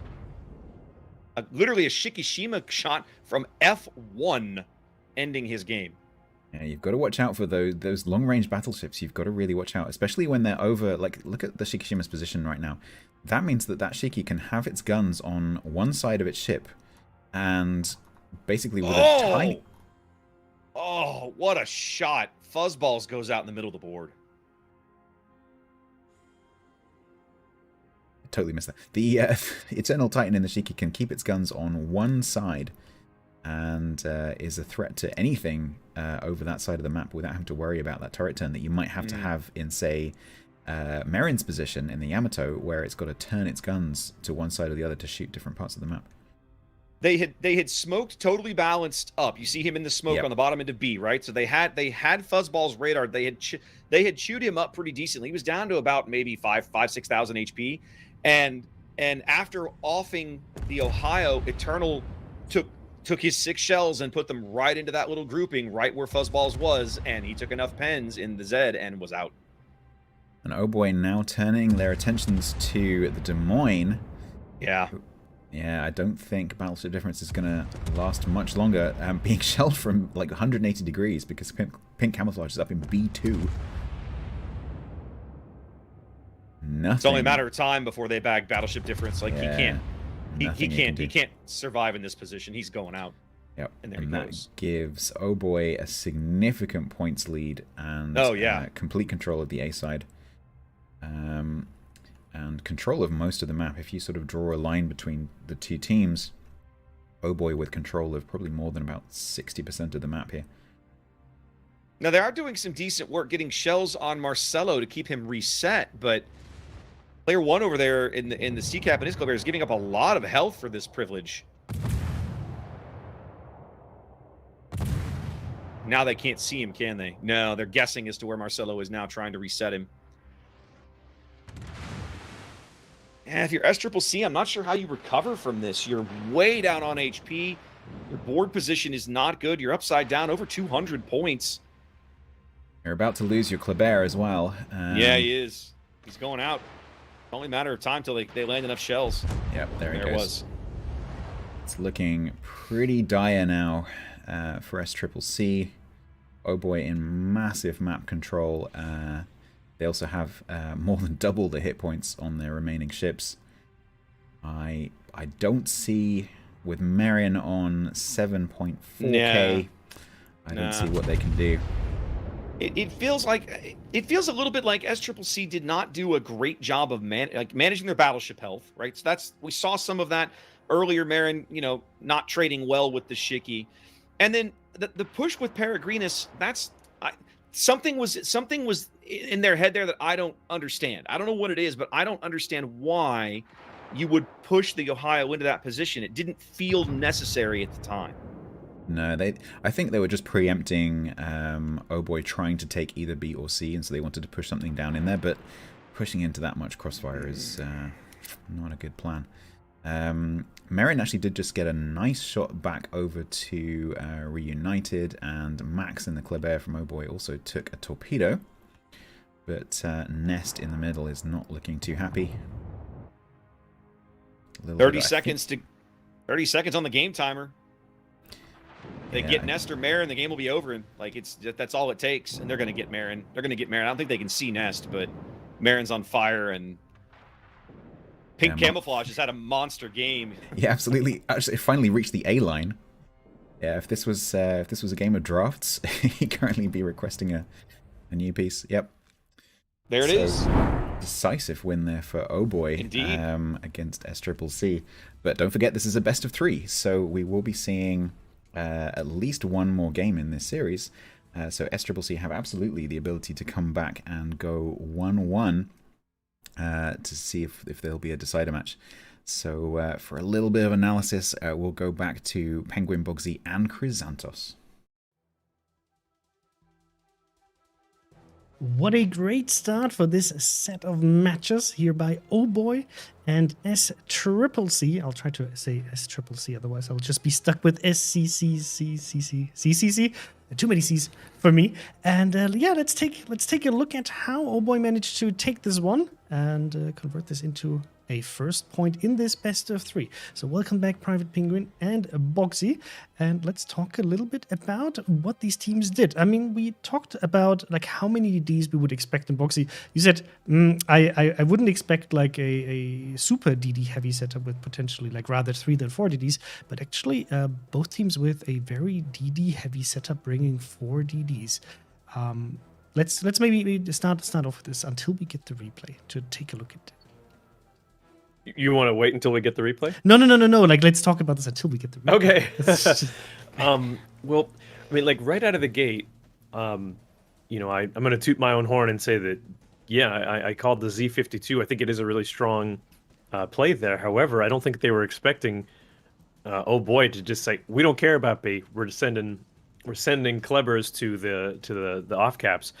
Really really strong Kleber play by oh boy, and that deserves a lot of praise. And then also the Shikishima player of oh boy. I'm sorry I didn't catch your name. I think it was Eternal Titan. Was that it? Oh yeah. Really spot on with the shots there. So big kudos to you. I thought, excuse me, I thought SCCC actually began to do exactly what it is that got them here in first place in the first place, which was to first place in the first place, which was they're really good at taking a cap situation and absolutely exploiting it to its zenith. So they waited for the two Klebers to get off of C, and then they basically pushed up the Des Moines with smoke using the gearing so that they just made it around enough so that the radar threatened the cap and the Klebers can't push back in. Then they just slide the gearing in and they say, good luck. Like, try and get us out now because you can't stick two Klebers back in without that initial speed boost. And then they managed to take B pretty handily. And I thought, well, they got this. And then they sort of just walked the Ohio in. Peregrinus's Ohio just walked in and said, shoot me, I dare you. And the Shikishima said, done, hold my beer. So Yeah, Exactly. the initial deployment, I really liked what Oboy did, and I think the thing we'll also highlight here while we can watch the replay. Thank you, Mr. Conway. Is how Oboy manages caps versus HP. For me, this is very impressive to see because whenever, maybe except for the first try to cap A, they manage to don't pay too much HP while getting it, and then making the enemy bleed a lot of HP to get it back. I think this was like a really good trade-off. If we start the replay, we will see the initial deployment of both of these teams, right? With the Klebers going to A, C completely, as Boxy said, ignoring B, saying, hey, they have a set. We know what they're going to do, but for now, initially, we don't really care too much. But the set, if we stop it here, the set was able to take like 50% off that gearing. I really loved how SCCC did that with parking the Des Moines there, being able to provide the vision. And you can see how Oboy is positioned to shoot whatever would come around that corner to threaten the gearing. But the only thing that would be visible is the Yamato. And the Des Moines is just in the back, while the set was able to say, hey, you know what? You're all behind that rock. I'll just do the farming, and got the gearing very low. But unfortunately, they didn't really manage to do much more with the set throughout the match later on.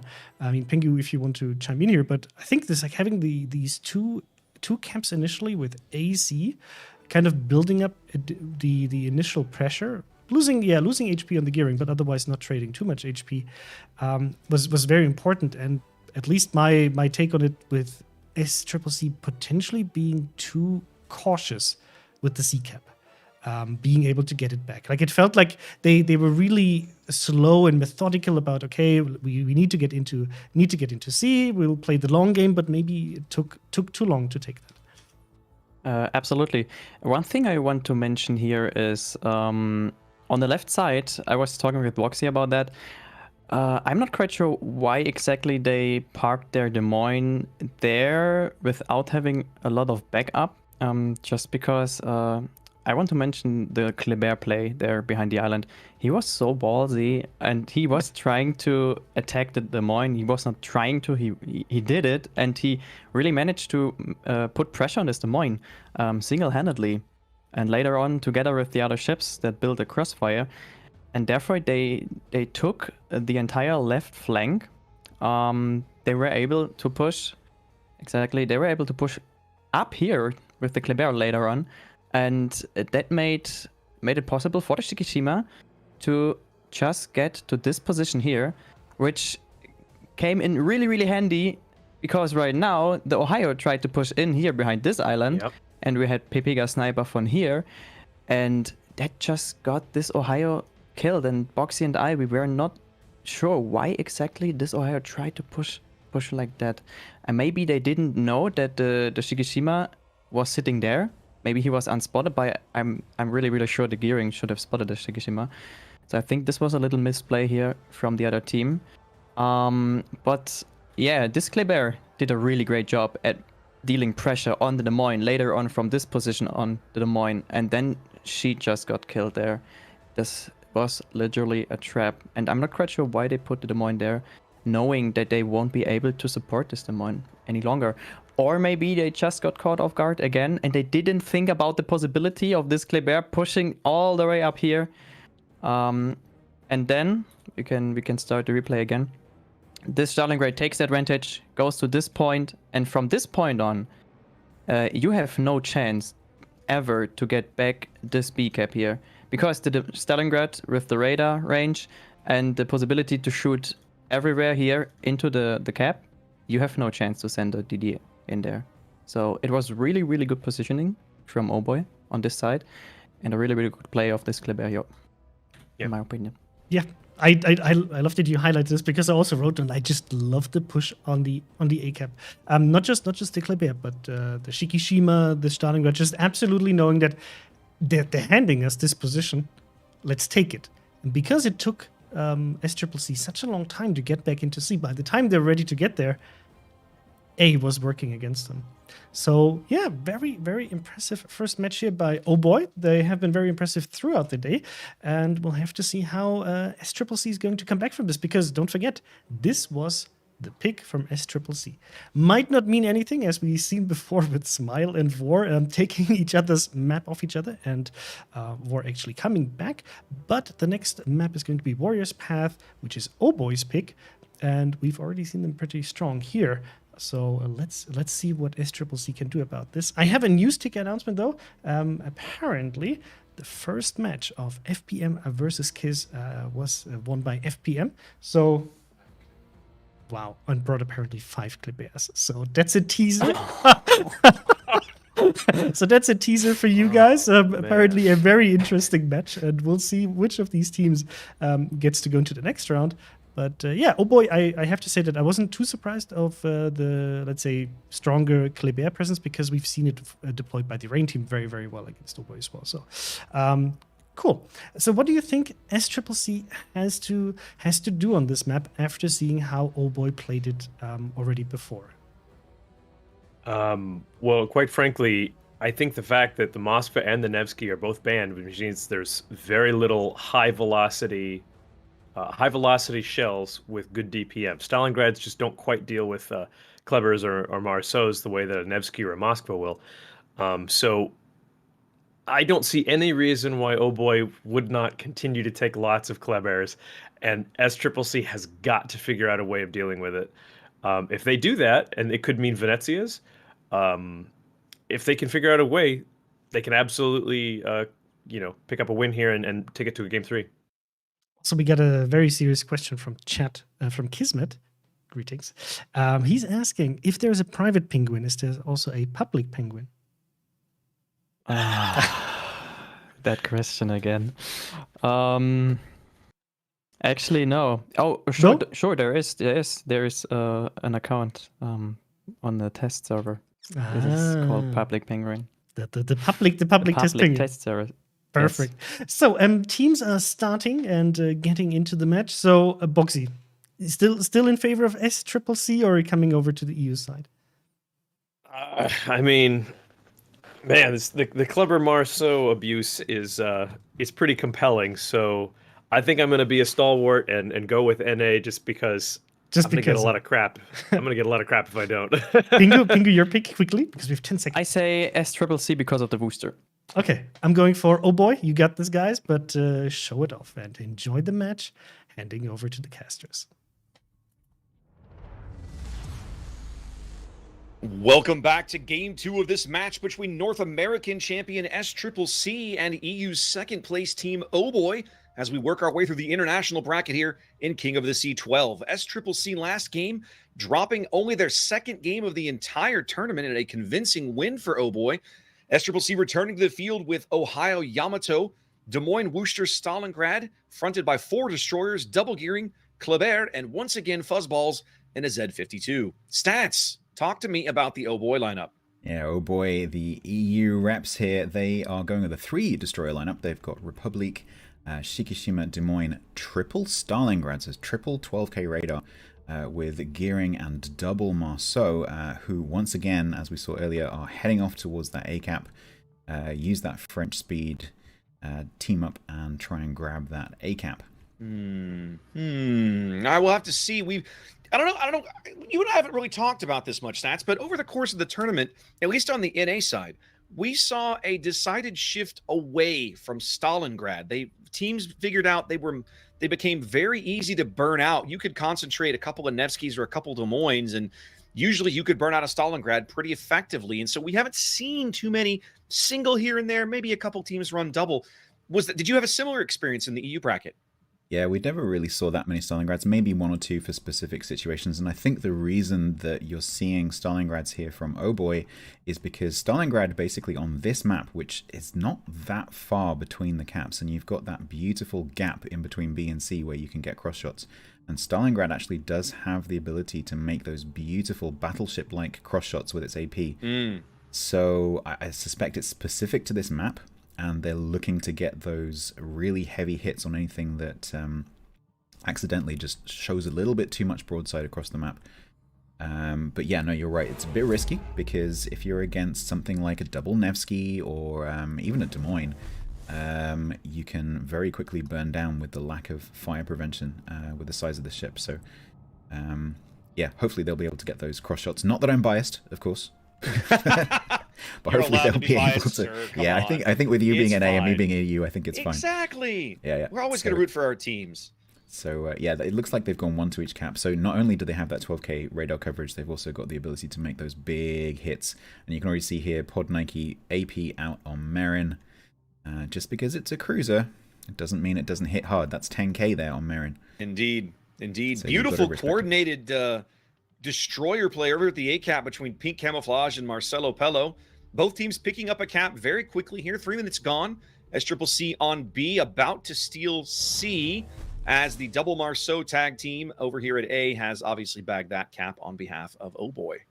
There are some dangerous looking torpedoes heading towards the gearing and the Des Moines of SCCC, but I don't think they have range. They shouldn't. No, I'll be Marceau- shocked if they do. Marceau has 9-kilometer torpedoes as the original configuration that Kleber was tested Nope. with. Not Just quite. shy. Not quite. I think they were hoping that they would turn in a little bit more than that. Okay, so we're 1 cap to Oh Boy, 2 caps to SCCC. SCCC are pushing around with the Kleber of player 1 down on the 10 line. Dangerous prospect against a Des Moines and a gearing. Turning just back up to go into a kiting position and provide that spotting. Dev Gogo took a hit somewhere along in there that I missed. He's getting smoked up by the gearing over here at the north of the A cap, just trying to kind of hold back the tide, make sure those guys don't try to sneak around. We saw last game Pink Camouflage's Kleber do just really mean things coming right up the 1 line. I think SCCC not wanting to deal with that again, so dumping a Des Moines over here in the hopes that they can prevent such a maneuver in this game. Yeah, I suspect that Devagogo, I suspect it was again Pod Nike taking that shot as he just dipped in behind the island. So I think Pod is definitely there to try to counter that position. And I wonder, as that Des Moines now dug in, I wonder whether we'll see Pod Nike actually change positions.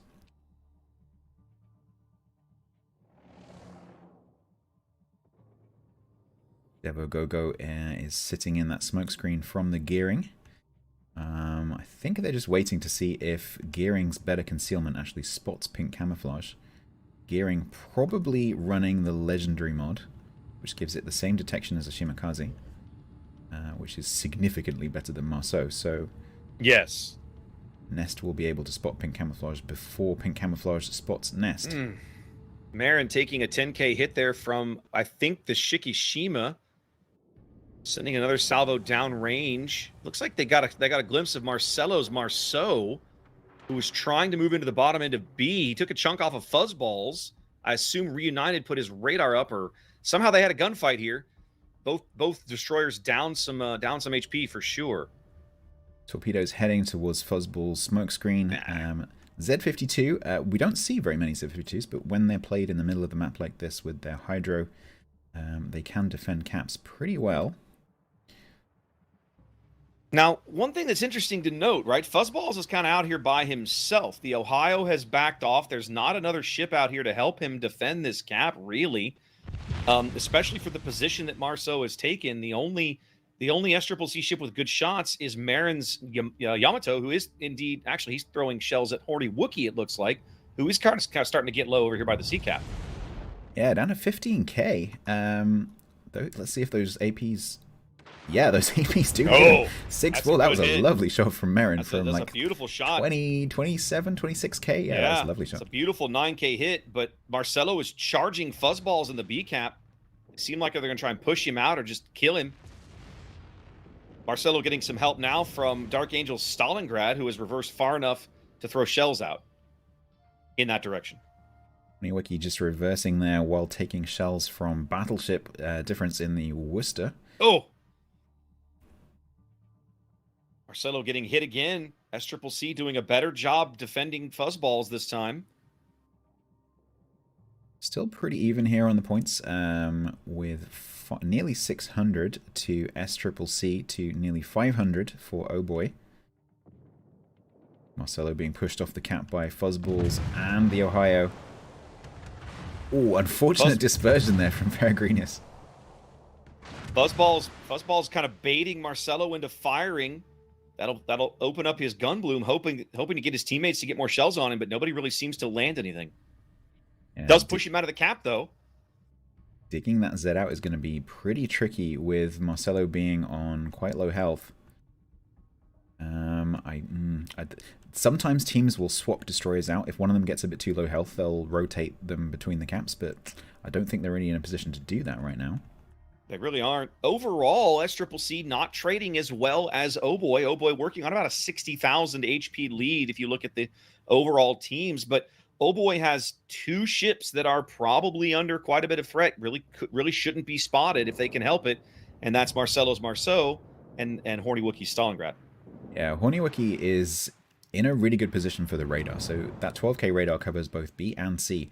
But the problem with this position is that the low ends of the islands, at either end of this island that Horny Wookiee is sitting next to, can easily be lobbed by the stuff in the 10 line and the Yamato over on the 4 line. So Horny Wookiee needs to be really, really careful. Well, he's moving up a bit now. He knows from that position he'll have much better cover from the Yamato, and he'll have total cover from the Ohio. The Peregrinus' Ohio has never had a shot there, and so now he's only having to deal with possibly if they can get eyes on him. Battleship Differences Worcester could farm him for some fire damage or whatnot. But I mean, that's probably how he got so low to begin with. He is back up 30,000 now with another heal going up at the moment. So Endon in the gearing from Oh Boy has just nosed into the cap there behind the island. So safe from the gearing in the Worcester, but the Stalingrad of Dark Angel has popped a radar. There is AP coming over. Yep, that gets a little reset. There we go. We see Battleship Differences Worcester once again going for the farming HE damage on Horny Wookiee's Stalingrad. Even Eternal's Shiki is looking kind of beat up at the moment. Yeah, they're definitely paying with their hit points here to try and hold this B, but they're not. The thing is, they are not even contesting B right now, so they're paying with these hit points, and they're not getting anything for it, really. Yeah, it feels like they've got these 3 ships kind of clustered here in between B and C that are getting kind of low. They're not. None of them are like super crazy in terms of it's about to die, but they're on the low side, and if you're SCCC, you're probably looking to make that pick, looking to pick up one of those kills somewhere. I'm sure that they're looking for a way they can get vision on those guys and try to wipe them out. Peregrinus actually switches to HE to shoot on the gearing of Endon sitting in the cap. That's a pretty tight dispersion. Definitely Deadeye being used there. He has been getting some resets on Endon. Everett pushes gearing torpedoes out down towards where Totally Balanced is. Cruisers do tend to, in this kind of competitive environment, stay in roughly the same position. So pushing out long-range torpedoes towards their current position is usually a pretty safe bet. With the game half over, SCCC close to a 200-point lead, but it doesn't feel like anybody's running away with this game right now. Endern's back onto C contesting that, both teams ticking up a cap. But I will say it feels like SCCC, they've clawed back quite a bit of that health difference. They hadn't been trading very well early. They've made up some of that gap. It's pretty even now. So let's just look at the how the teams are currently deployed. You've got Oboy actually pushing through the A cap, and they've pushed SCCC, or either SCCC have let them push through A. So Oboy, I wouldn't say they've got better map control, but they're certainly owning that A cap over there, and able to maybe apply a little bit of pressure finally on B. But... Well, and SCCC's basically let them have it, right? They've pulled the Yami and the Des Moines and the Gearing off that flank. What if that's doing, though, is it's allowing Oboy to move that Stalin and Pepe Gaga's Republic into where they can have more of an impact in the middle of the board. And the B cap is the important play for the moment if you're SCCC, because you got to retain control of that cap. You've given up C, and, but I mean, man, look at Eternal. Eternal's gotten to like 10K. If they can bag the Shiki, that would be big points. They moved S-Trip. Oh, they moved Fuzzballs over so they could. I thought they were going to try. They were keeping the Shiki on Hydro, but Shiki's on 500 HP. I think, that move to Fuzzball. So Fuzzballs has been chipped down. So Oboy do need to try and remove that, because Fuzzballs is basically the keystone here to the B cap. Pink Camouflage making a cheeky little push up towards the Gearing and the Des Moines. I'm not sure that was entirely Republic wise. salvo. Oh my goodness. They do finally bag the Shiki, but Dev Gogo goes out down. Crossfire from the Stalingrad in the middle of the board. That now means that Pink Camouflage can potentially take on Nest, but that's a full health Gearing, and you're a half health Marceau, so you're going to need a little bit of help. Marin's Yamato way up on the top of the map also starting to get pretty low, down to 16K. Oh, they bag Fuzzballs. That's a huge kill in the middle of the board. That is going to allow, although the not entirely healthy Reunited is going to be able to push in, potentially, with Marcelo coming around to support. Oh. Torpedoes on Reunited. He's going to dodge him, I think. No, he's going to take one. No, wait. That's going to be just one on the belt. 7 minutes to play. We just had our first lead change. There's Oboy going out in the lead now, but they're ticking up A and B, but SCCC's not out of this. No, Oboy is going to get the Marceau up behind the island, get it nice and safe, get the cap. Meanwhile, SCCC is pushing the Stalingrad of Dark Angel into Charlie, opposite totally balanced Des Moines. Something I want to point out, it feels like we're seeing a bit of a philosophical difference. Up to this point, both SCCC battleships have been in an angled away, more or less kiting position. But if you look at what Oboy's doing with theirs, right, they were much more aggressive with the Shiki. Yes, he's out now, but they're continuing to be a little aggressive with the Republic. And at the moment, they've parlayed all of that into what I consider to be a stronger board position. Yeah, the Republic, as we were saying earlier, flanks really well. It's really its party piece, and you don't want Sniper there on your flank for sure. There goes Marin, up 2 ships, up a cap, 40 seconds on the timer for SCCC. Their whole tournament hangs in the balance here to see if they can make a play in that time. Yeah, oh boy, the EU number 2's 1-0 here. So if they win this, that's it. SCCC will be out, and oh boy will go through to the semis tomorrow. They're gonna push these destroyers into B. They're gonna try and see if they can pick up Marcelo. They're at least gonna stop the points, but there's no way that for SCCC to stop the A cap points. I don't think it's gonna come in time. No, absolutely. Even with that one cap. I mean, ticking, yay!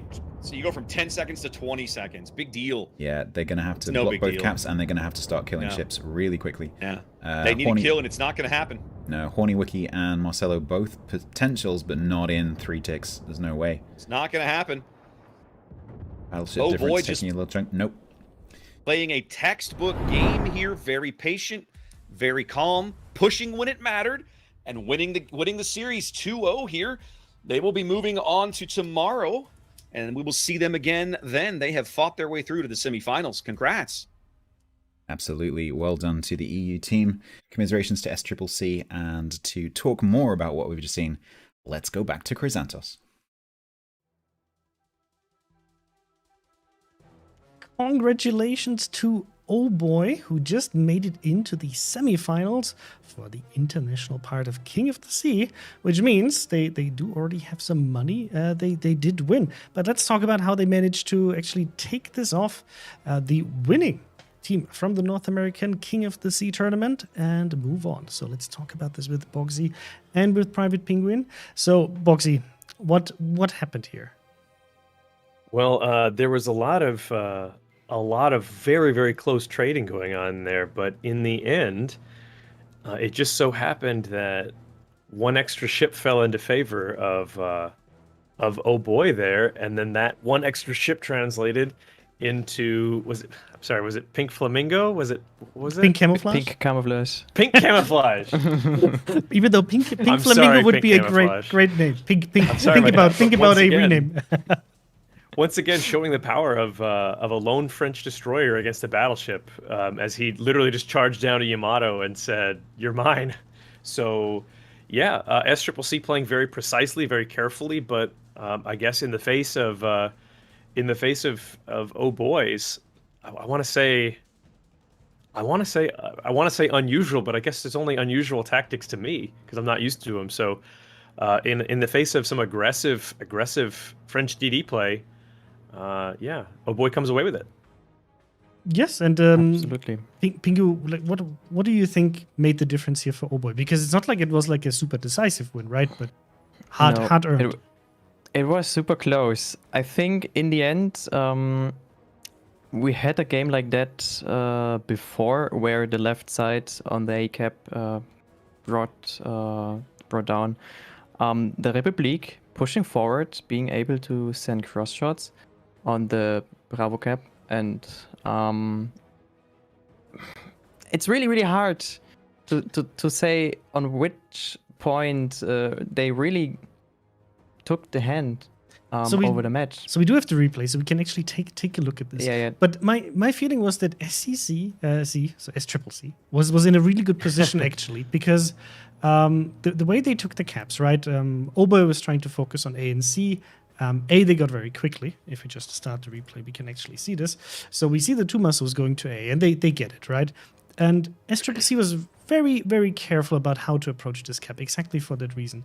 And they managed to get C, and then Oh Boy struggled a lot to get into this C gameplay position. They have, if I pause it here, you see this over here, right? Over here, you have the gearing smoking up to the Moine. This is what we've seen already in the first series when Oh Boy was playing, kind of positioning it here. And they did have a pretty nice answer, and that's why I love to see the booster and bring a little bit of ship variety, right? Deploying the booster to kind of farm the Stalingrad here. And then what I loved about Marin's position, because I simply didn't expect it, being able to have the shots here to whenever the Stalingrad would push back to hit that Stalingrad. And if we restart the replay, we will see that they actually get a lot of HP out of him. But they never were able to convert him. And that's, I think, where the problem a bit starts for SCCC, being a bit too comfortable with their double cap situation. Feeling like, okay, we got B, we have a pretty a firm grip on the C cap. So we can kind of forget about A or slowly but steadily move away. And once more, not realizing that suddenly positions open up for the Republik and the Stalingrad that will cost them B eventually. So that's at least my take on how Oh Boy managed to win this, by simply being super consistent and insisting on just like, you know what, on this A cap, we'll just go and chase them, but not chase them to kill them and forget about the rest, but actually to have the positions to help our B cap. Because over here, it looked pretty dire at some point. So we can just let it run. And then Shikishima there lost a lot of HP. This is something I didn't understand. I thought that they were kind of moving in Eternal Titan in Ishiki to absorb a bit of focus from the Stalingrad. And I think it worked, right? The Stalingrad was able to heal up a bit, but they traded their Shiki, which is not necessary to push up that much, right? You have the range, you have the accuracy on range. You can be a bit more dynamic and flexible with that ship. You don't have to really push it into this position. But it worked out at the end, kind of. So yeah, really well played by Oh Boy. I think it's really interesting to see how they took this off SCCC, because it didn't look easy at all, right? At least from what I saw, it was very, very close until the ships started to kind of die, and then they were really in a bad position to kind of get back into the game, because then the points were against them. Phew. Yeah. Really effective crossfire trades from both teams. But because we've definitely seen Oh Boy's Shikishima do the lion's share of the work in the cross map trading. But special commendation to SCCC's Yamato for basically going toe to toe with that Shikishima and eventually coming out on top. But then, of course, there he is weakened in a sorry state for Marceau. So, really Yeah. good map positioning by Oh Boy, for sure. I also have to say, like, all of these players played so well. There wasn't like a huge mistake on one of the sides, right? But every single player played to their very best, and then at the end, it's the small things that make the difference. So really well played to SCCC, but with the better ending for Oh Boy, and that means we're going to move on to the next match, and we're actually going to jump into a third match because Kiss, the Silly Shots, the winning team from the CIS cluster, is fighting against FPM. We saw FPM earlier for one short match against 07 that they actually lost, but now it's a draw, 1-1 against Kiss, and the last match they're going to play, of course, it's a best of 3, is going to be on Crash Zone Alpha. So we'll jump into this match momentarily. We're waiting just for the teams to be able to jump. Big thank you from my side for the teams, also like Rain, waiting for us, because we try to show as much as we can, right, to bring you all of the different kind of setups and impressions from the different clusters and how these teams are playing. And sometimes teams have to wait, so I'm sorry for Rain that they're waiting here a bit for us, but we do want to see this match. So Crash Zone Alpha. Let me quickly look up what they actually banned. So, Mr. Combo has it ready. Otherwise, I can just read it out. So the banned chips are the Alexander Nevsky and the Alexander Nevsky on both teams, saying, we don't want you in here. We don't like you. So this is going to be interesting. They have, otherwise, they can bring Klebers, they can bring Des Moines, right? We had Moscow, for example, banned in the last one. So do you have any special things you would draw from this conclusion here that no Nevsky? I expect to see DDs. And many of them. Exactly. Apparently, so I said this earlier, right? So apparently FPM brought a quintuple Kleber setup. And won the first match with it, but they lost the second match. So, Kiss might have found a way to deal with it. I'm sure it's not the first time they saw a French DD spam and have something up their sleeves to play against it. The map we're going to see is Crash Zone Alpha, the randomly drawn map. None of these teams picked it, and also the spawns were distributed randomly. So, what would you bring on a map like this if, let's say, one of the teams would bring at least triple, quadruple French DD setup? I think I would bring a Venezia, at least one, maybe two. I would bring a DD that is capable of outspotting the enemy Klebers, being able to disengage as well, like, for example, laying a smoke for itself, being able to torpedo to deny the area where the Klebers are moving. So maybe we can see a Venezia Shimakaze combination. We've seen this already, played by another team, trying to counter this kind of tactic together with the Conqueror, I think. Conqueror, Venezia, and Shimakaze on one side, and it worked out. So it was actually Bansi V against Rain, and exactly. after facing the first Kleber spam, there was the solution of Bansi V or TWA. Depending on how you know them, they were actually saying, okay, you know what, we can bring them, but we'll put up a combination of Shimmer, Venezia, and Conqueror on the C cap, and let's see how you deal with that. And also pushing in Moscow in a very nice position on the B cap right next to the island. So there are definitely ways how to deal with it, but of course it's tricky. The one thing that I love to see about teams bringing some French destroyers is, of course, the ability to reposition and being able to have, early caps, but then reposition and kind of zoom around the map a bit and help each other in other places, which means that the game is quite dynamic compared to otherwise sometimes very static setups, where teams position themselves and they say like, okay, now have fun to dislodge me from this position and take the cap off of me. So we'll have to see how both of these teams will be able to deal with it. Do you expect to see a Minotaur again? Why not? Hope so. I'm sold. Yeah. Oh, now you're sold. Oh, that's easy. Okay, that's great. And I see that the team's actually starting to jump into the match. So let's get your guesses here, Boxy. What do you think? Who's gonna? Well, I gotta be honest. I don't know the Kiss team very well. I don't know the Kiss team very well. However, I think we did see FPM, and we watched them, and they ended up knocking out 07. I know 07 fairly well, and oh Lord, yeah, I'm gonna say FPM, and you'll see why in a second. Okay, Pingu. Yeah, I want to see FPM win this game. Okay, I haven't seen the setup yet, but I'm going to go with Kiss.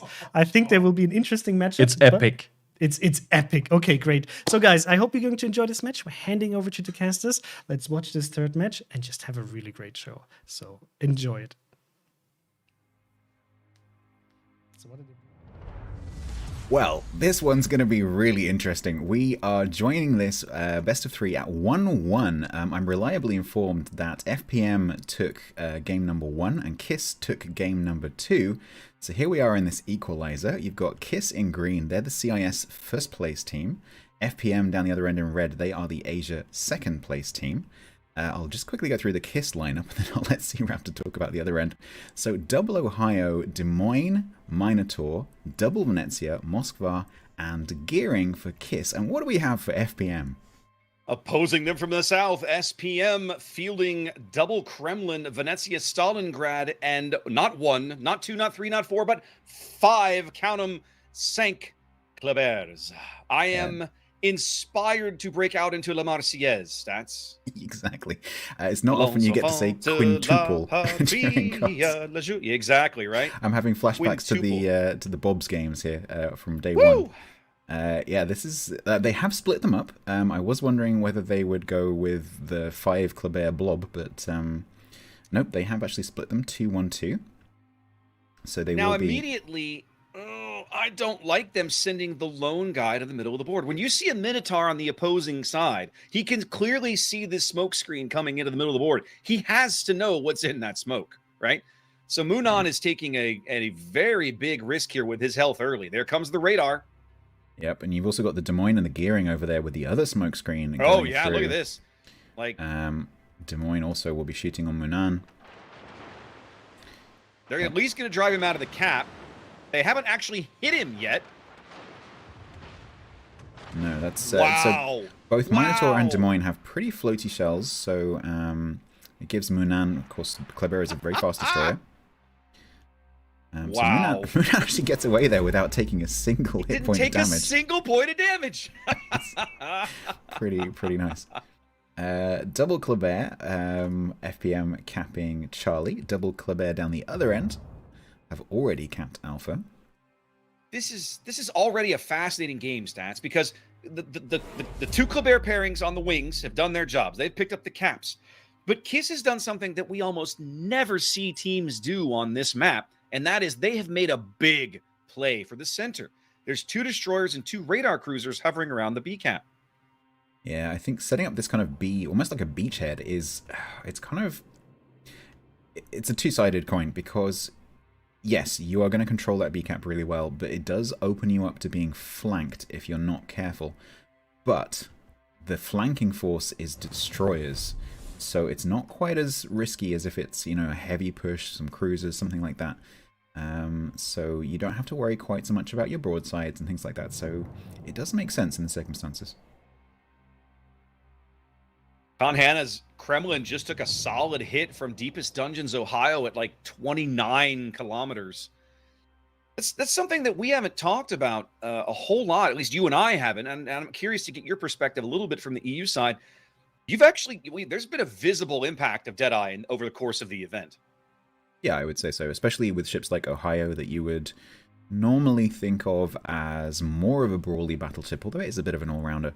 But certainly being able to take Deadeye on those ships that are maybe thought of as closer range, just to tighten up that long-range dispersion slightly, so that you can use the Ohio both at the beginning of the game as a long-range sniper, drop those shots over the islands, get those long-range cross shots, and then a bit later on, once the teams have thinned out a little bit, you can then push that Ohio in and start to use its brawling capabilities. So yeah, no, it has definitely influenced things.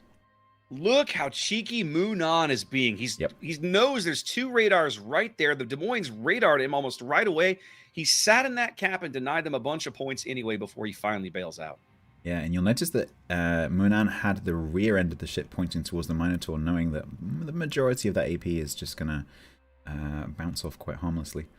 So, yeah, and I mean, if you come out of that first exchange not having taken a single hit point, you can be a little bit more risk-taking, I think. The other Kleber is actually coming back up. You've got Rosselia coming up to support. FPM playing a very technically solid game so far. 5 minutes gone. Up about 150 points as they begin to contest B and surrender control of A. Mux is gearing getting into A now as we're looking at at least the Minotaur radar going back up at B. Yeah, so the gearing is going to be contesting against that radar. Is that in range?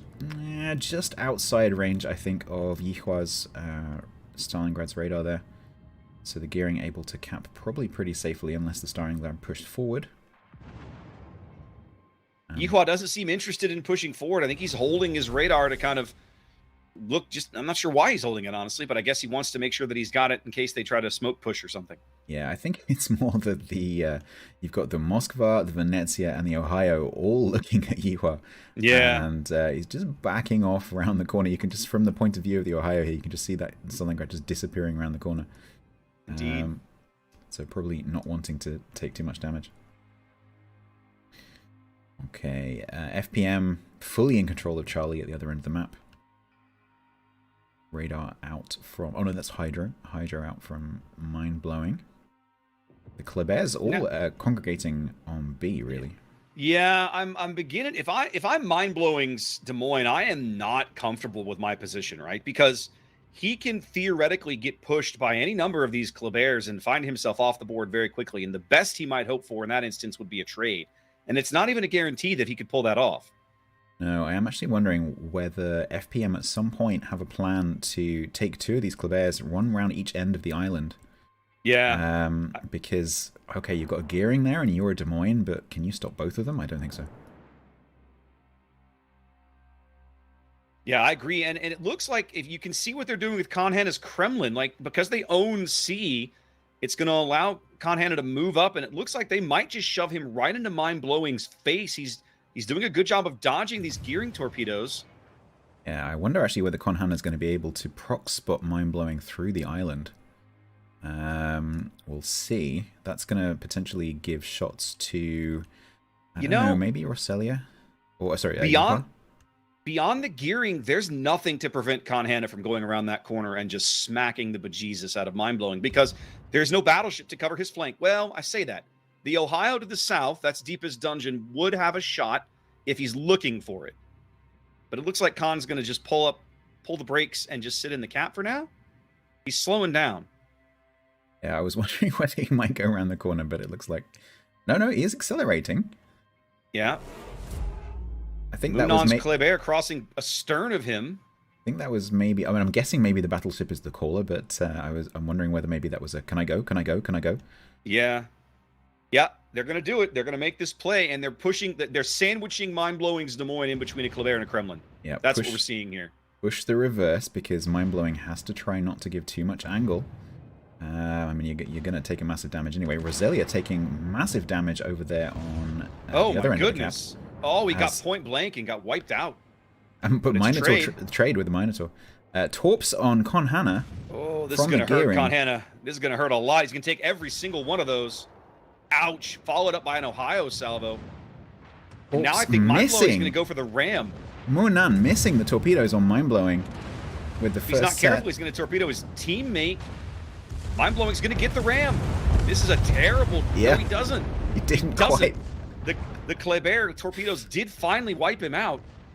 I was about to say that's a terrible trade for FPM, but they pulled it off. At this level, you don't normally see this amount of pushing and this amount of mess. No. Down the other end, we've got another push going on the ACAP. We've got the Venezia pushing the Kremlin, and the Ohio going around the other side, while Plans Kleber gets pushed off. Woof.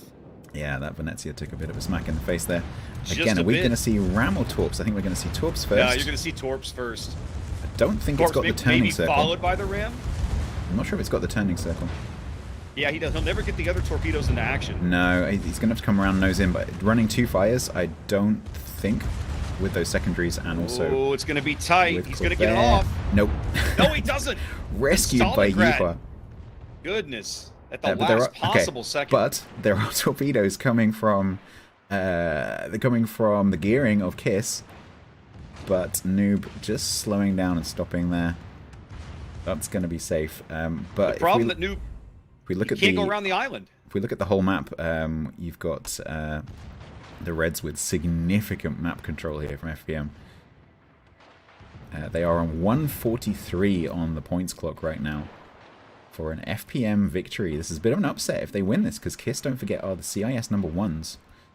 Indeed. So Asia Seconds potentially going to beat the CIS number 1s. More torps out from the gearing. What's interesting is he's going to be able to use the shattered hulk of the Venezia to shelter him from at least 2 of these torpedoes.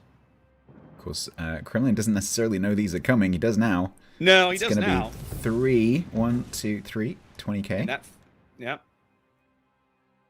Match is the game is halfway over, and FPM has a solid lead, 350 points, up a ship, up a cap. But I mean, I don't know that I feel comfortable, because they've definitely got some low ships. Plan CV's Kleber snuck away on 200 HP. He cannot get spotted. Ooh.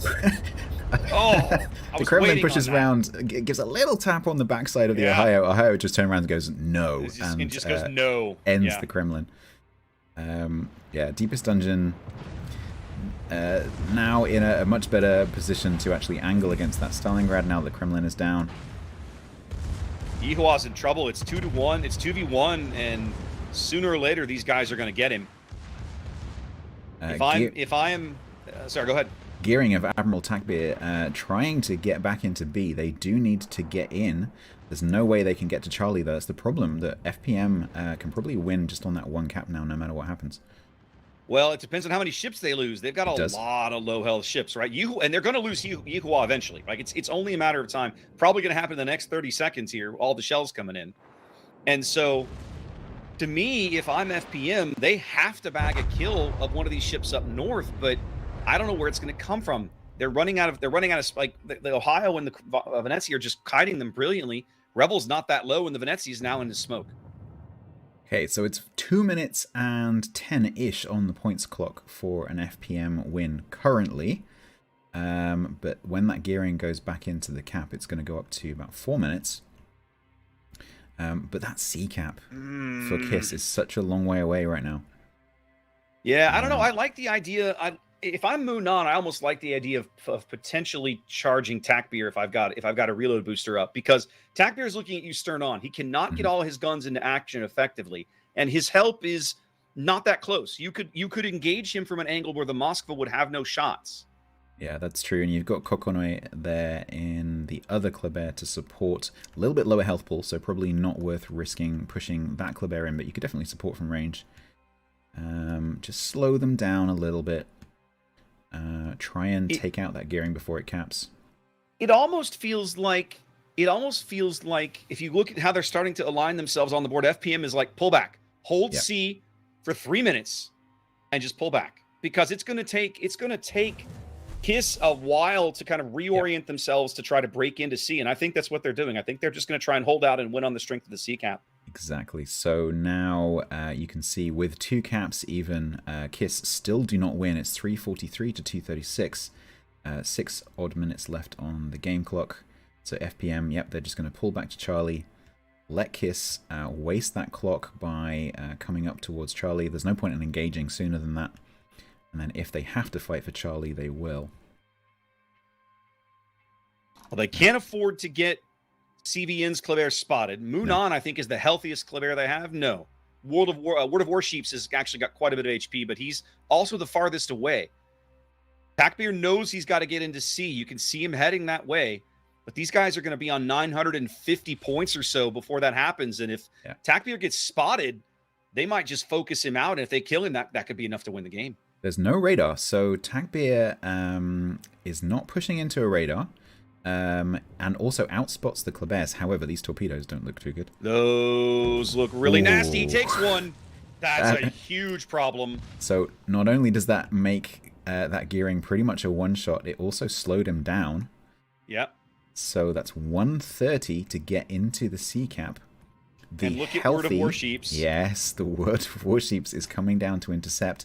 They will have seen that torpedo hit, so they know exactly where Tagbeer is right now. Warships is going to be spotted here. He is. He's lit on the surface now. All he has to do, all Warships has to do is just stop the gearing from crossing the line. That's it. Yep. 1 minute. They've got to keep him off the cap, however they do it. And he's faster than the gearing. He has to smoke. Yep. The only hope Bonks. for them now is to actually try and kill Warships. Oh, they caught a glimpse SAP. of Tagbeer. They caught a glimpse of him. 65. He's out. That's it. That's the game. They only had to catch a glimpse of him, and it's all it took. Wow. What a game. That was so pushy and so messy. I enjoyed every second of it. I love it. Ton of action in that game. Absolutely. So a bit of an upset there. With the CIS number ones, they are out. So that's going to be FPM going through. All right. Well, guys, we've looked at that match. We're going to be moving on to our last match of the day momentarily. But for now, let's head back to the studio with Chris and crew. Wow, what a finish there. And congratulations to FPM making it into the semis and going to be facing either Rain or Bonks, depending on the next set of matches that we're going to see. But I hope you enjoyed this as much as we did. Let's bring in Private Penguin and Bogsy to talk about the things that happened in this match, because there was a lot of stuff that went down. So Bogsy was like, I've seen what FPM is doing. I'll give them the win. But it wasn't that decisive towards the end. So so what made you put your money on FPM? Well, 5 Kleber's. Well, but to be fair, you're absolutely right, Chris Santos, because it wasn't. I mean, it really did at the end. It came down to a few critical moments where, I mean, we saw literally one Kleber got away with 211 HP as shells were raining down around him, and he managed to get away. We saw a Kremlin and another Kleber sandwich a Des Moines, torp the Des Moines to death, but then some of the torps went past, hit the Allied Kremlin. It was a beautiful, glorious mess. And those Klebers are just so powerful. We even watched, I think, a gearing with 5k HP trying to chase down that 211 HP Kleber.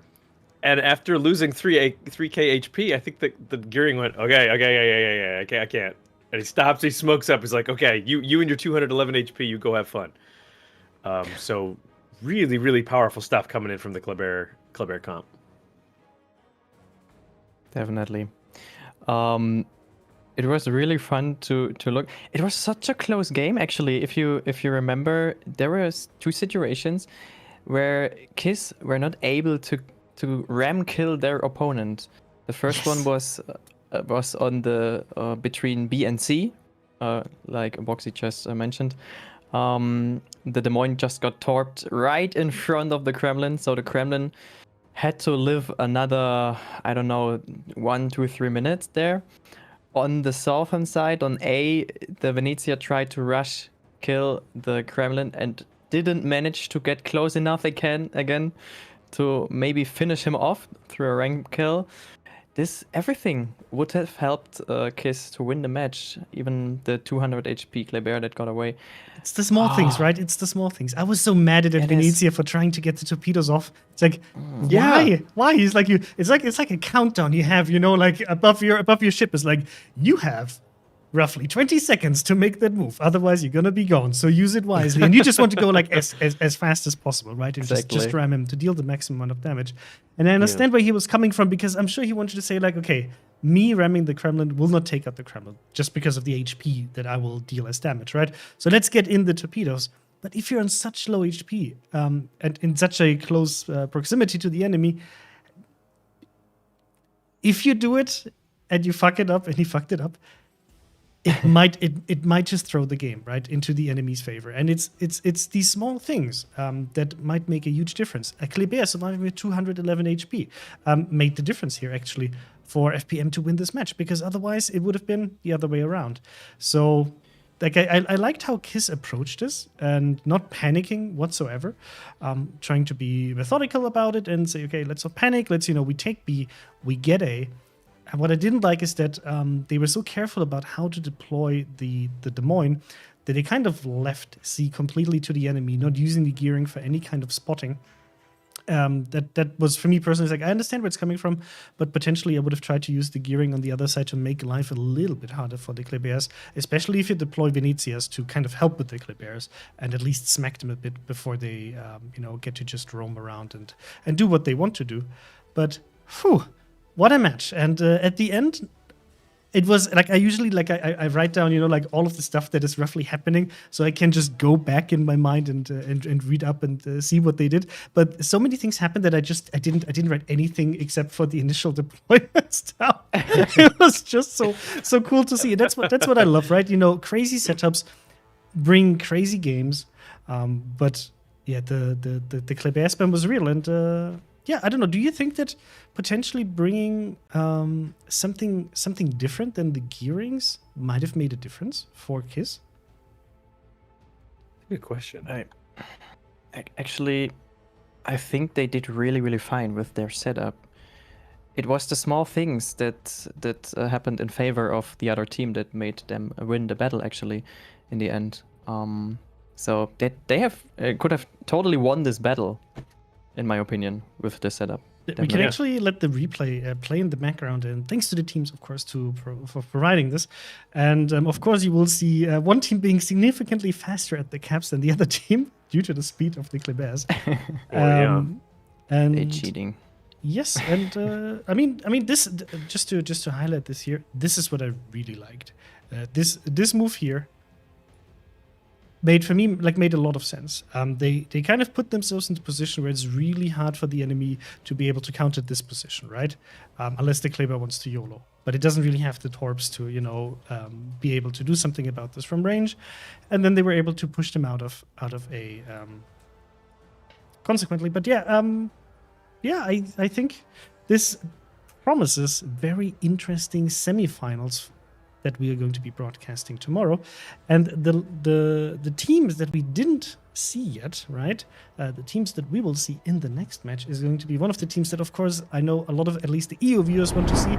It is Rain versus the Bonks team from the NA server. And we also got some feedback that you guys would love to see the servers indicated in the names. So this is actually something we'll be doing for tomorrow, so that we add a little bit of indication for you to understand which servers these teams are from. Especially if you're new to King of the Sea, we sometimes overlook this, because we have been doing this for such a long time that we're like, this is very clear, right? We talk about it. People should know, but we understand that it's not that easy. So for Rain, as the first placed team from the EU King of the Sea tournament, right? They are the reigning European King of the Sea team. They actually won against Oh Boy, so that should give you some indication of what we've seen from Oh Boy so far, what you might expect from Rain. And Bonks did win against Full House, moving on to this match against Rain. Let's maybe talk a little bit about the NA team first, besides the very funny logo they have. Bonksy, what can viewers expect from Bonks? Well, the entirety of the Bonks clan is made up of a bunch of Generation Z degenerates. And they're a bunch of high school and college age monsters who decided to take the very funny bonk bonk you go to horny jail avatar as their thing. But these guys are really, really good. They put up a lot of really good DD play.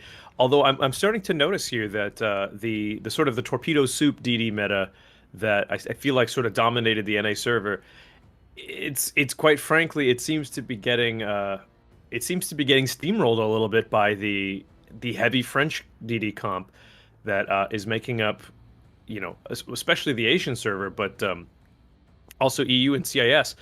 And I'm noticing also that I feel like the other servers are sort of adapting to the ability to ban ships per match. Oh, sorry, per series, I should say, per series. By going, okay, well, let's just ban all the 12-kilometer radars we can and bring all the bring all the French TDs. And as someone who perhaps was a little snide in watching the EU and CIS players saying, no, we don't want bans. We don't want to have to do that. And I sort of was like, well, is it because you can't?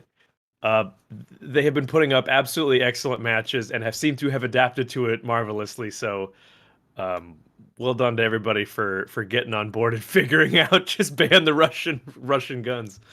Yeah, but that's something that we also thought when we decided, okay, we would love to have this system that actually comes from the NA cluster about banning ships. We thought it looks very cool. We actually tested it in the Verizon Warriors Championship, and thought, you know what, let's just run it. Of course, people are usually averse to change and say like, no, but it worked so nicely without it. Why do you want to do this? But I think everybody can see that it's a really really cool thing to do, and it worked so nicely. I personally want to do 2 per team per series next time. Yeah, but I see the teams are actually starting, so let's get quickly your opinions on who's going to take this one, Boxy. By the way, this map is Rain's map. Well, I mean, Rain is such a huge favorite going into this match. Obviously, Rain coming out top of EU, beating TWA Band CV at some point in the series. They're a heavy favorite. However, I would not count Bonks out quite yet. They're resilient, and if Gen Z can eat Tide Pods, they can beat Rain. Okay, Pingu, yours? I say Rain, but I like the name Bonks, so yeah. Okay. Prove me wrong. Okay, I'm going with Rain because I think they really showed what they can do this one. And handing over to the match. Enjoy it. It's going to be great.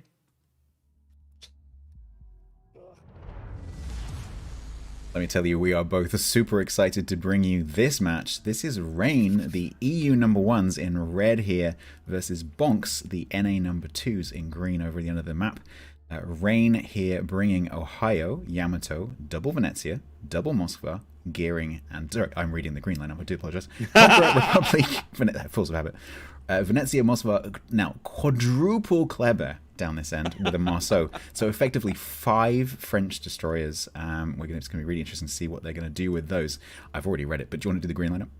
Sure. I feel like we just saw this game, Stats. Am I the only one? A little bit of deja vu going on here? Little bit, yeah. Indeed. Opposing them from the North spawn, wearing green, are the North American second-place team. This is Bonks, coming to the dance with Ohio and Yamato, fronted by Venezia, Moskva, and another Venezia. And then all the way out front, the pointy end of the spear, we have a Gearing, a Z-52 headed for B, and Todd Howard's is Daring, making revolutions towards C. Now, let's talk about Rain's Kleber deployment here. Oh, man.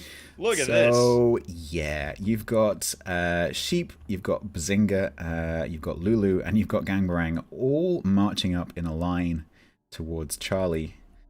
So I feel slightly sorry for Todd Howard's there in the Daring for Bonks, who may have an interesting 5 minutes here. Now, I am perhaps not as familiar with the EU clans as I ought to be, so refresh my memory. Rain is a French clan, are they not? Yeah, mostly. I'm not sure if all the players are French, but yes, certainly they are a Francophone team, yes. Okay, so this is definitely something that they, hey, man, you get to play French ships at this kind of level. They got to be all over this. Yeah, absolutely. And we've seen them do this kind of thing earlier in the tournament as well, very effectively, obviously, because they're here. So, yeah, I'm really excited to see what they do with this 4-destroyer group over here on Charlie. I suspect it will involve a lot of shells at some point very, very soon. Oh, I'm sure it will. Interesting. Something I need to point out. So you'll notice that Lulu, Gangbarang, and Baz are all together at the back with Sheep in front. The reason for this is that the Sheep is probably running Legendary. So it has doesn't have the DPM that the other 3 do, but it does have spotting.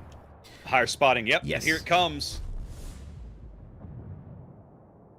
Howard's having to smoke and try to salvage as much of his HP as he can out of this ridiculously imbalanced exchange. Looks like he is going to maybe sneak away on about half HP if he can pull it off. Yep. Yeah, he does manage to go dark. There's a lot of blind shells going in. Managed to get away on 14, but Rain obviously getting the C cap there, at least initially. Oof. Return fire from Addy's Venezia, all falling astern of Sheep. Yeah, Sheep needs to be really careful because Sheep is, the point of the spear, basically. Yeah. But he needs to be really careful not to overextend and to watch those cross-map shots. So for those that are perhaps not as familiar with some of the unique upgrades or legendary modules, as they are sometimes referred to, what does that do for Kleber's stats? So it gives it better concealment, but at the cost of reload. So basically what it does is it enables the Kleber to do better spotting, get a bit closer. It's still got the 8-kilometer torps that the Kleber normally has. But essentially what it means is that when that Kleber Sheep runs its reload booster, it's bringing it up to the level of a normal Kleber. So think about it as having essentially half the amount of gun power as these other three. So they're basically using him as a tripwire, basically, to spot the opposing destroyers so that they can then, Exactly. to use a term that Zath taught me, they can RoboCop him. Exactly. Yeah, precisely. And the reason that they use something like a Kleber for this and not, say, I don't know, Shima or Legendary Gearing is because then all the speeds are matched and so they can stay together. Yeah, that's the key. They can all move as one unit, essentially. Otherwise, they have to keep the speed of the slowest destroyer, and that just kind of defeats the point of having... Defeats the purpose. Yep. Exactly. All right. Oh, Addy takes a big hit there. Okay, let's move around and have a quick look at Bonks. They're pushing through A here. So we've got Battleship Nagato out the front in the gearing, doing the spotting against Dastard's Conqueror and Artorias' Venezia.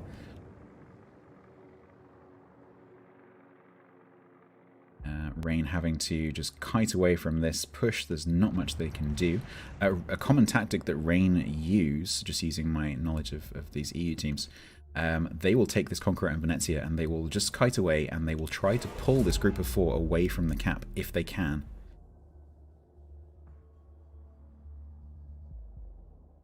Now, Bonks, because of the lineup that Rain fielded, Bonks came into this match with a health advantage. They retain one, although I will say that so far it feels like Rain is maybe trading a little better. Rain is just now moving out to their first lead. They were upside down a cap for a little while. It's only 5 minutes gone. There's still only 10, 12 points between these teams. So this is a very close game, obviously. It's still early. But you can see Rain now having kind of basically what amounts to solid control of the C cap, rotating 2 of the Klebers down into B to join Eagles Marceau, who snuck into B as Whale Biologist ducked out earlier. And Bonks is definitely going to have a fight on their hands. Yeah, Whale Biologist is potentially about to be on the receiving end of a couple of those Klebers and the Marceau as it backs around the corner there. Eagle 185 will potentially have shots. There goes the radar. Of course, they know the tap was being contested, so they know that Whale Biologist was there somewhere. Right, but Whale ducks out of range of the radar, the Moskva radar. He was only at the extreme edge of it there, and he just bailed out, so they can't spot him at the moment. The Venezia, right at the back, Addy, actually taking a significant amount of incoming down to 18k. Addy's been getting hammered. They haven't gotten a whole lot of work out of Addy's guns so far. You can see just by the health pools on the opposing Klebers that Addy has not really hit many shells, or at least nothing significant. So just a reminder that if you look at the top of the screen, you can see the team's health pools, 370 to 417. But don't forget that because Rain came in with those 5 destroyers, they're starting on significantly less hit points in total. Yeah, they've got to trade better basically to maintain any kind, to earn an advantage in that department. Whale Biologist does duck onto the corner B, finally halting those points gained with his Hydro up over here. About a 60-point lead for Rain here on the strength of those caps. Yeah, it's going to be, so it's 1 cap apiece at the moment, so they're going to be ticking in unison, so that lead is not going to increase currently. But Rain are really starting to focus on B now. And I do wonder whether Bonks will try something to get around the back of these 2 Klebers that they've left at Charlie. You can see Todd Howard's there turning back up towards the cap. I think, I mean, I'm not sure if they know where the other 2 Klebers that have rotated south are, but certainly it would be a great play for them to find a way to do that. Their current deployment makes it tough, though, and so does Addy's current health pool. Absolutely. You can see here that Rain have actually pushed a Republic kind of into the middle of the map, which is quite unusual, but essentially still on a flank, because although it's in the B cap, pretty much most of the Bonks team is on one side of Malamu here. There are torpedoes from the gearing going towards Malamu's nose. Sorry, stern. I looked over a minute ago, was surprised to see Malamu in this position. I think he's going to dodge all these torps. He might sneak one in the stern. No, he's fine. Close, but no cigar. Republic with the reload, the speed booster, able to accelerate pretty well, despite being a big ship. Close only counts in horseshoes, hand grenades, and nuclear weapons, as they say. Exactly. Okay, Azure taking a little bit of SAP, but mostly able to angle effectively against Addy there. So Rain still with the points advantage, maintained at around 60-point advantage there. I feel like Bonks is playing this pretty well. The health difference is almost even, though. They beat up Balbonk way down here at A. He's on about 12K. He can't really afford to get too slapped around. Looks like they're going to try and push Whale Biologist off the B cap for a little bit.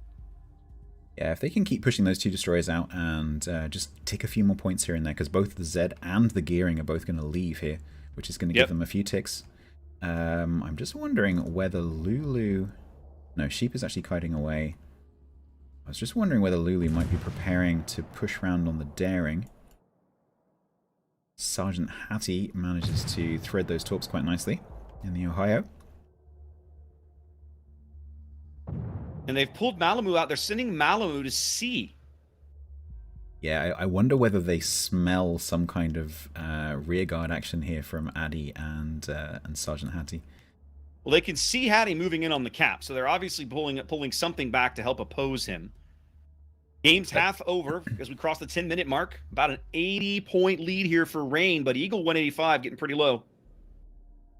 Problem with Rain turning around to defend Charlie is that leaves Gangbarang in the Kleber in the middle a little bit vulnerable. You've got Thighs there in the Moskva. He's actually taking shots at... No, he took a shot at the Artorias. Yeah, I thought he was cheating Eagle for a way second. On the back of the map. So did I. Yeah, Zuki needs to be really careful here because that Venezia could potentially smack him. They're doing a really good job of beating up Dastard's Conqueror as well. Like, he's still got a decent chunk of HP, but, I mean, you look over, you see a Conqueror at, 35, 40% HP. That's noteworthy. All the action around B here at the moment. Although C, I think, is definitely going to heat up soon. Yeah, I think Bonks are just starting. Yeah, you've got Venezia, Addy just smoking through there. No doubt holding fire just to make sure there's no bloom to deal with. So that he can push through. Now let's just see what this Venezia does. I was kind of expecting him to push the cap, but he's not. Gangbarang backs off of B with 2 destroyers in B. That's going to allow Bonks to pick it up very quickly here. I don't think Gang's going to get back onto this cap. No, you might be right there. Looks like Bonks is going to back B. That's going to allow him to start slowly closing the gap here. 8.5 minutes to play. It's not a very big gap either. And no. Actually, they do currently win on points with those 2 caps. We're seeing Gangbarang going around on Thighs here in the Moskva. Yep. Rule number 1 of rushing Thighs knows it's coming. Rule number 1 of rushing is make sure it dies. Let's see if Gangbarang can deliver. It's got to try and knock out some of the torpedoes and hope it works. Moskva not very quick to accelerate. I think all those torps are going to land. He's going to take them all, and that's it. Wipes him out. A brilliant charge there from Gangbarang. Rain goes up a kill. Okay, let's see where they... Go on. I was going to say, they trade control of B for a kill. That's a great trade for them. Absolutely. Let's see where they send Gangbarang now. I think going around on that Z might be a little bit dangerous. Yeah. If I were Whale Biologist, I'd just put my Hydra up and be like, yeah, bring it, bro. Now, his Hydra might be down. Yeah, I think it's on cooldown right now because it was on when he was in the cap, so... Nope, it's still up. It's still up. I think it's coming towards the end, though. He is. He's coming out right now. Okay, so Gangbarang probably saved the reload booster for specifically this situation. Let's see.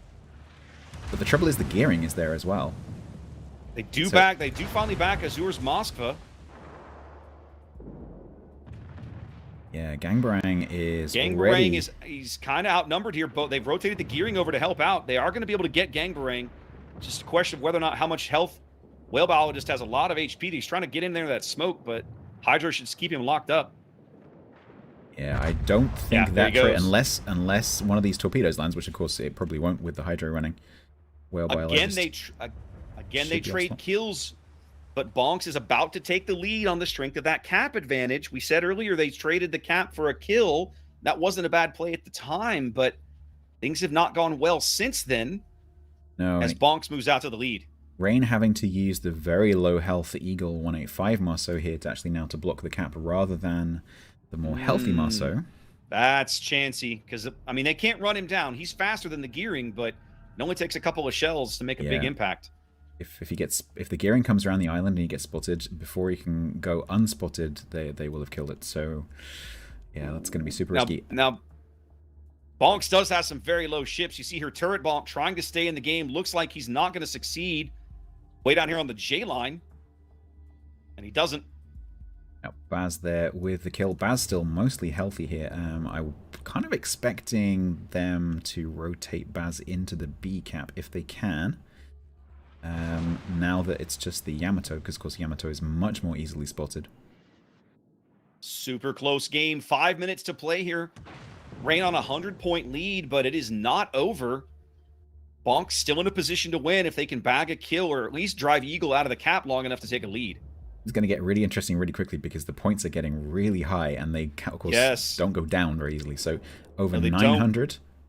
Can you catch sight of Eagle? Can you see the points on him? Can you see the points clock ticking back and forth between the two teams? Yes, that's how close it is. They get some shells on Eagle. They don't kill him. Okay, Eagle on 1,000. Apache under fire from Venezia and Baz. Oh, they do finally bag Hattie's Ohio. That's a big kill. I think is Howard going to get back onto the cap? He is. In a moment, that's going to halt Rain's points gains. Yeah, Rain, with that top cap, Rain would win in less than a minute, but with that daring blocking... But right there, they don't have that option right now. No, Bonks' Yamato is probably going to go down here to Venezia. That would end the game. That ends the game. There it is. Woo! A lot of back and forth. But Rain claims game one. Yeah, well played to both teams. Yeah. Rain claims game one. They go up in the series, and we'll head back to the studio, and they can talk about this. This was a fun match. Absolutely. What a match, and at the end, how close it was. Well played by both teams, Bonks and Rain, fighting for the chance to move into the semifinals. And let's discuss it with Boxy and Private Penguin.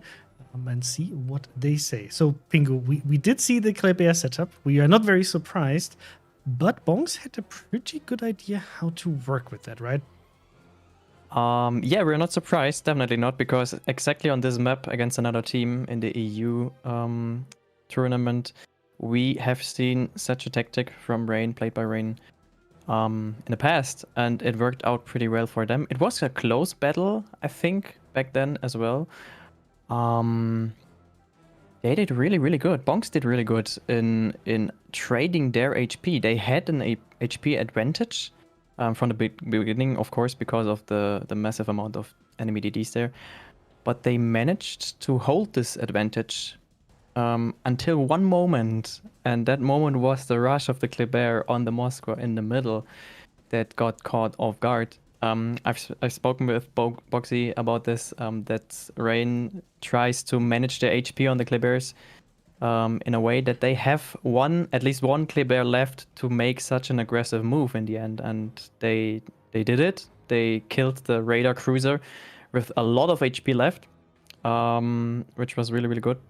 But then the Kleber got caught by the SAD 52. What was a really, really good play of Bonks there. So it was super close in the end. Yeah, but the thing is, so I love this move, and you could see with Gangbarang just saying, you know what, I've had enough of this. I've had enough of this. You know what? I'll just go around, take out this Moskva. It's getting annoying. He's kind of fucking with our game plan. So he moves around and takes him out, and then I'm happy to see the replay. And then Conway and me were sitting there, and I said, okay, he's going to go into B. it's such an easy move, right? B is uncapped. It's currently ticking for Bonks, so just go in there, and you don't have to risk Eagle, and you just get the cap, and then it's on Bonks to kind of play this game, but you have the advantage. But then I don't know what happened, and Gangbearing said, and you could see him just standing there at the edge of the island, it's like, should I do it? Should I not do it? And I'm curious to hear like what happened in the background. Did somebody say, you know what, go? This worked well. Just go and snack the set 52. But he didn't go into the camp. So he actually went for the set 52. And against a gearing in set 52 that have smoke and hydro, not a great choice. So what do you think happened there? Well, I mean, obviously, Penguin and I were both sort of saying to ourselves, like, this Moskva is dead in the water as soon as one of the Kleber's figures out that he can just YOLO it. Obviously, as Chrysanthos pointed out, I think in the last match, we have a god's eye view of the match. Things are much more apparent to us. So you have to remember that these folks are working with what they've seen, where they last saw it, and where they assume the unseen things are. So sometimes they can be a little overly cautious, but he did end up doing it, and it obviously worked. But I think it's important to point out that this is a really difficult strat to deal with. Kleber spam, it was the bane of one of the clan battle seasons. We've seen it work exceptionally well already a couple times now. I think that Bonks did a really exceptionally well done job of sort of. You sort of just have to. It's like herding cats or something, where you're like, okay, give ground here. You have to let the Kleberas separate themselves so they can't mass their firepower into critical moments and knock down your cruisers, knock down your DDs. Like almost happened to that. I think it was a daring in the very beginning. Yeah. They did a really good job of going, okay, back off. And then once we saw that, we did see Rain took C, Bonks took A. And then Bonks just said, we don't have to take B. We just have to keep them from taking it. And then we'll wait until they get spread out. We'll take B. And that was really close. For a while there, the points were literally ticking back and forth over who was going to win. And it just came down to trades. And again, Rain really, really did an exceptional job at managing the HP on their Klebers very well. So I'm excited to see if they try it again. I want to know if they keep going with the French fries. Yeah, and one thing I wanted to highlight is actually what Rain did on the A cap, because I really liked it. So initially, I'm just going to reset the replay here, and I just want to showcase the route that Marceau is taking. By taking one of the riskiest moves you can make in the beginning, by going straight up into the cap from the north, spotting that Moscow. We'll just see it here in the replay. It's like smack. Actually, Conway was sitting next to me. He's like, did they disconnect? Why did he lose so much HP? It's like that Marceau just went into this position, kept it early on, just for the sake of, okay, we'll take it if we can get it. But then they were able to trade down here in such a nice way, with the Venezia and Concrete just, kiting away and step by step withering down the enemy targets here. Because at the end, when I'll just keep it playing in the background, right? But at the end, we were in a position where, what Boxy said, right? Both teams are basically ticking back and forth, fighting over B, and trying to win the battle there. But what actually killed the game for Bonks at the end was the low HP pool of the Venezia and the Yamato, plus the Moskva, not being able to push up anymore, and Rain just killing them. That's like the Conqueror, the Venezia. It's an annoying thing to do, right? You kite away, you kind of you don't really have that much impact on the caps.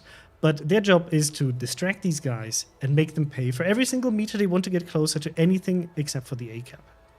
And I think this is what, at the end of the battle, made the pendulum kind of swing towards Rain. Because the sea battle, very interesting, and I love how Rain managed to redeploy, and then how Bonks countered it. That daring.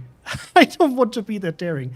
The daring had such a tricky game to play, right? Always on the edge of getting spotted and potentially facing 2-3 Klebers plus the Republique, and still managing to always do his job, hydring the torps, because the torp spam on that Ohio was really crazy.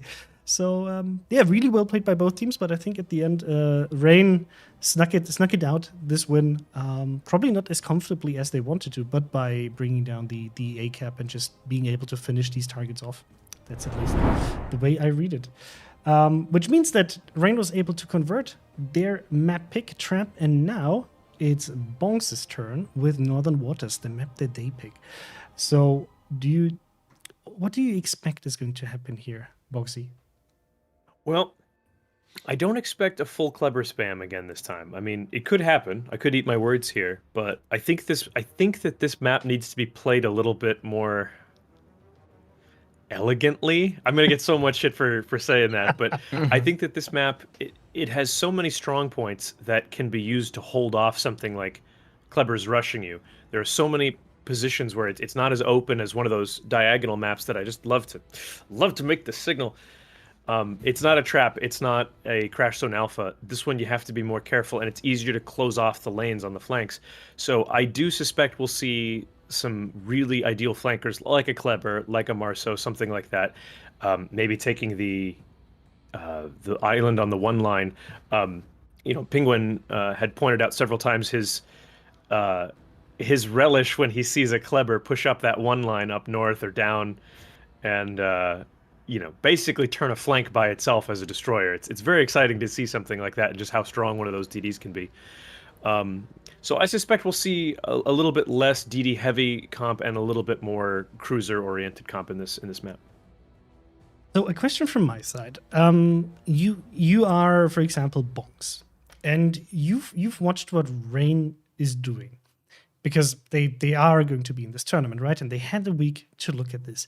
Taking a look at the ship bans, and maybe Mr. Conway can bring them up. Rain banned the Alexander Nevsky for obvious reasons, right? It kind of interferes with the potential for them to bring this Kleber composition.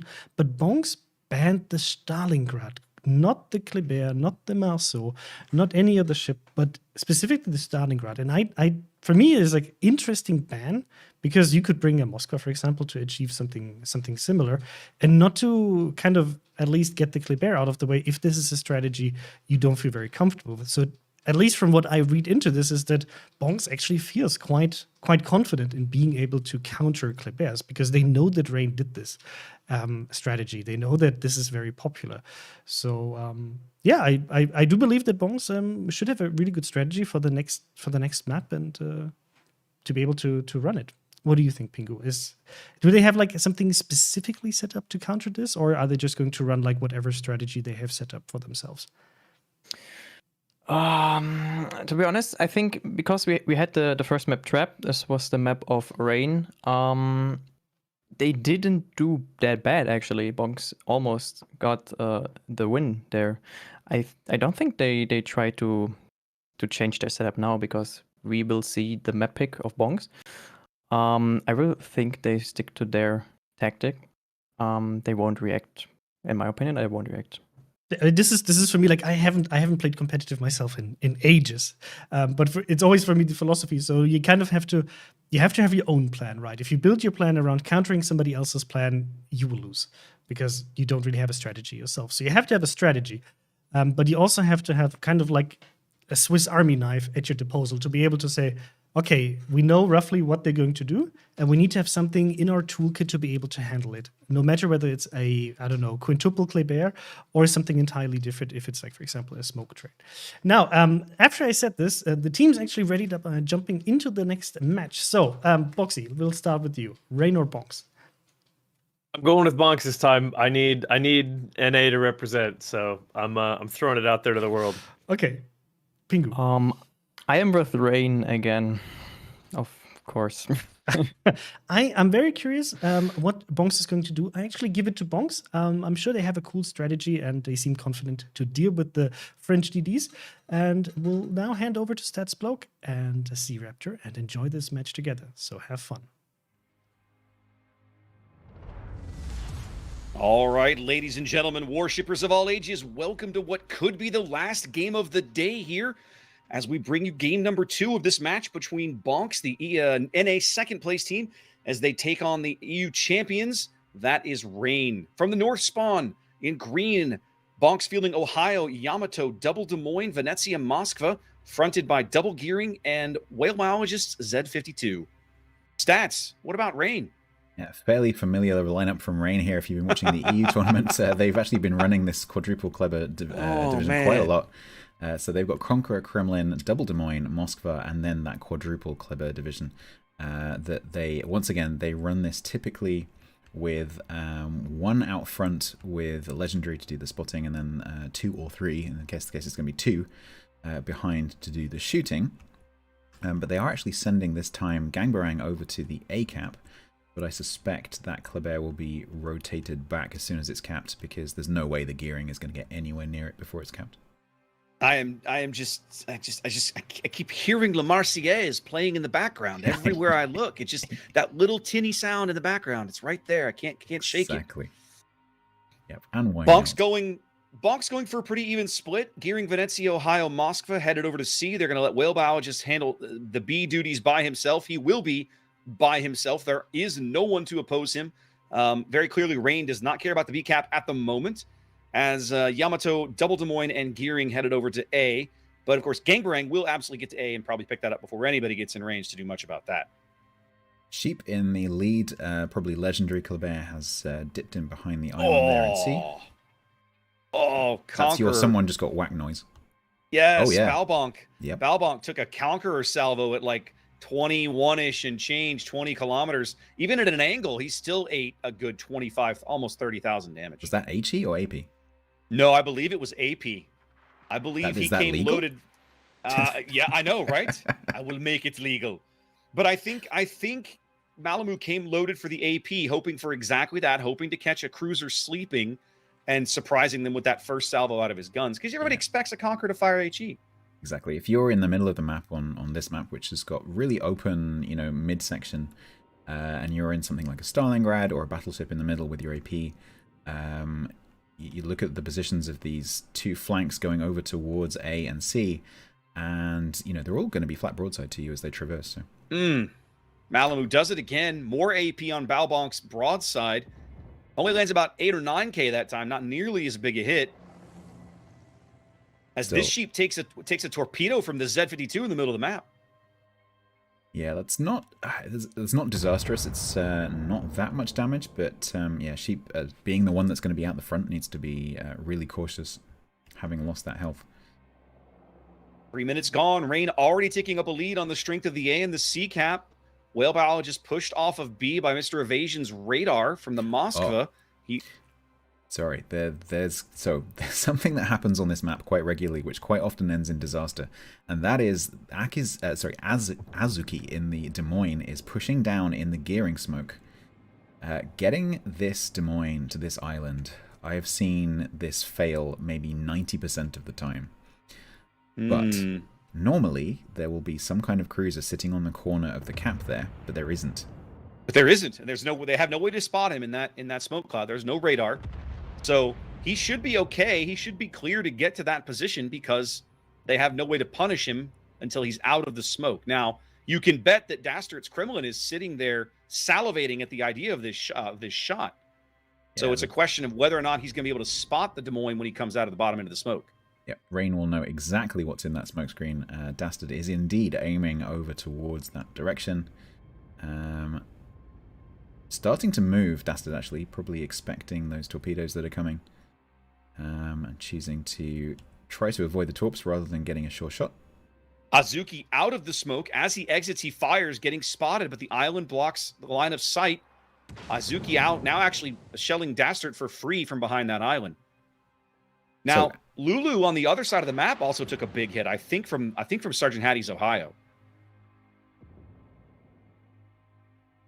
Yeah, getting that Des Moines to that island that's super important, because that means that this Des Moines is going to be really, really hard to get rid of, because it can, although it's still at kind of a dangerous angle, he can kind of wiggle up against the island, and there's no risk from the middle right now from any big guns. He might be hard to get rid of if Battleship Nagato rotates back and plays the A line. The trick is you've got to protect the Des Moines back door, right? Because otherwise they're just going to drive Gangbarang right up the A line. He'll get come around the corner and assassinate him, just like we saw the Kleber do last match with the Moskva. Exactly. So now that Battleship Nagato has capped, I suspect that's exactly what you will see. Looks like Des Moines is running Hydra. Looks like he's already going that way. His Hydro's up. I mean, Azuki's thighs, his hydro's up, so they know they'll be able to see the Kleber coming. No, he's going to turn in. Maybe. Yeah, probably, I'm guessing they'll just put Gangbarang in the position to charge and then just wait for that hydro to go down. Yeah, it could be. Des Moines He is pulling up short. Des Moines of Azure is also moving up. Yeah, so Azure is leaving the cover of the island. So as Gangbarang goes up and rushes, if Thighs decides to go forwards to escape, Azure will be there to catch. Right. Kleber of Sheep has just pushed into B, exchanging shells with Whale Biologist in the Z-52, running for the island. Z-52's hydro looks to be offline. Sheep's getting up a lot of HP for that position. Down below half now. He's still spotted in there, but nobody seems to have shells on him at the moment. Kleber, of course, does not have a heal, so this hit points is all that Sheep is going to have for the rest of the match. Okay, here goes Kleber. Sorry. Here goes the rush on Thighs. Expected this. We suspected it was coming. Battleship Nagato is back there to try and help. It's super Suzuki's moving difficult. up. It's super difficult to push something that's running Oh my away. goodness. Lots of shot. He's getting a lot of help to defend against this. Gremlin, there's a Des Moines. Oh my god. That is Look why at that. Azure was pushed up. That is just textbook assassination. They It's are gonna trading, Gonna cost Gangbarang his ship, no question. but now that means that Azure has the island.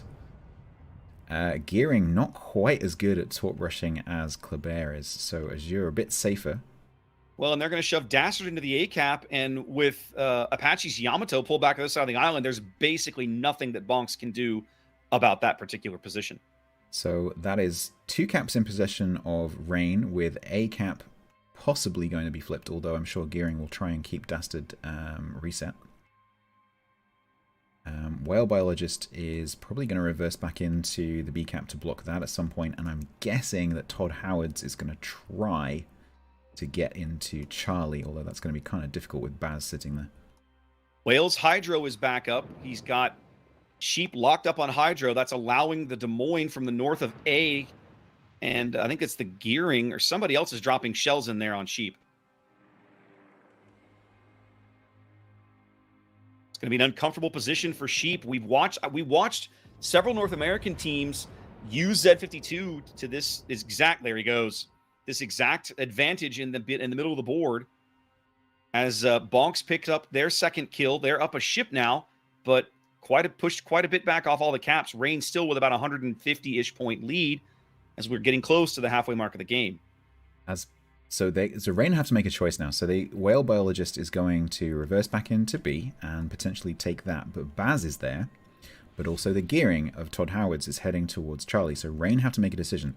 Do they take Baz and try to contest B? Or do they take Baz and try and contest C? Yeah, they're down 2 destroyers, which starts to limit their options of what they can contest. And I feel like if I'm looking at things from the Bonks perspective, I feel like A is a write-off, right? It will take far too much time and energy and health surrendered to root Dastard out of A. So just let them have it. Pick up B, pick up C, and then basically invite them to come play your game while you do it.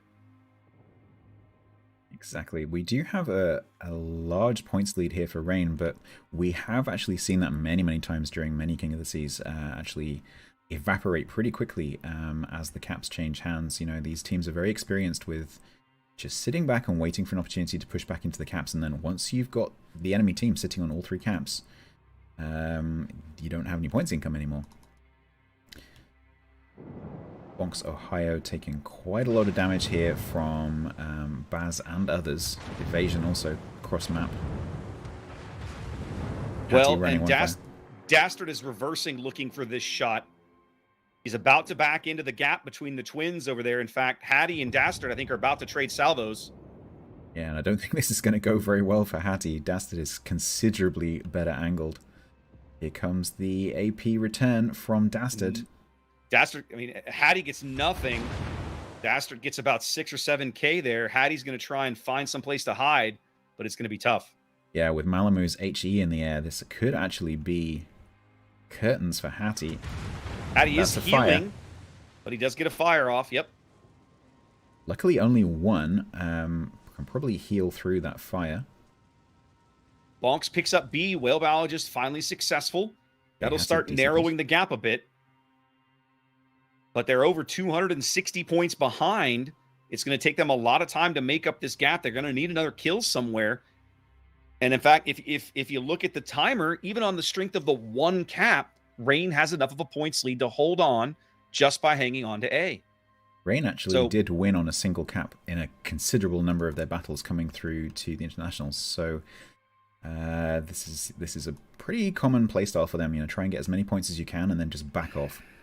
I feel like Bonks is going to have to do something with the Yamato. It just feels like he hasn't been very effective in this position. I mean, from where he is right now, he doesn't have a whole lot he can shoot.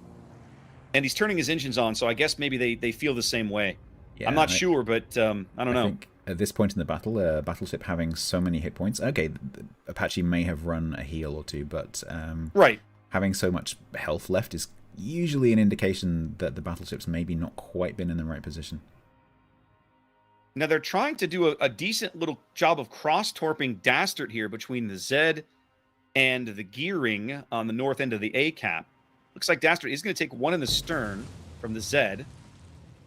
And he's got gearing torps out in front of him. He's probably going to take at least one of those. Yep, here come the torps from the front.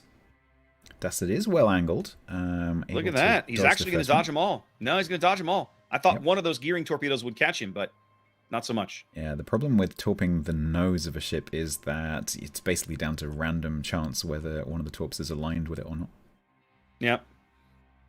Okay, 3 minutes 50 on the points clock for Rain, with Apache's Yamato, as you said, pushing down, trying to put a bit of pressure on Rain.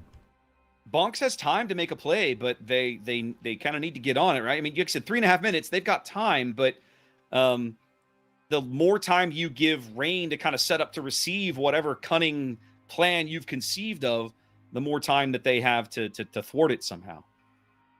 Bonks pushing on Eagle 185 here on the 10 line. Just goes unspotted as that SAP comes out. That takes him down to 5-3, but he's now unspotted and running for the corner. Bonks looking for a kill. They know they need one here. They need to put some pressure on Rain. It looks like they're setting up to rush Dastard, maybe. They've got Nagato. I think so. Nagato's going to go for the gearing rush here to try to take Dastard off the board. And it's actually not a bad play because Azure's Des Moines position is not good right now in terms of being able to support Dastard from there. No, Azure right behind the island. Dastard's guns are even looking the wrong way.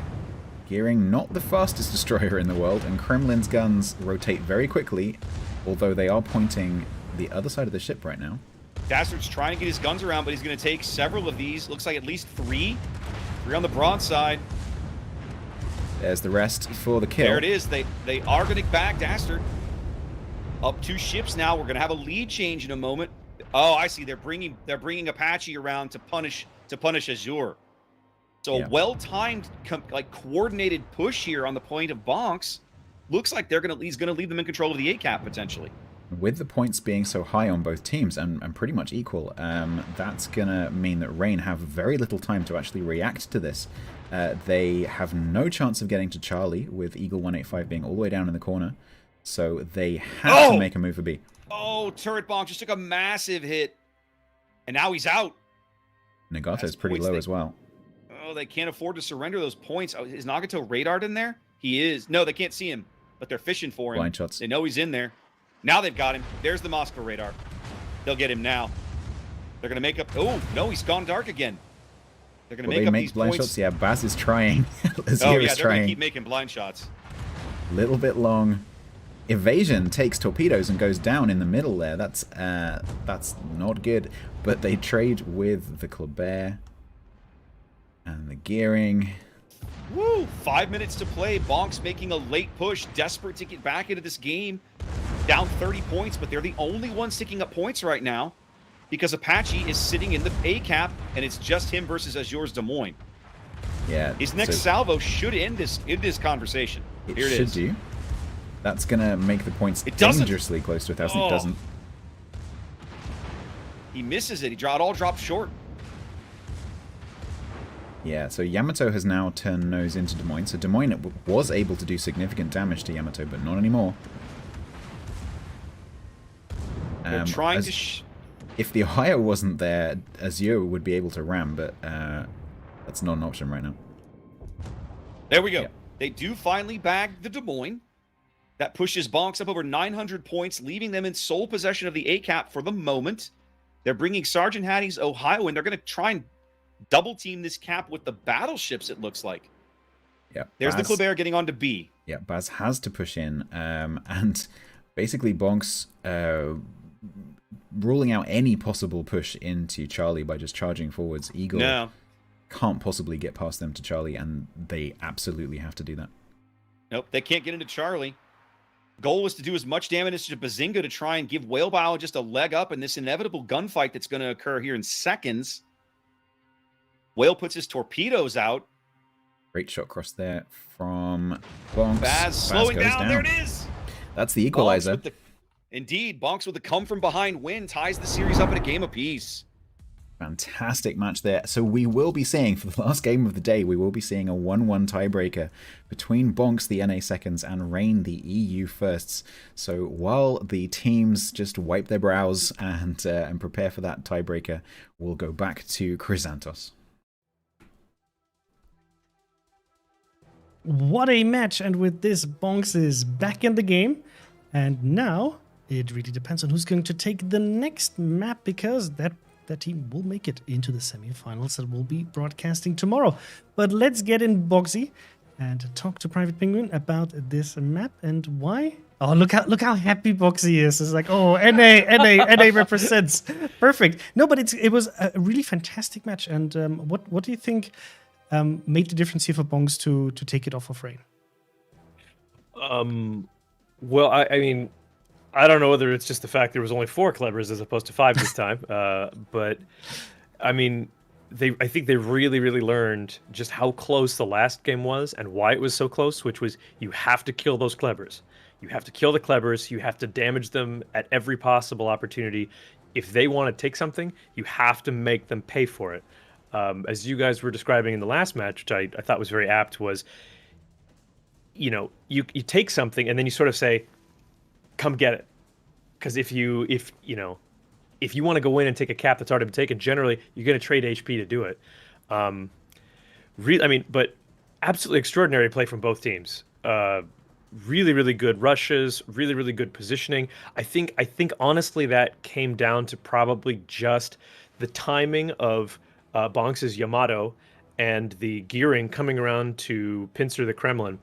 It just happened to come out at a time when the Des Moines, I think it was Le Azur's Des Moines on the one-line island, just happened to not be looking. He was repositioning himself to be able to support that Kremlin like a good teammate, and it just happened to work out that Bonks came away with that. So they figured it out, and good on him.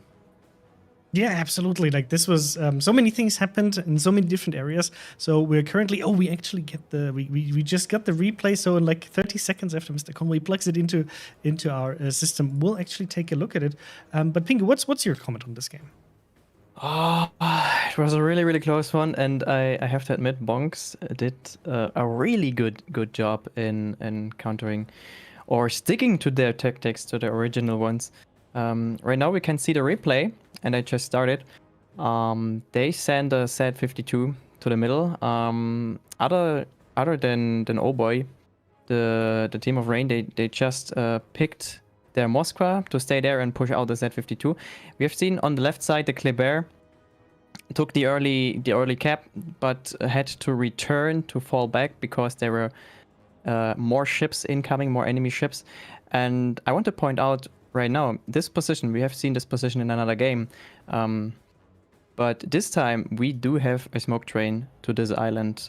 So this Des Moines is supported by another Des Moines and a gearing, which is important later because this Kleber tried to regain control of this island, which was really, really fun to see. I think it was a YOLO rush, definitely, because sure, if you go and engage this Des Moines, you don't survive this. If there is a gearing, if there's a Yamato.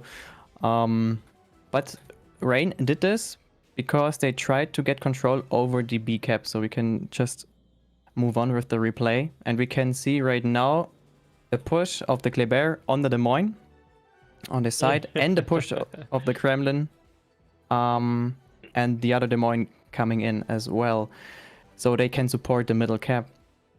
I really liked it. I really liked it. In the end, I think it came down to the better aiming, the better trading of the both battleships Yamato and Ohio, because they were able to deal a lot of damage on the Des Moines on the right side, on the Conqueror, which forces both ships to go further back and not being able to support on this side.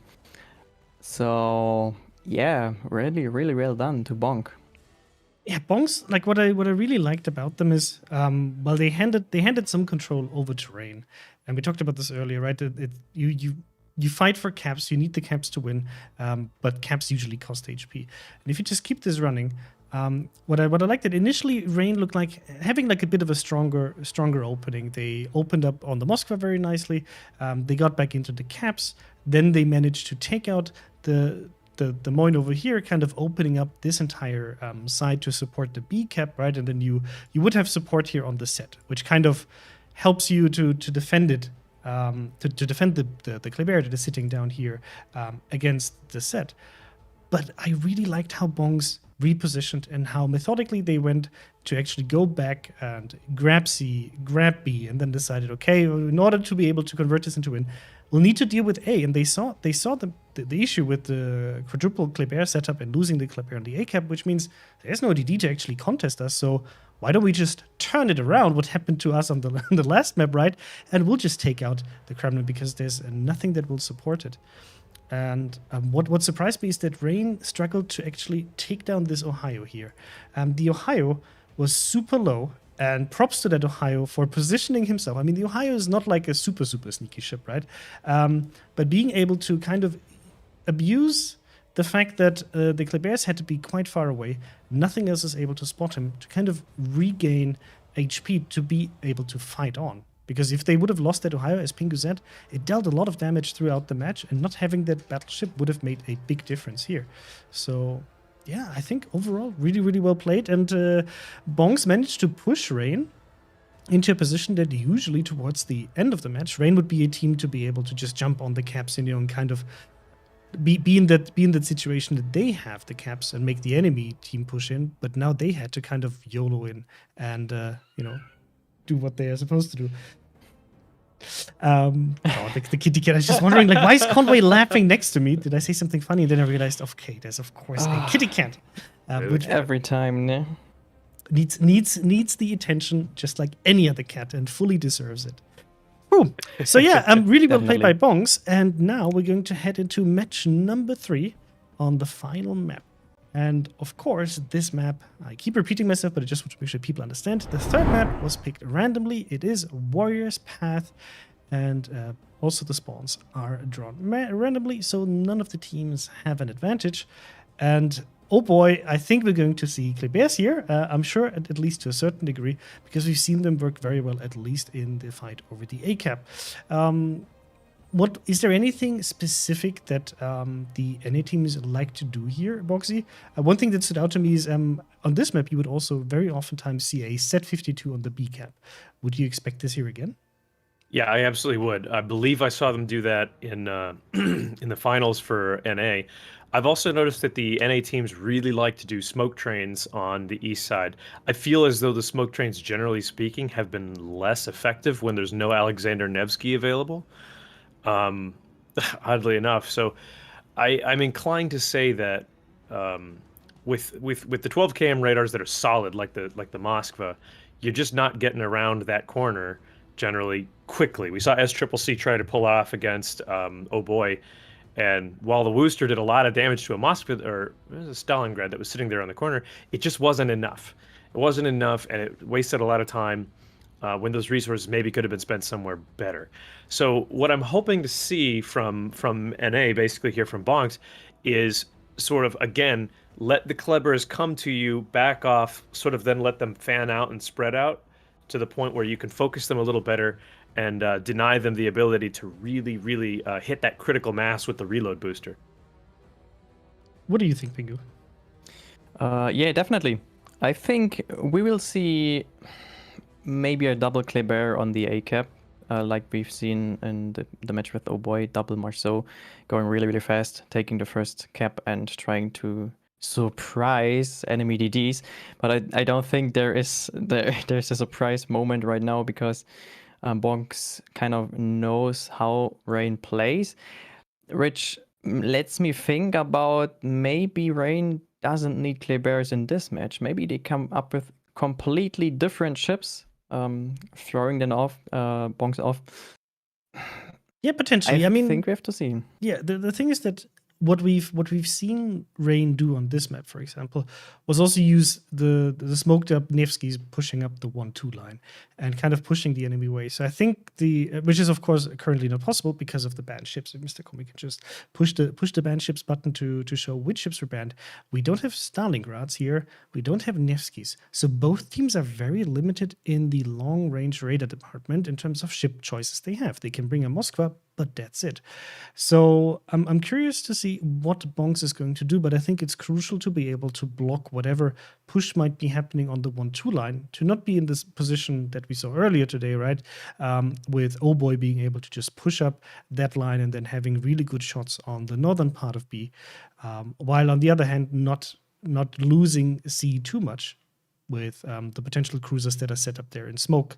So yeah, it's very, very interesting to see, and I don't see what the prediction campaign actually said earlier, but I think it was there I see it. It was actually I think like 1.2 million versus 300K for Bonks. Bonks proved everybody wrong and said, you know what, guys, we are here for a reason, and we'll show you what that is. So this is an all or nothing match. And the teams and this means the teams are ready in the background. So you get to say, who do you think is going to win? I think it's going to be a huge surprise for both of you, but I'll still ask you. Bogsy.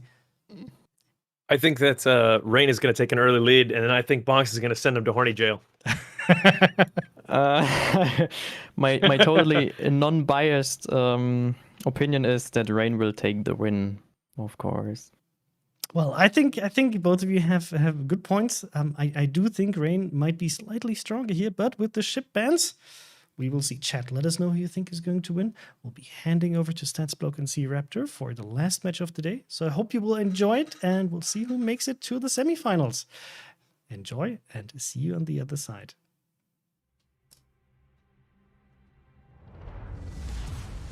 To decide who goes through to tomorrow's semi-finals and ultimately potentially into the finals, it is Rain in red, Bonks in green. Rain, of course, are the EU number ones, Bonks the NA number twos. They are 1-1. Rain are here in red with Montana, Conqueror, triple Des Moines, Moskva, so 4 radars, double Gearing and Kleber. So they've dropped that massive Kleber lineup. So we'll see how they do. Sea Raptor, you have the Bonks lineup? I was just getting my lungs all warmed up for La Marseillaise again, and here we are. Sad face. Opposing Rain from the North spawn in green, and we have Bonks with Ohio Yamato, triple Venezia. We haven't seen that this much to this tournament. A single Moskva, Gearing, Z52 once again, and Todd Howard's in a Shimakaze. Yeah, we've seen that Z52 used on that B cap many times on several different maps, actually. So, Whale Biologist has certainly been super, super useful in this Z in previous games in the series, so we'll see how that goes against Gangbrang in the Kleber. Bonks is not the only NA team that has really embraced Z52 for certain maps, and it's a thing that I've kind of pondered for years about King of the Sea, right? Like Z52 has got all the tools to be a really superb cap contester on certain maps. On certain maps, she's just not any good. But on certain maps, she is. And we started to see more teams kind of buying into that, this King of the Sea. Certainly Star Brazil over on NA. And then, of course, we've seen it now both out of SCCC and Bonks just today. Yeah, I think particularly on those maps where you have a cap an island actually in the cap, particularly in the middle of the cap, where that hydro, which is quite a big hydro if you think about it, you know, it's 12 kilometers across from side to side. It's going to enable you to actually hydro any destroyers that push in, but also screen torpedoes for any cruisers and things that are sitting nearby. Okay, you've made someone's been whacked sound. I missed it. Where is it? No, the Yamato blind fired gangbarang. That was who's Yamato? Is this probably Marin? No, Apache. Apache. He blind fired gangbarang and took about 4K off of it Nice. right there at the beginning of the match. Big grin for Apache. There's actually torpedoes coming from Whale Biologist. Gangbarang, of course, will just accelerate. It's a Kleber. That's going to be no problem. Yeah, it's just a Kleber. Yep. Another destroyer probably would have taken one of those, but Kleber able to just move out of the way. Moskva radar followed up by Montana HE from Dastert pushes Whale Biologist back off the cap momentarily. He does take a little bit of pain here from Gangbarang and the Conqueror. That's Malamu also got shells coming in, but Whale takes a little bit of chip damage.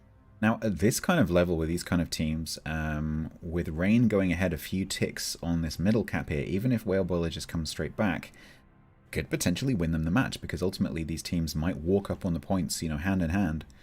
And having that early lead is it's not an insignificant thing. No, it's not insignificant, and it's something that we on the NA bracket we saw 07 successfully execute. I forget it was the last King of the Sea or the previous one, but basically in an era where many teams had migrated to double destroyer lineups, they consistently brought 3 destroyers, game in, game out. They might swap them up a little bit, but 3 destroyers, and every single game, 1 destroyer went to each cap without fail, and it was simply a matter of forcing the opponent to react to the fact that if you bring 2 destroyers, you're going to start behind us on points, and then it's on you to do something about it. The 2 Rain Des Moines in the smoke here underneath the A cap are going to have to deal with this wall of torpedoes that are coming from Todd Howard's. But Sheep just scouted the outer edge of them, I think, so they will know they're coming. One of them is probably running a hydro. Yep, they just don't even have to move there. They just slot into the gaps. I'm going to be really curious to see how Bonks deploys and what kind of work they get out of the triple Venezia lineup. Because on NA, we saw some teams very commonly run a single, sometimes double Venezia, but triple was not normal. We actually had some matches where Venezia was the ban, right? That was the banned ship. Talking of Venezia's turret bonk is about to take 2 torpedoes potentially from the gearing. Yep, that's 1. That's 2. Landing on the same spot, maybe a bit of saturation coming into effect there.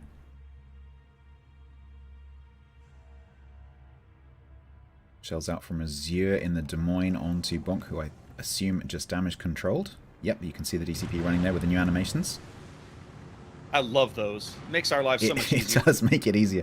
Rather than having to go, did he? Did they DCP? Did he? No, they definitely I don't DCP'd. know. You can see it running. Yes, no, it absolutely happened because we watched it happen.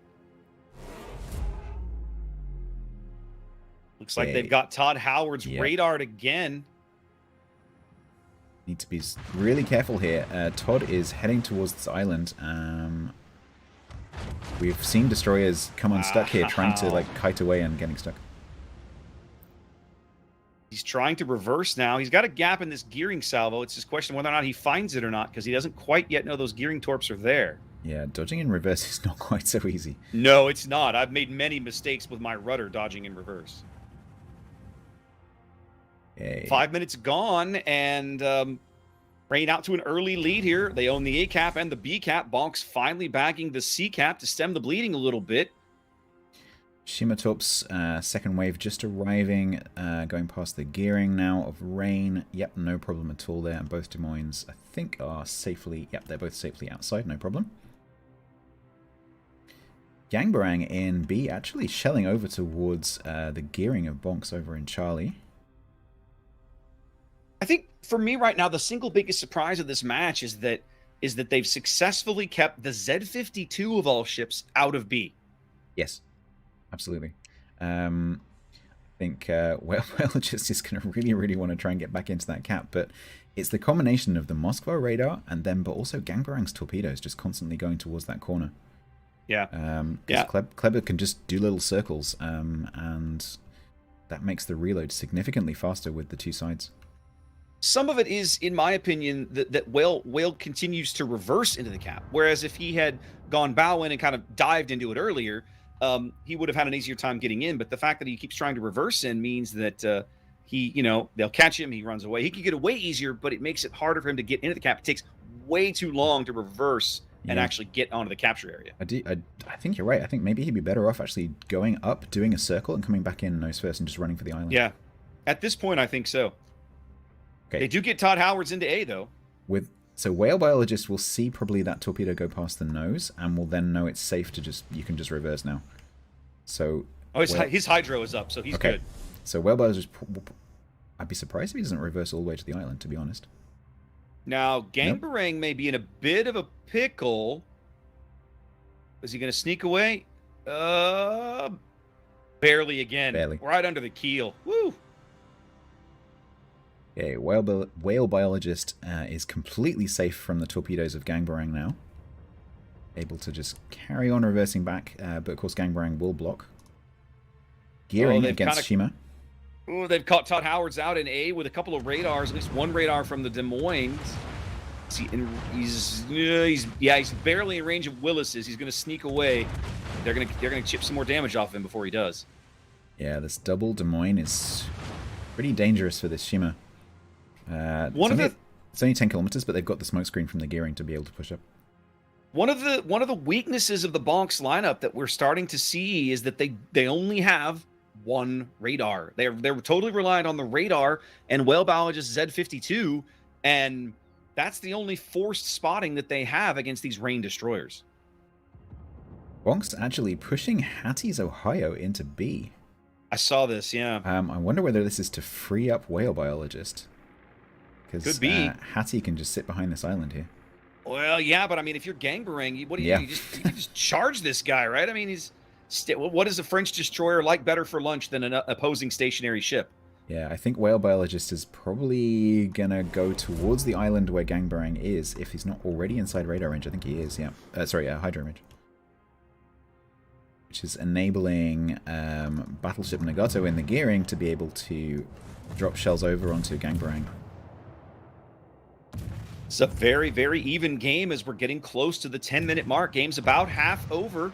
No clear advantage to either team. No, Rain on a lead, about 100 points. Go ahead. Rain do have the points advantage, but it's one cap apiece, so that advantage is not going to increase currently. Nope, it's actually going the other way because Fox finally does bag B here. It took a while, but they got there. But with Gangbarang so close to the cap, they're going to be able to keep blocking that cap if they want to. Maybe. It's a risk because Gang's been taking fire from Addis Venezia as well as Nagato's gearing while he's been on Whale's Hydro. And I think Whale's Hydro is down at the moment. Artorias firing over towards Addy up on the 10 line. That range, Moscow not quite as dangerous as Stalingrad, but you still need to respect it. It's pretty accurate. Okay, Rain just basically stepping away from Alpha there. They've got the gearing still floating around underneath the cap after capping. The gearing and the Shima probably running the same detection. So they will be, if they ever spot each other, they spot each other at exactly the same time. Sheep running another smokescreen down for Azure to push back towards the cap because Rain will now expect Todd Howards to push back to try and counter cap. Gangbarang now back onto B, contesting it, holding the lead open for Rain at about 50, 60 points, it looks like. But Gang getting shells dropped on him from Apache's Yamato yet again. Yeah, as you say, like there's only so long that Gangbarang can actually do this. Yeah, because every time that Klebera versus back, a couple of shells, a few thousand hit points. You can only do that maybe 3 or 4 times more. Yeah, they're doing a great job of just periodically, every 15 to 20 seconds, they drop shells in there for Gangbarang. Now, that particular salvo didn't actually connect any hits, but I mean, if they're full pins, that hurts on Yamato shells. Meanwhile, Eagle in the gearing over on the C cap is trying to just dip in and contest against Nagato from Bonks. But Azuki Thai is making that quite difficult sitting on that corner. They are really all in on killing Gangbarang. Nagato just dumped torpedoes down the channel there, assuming I guess, thinking that Gangbarang might pull forward a little bit. Yeah, I mean, it doesn't... Gangbarang doesn't have to go very far forwards to be in danger of taking those, and those are pretty long-range torpedoes, so they definitely will reach. Yes. I'm actually curious if they want to try, if they will try and time it with Z-52 torps to kind of push him out there, but they don't. Yeah, Gangbarang actually running all the way off the island there, so definitely a risk with these torpedoes. There is a nice gap. Gangbarang does not know that they're coming just yet. They'll be spotted any moment now. He's going to have to turn to avoid these. It looks like he does have a gap. Should be okay. Yep, he's good. He's got it. Good plan there. Masterclass in ship handling. Okay, let's Still... take a look at the points. So we've got 724 points for Rain, 6 minutes 54 on the points clock. And Bonks just behind, 842 on the points clock, 654 points. Still a very even game. Lulu getting very low over on the 10 line. Can they see him? They can. Hattie just took a salvo that didn't land. Lulu's trying to heal up. Lots of fire going down range looking for Lulu. It's the kind of game... Bonks wants this kill, man. Absolutely. This is the kind of game where it's so close that both teams are kind of just waiting. Rain, obviously, are on the defensive. But if Bonks just walk into all the caps, they can very quickly change. Oh, they continue to have... Oh, my God. Nagato takes a massive hit from the Conqueror HE. They do bag Lulu, but it might cost them Nagato. Nagato's position was there to keep Lulu spotted. They do get Lulu, but Nagato's going to limp away on barely 1,000 HP. Last few blind shells coming in, trying to find Nagato in the smoke, but not managing to do it. But I think if Nagato gets spotted again, that's going to be it for the gearing. Once again, be contested. Rain clings to their lead, 20 points. They're the only ones kicking up points right now because they own A and they own C. Yeah, Whale Biologist narrowly missing some torps there from Gangbarang. I wonder how many torpedoes these two have exchanged, because they just keep... it's like playing tennis. One will throw, and then the other one throws. They just put Akazuki's Mosva into C, but he's going to find himself just under a hail of HE fire from Malamu's Conqueror that he won't be able to sustain this position very long, I don't think. Yeah, that's going to be a risky proposition with Malamu sitting there. I mean, 27k is a lot to play with, but if you start running, say, a double fire, and the HE pen is going to do quite a lot as well. Addy takes a torpedo on the 10 line. They're trying to push Addy up to I think to get the kill shot on Eagle over here in his position. Either wait for him to get spotted or force him out with a radar. Yeah, if Bonks can trade the Venezia for the gearing, because of course Malamu will shoot Addy once, because they'll see the smoke screen coming down the 10 line. So Eagle is absolutely in danger, because Eagle has to either run forwards into the Moskva or is going to reverse into Addy. But then Malamu will get to choose who to shoot at. Azuki's going to go out here in moments. He's getting shelled from several different directions. Lots of HE. Now Gangbarang brings in the Calibera AP into the fight as well. Yeah. I don't think Bonks can hold the C position. There's Addy coming up just out of the smoke, directly astern, assassinating the gearing. So let's look at Malamu's position here. So Malamu aiming, at Venezia. Nope, changing back to Azuki. Whoa. Shells So out. close. It's AP. 4 minutes to play. Bonks has a 60-point lead. At the moment, they are the only ones ticking up points, but it is not a comfortable lead or a comfortable position at all. No, C is definitely looking quite dangerous here with Azuki on 4.7 and Battleship Nagato in the gearing on 1200. Even Addy down to 18k there. And very much in danger from Malamu at this range. Malamu taking another shot at Azuki in the Moskva. 3-2-1-9. You know, I got to say, even if Bonks loses this game, they are leaving it all on the board here. They are just taking every risk that they think is necessary to win the game. They're going to lose Aki right here. They do. And Rain have pushed universally across, so they the only cap that they're not in right now is Charlie. Well, and they can't get into Charlie right now, and Nagato is going to bag that. There goes Addy. Charlie's going to be able to, Todd's down. Nagato's going to be able to bag Charlie, but man. Todd went down on A. Baobonk took a torp. So Rain just pushing through A and also blocking B here. Rain keenly aware of the game clock. 3 minutes to play. They cannot end up on the bottom side of points at that time, and when it's close like that, a single kill can flip the clock at the wrong moment. We've seen it happen in King of the Sea. They don't want to take that risk. So Charlie goes to Bonks, which makes it look like they are in a good position here. But of course, as soon as the gearing of Sheep caps A, you're going to see how long is left on the points clock. It's 4 minutes. They're gonna have to kill this Kleber. Like, Gangbarang has been in this position all game. If they've got to get him off the board. They're blind firing Nagato in the smoke. They do get Dastard. Oh. That's a big kill. And they get Gangbarang. Oh, big kills for Bonks. This is so close. It's 742 to 736. The Torps are going to continue and hit Torius, I think, maybe. 2 minutes to play. Nope. Bonks on a 6-point lead here. Both teams ticking up exactly the even number of caps. They think they're maybe trying for the Ohio here. I mean, for the Moskva. They really need to get Artorias. If they can get rid of this Moskva, that Bonks have B. There's nothing that can take it away from them. They have C, and so there's not enough time really on the game clock, which is 1:30. Oh, so close.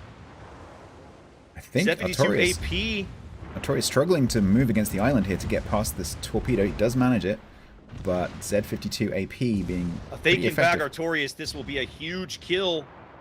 Bonks clinging to a 16-point lead. They need this kill. They're going to get it. There it is. They're going to lose Hattie, but they're going to retain. But they're going to retain their ship lead. Bam, right there. So they're ticking up points faster. With 60 seconds, Bonks has a 30-point lead, and that is it. And there's no way. There's no ships. Rain doesn't have any ships in position to get on the caps and slow this down. The only ships they can kill are not going to be visible. That's the problem. Malamu could easily kill the 2 destroyers, but just not going to see them. They have to kill a ship to flip the lead, and there's no one they can spot. They can see the Venezia. 30 seconds remaining. Oh my goodness. I am literally Balbonk takes a hit, but it's not holding enough. my breath. I know. It's so close. Venezia is literally the only ship they can see. That's it. But 15 seconds. Venezia is so tanky, though. Even to Des Moines, it's going to take way longer than It's not going to happen. It's not going to happen. Bonks is going to knock off the EU champion here, and they are going to move on to the semifinals. Oh, what an upset. What an upset. So we had an upset in the other direction earlier with the NA number ones going out. Now it's the EU number one's turn. Indeed. So commiserations. I didn't think I was going to be saying that. Commiserations to Rain. But GG, that was an amazing series. Thank you to both teams for that best of 3. That was very, very entertaining. So well done to both of you. But congratulations to Bonks, the NA number 2s. They will be going through to the semifinals tomorrow. And to tell you more about all the stuff that's going on over the finals stream tomorrow, we'll go back to Prague. What a final match, and congratulations to Bonks, just taking it away from Rain. The reigning, at least EU King of the Sea, but not the international King of the Sea. So really well played to both teams, and let's get down to the nitty-gritty with Boxy and Private Penguin and dissect a bit what went wrong here for Rain and why they got to move on. Oh, Boxy, are you still alive? The NA server is never going to hear the end of this is the problem with these guys. Congratulations to Bonks for a well-earned victory there. And congratulations to Rain, too, because all 3 of those matches were absolutely exemplary. They were fantastic matches. Really, really good trades, good positioning, nice YOLO plays when the occasion arose. It doesn't get any really better than that when it comes to high-level World of Warships play. So, Yes, definitely Absolutely fantastic. one of the best matches that we've seen today, and just the back and forth was fantastic. So, Pingu, how sad are you about Rain being out? I'm not actually sad. I mean, those teams. Wow. No, it was a deserved victory. Because both teams are super, super even. We've just seen it, and Bonk just made it there. I mean, it was a super, super secure gameplay from both teams. We've seen this.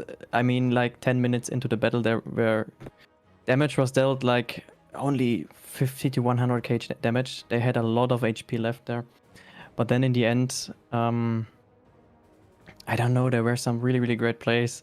There were some really, really good torpedoes, especially in the middle of the B cap there that sealed the deal. They just played so well, both teams, and yeah, congratulations to Bonks there. Yeah, absolutely well deserved. Rain put up a really good fight, but at the end, winning is all that matters, and that means that Bonks is going to advance. I know it sounds so harsh, but that's just how it is, right? You can be the closest game ever. Is that At is the that end- another nugget of wisdom from Yes, Chrysanthos' yes, mom? Is that absolutely. Exactly. It's absolutely this. My mom would say this. Yes, it's about winning. You should put up a good fight, of course, but at the end, it's about getting to the next stage. We do have the replay ready, so we can actually watch this in the background, actually the foreground, while we are talking about this.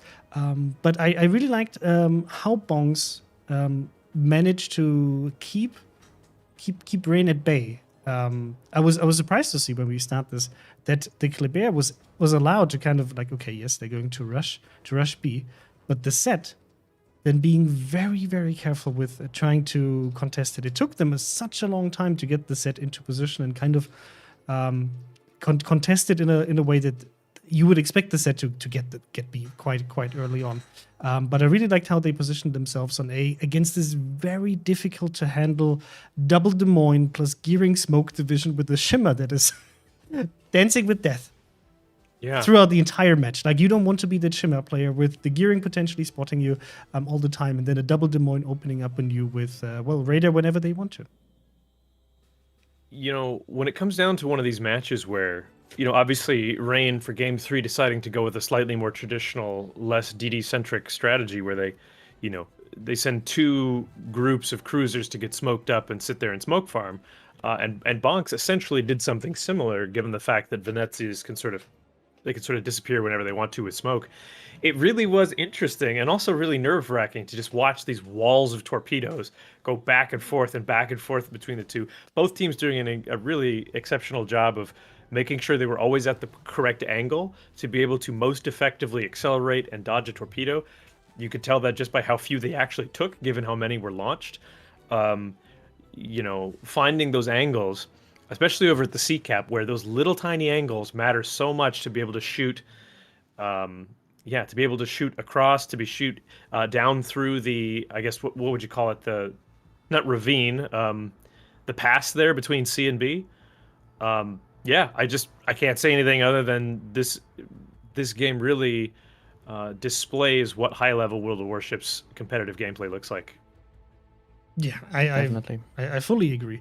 I love that kind of like underdog fight that Rain had to fight on C and the constant back and forth with Lulu in the Des Moines always just getting chunked, of course, as soon as the Moscow would push the radar button, but still trying to contest and being able to actually get C at some point. But that fight on B, but the fight between B and C was just so... I don't think I've seen a fight like this in a very, very long time, if at all. Between 2 DDs being there, and then suddenly Bonks deciding, you know what we need in there? It's an Ohio. which it surprised us, yes. Yes. Because sorry, you can. No, I was surprised to see the Ohio in there. Because you would want the Ohio probably to be in kind of like a different situation, because probably like 2 of your turrets are going to be lost, and you kind of put yourself into a spot that you're very hard to get out, which can be a good thing, but can also be a bad thing, right? In case the Kleber would have decided to do something. But Gangbearing lost a lot of HP against that Z52 in these very small, short-time engagements. I have to give it to the set from Bonks.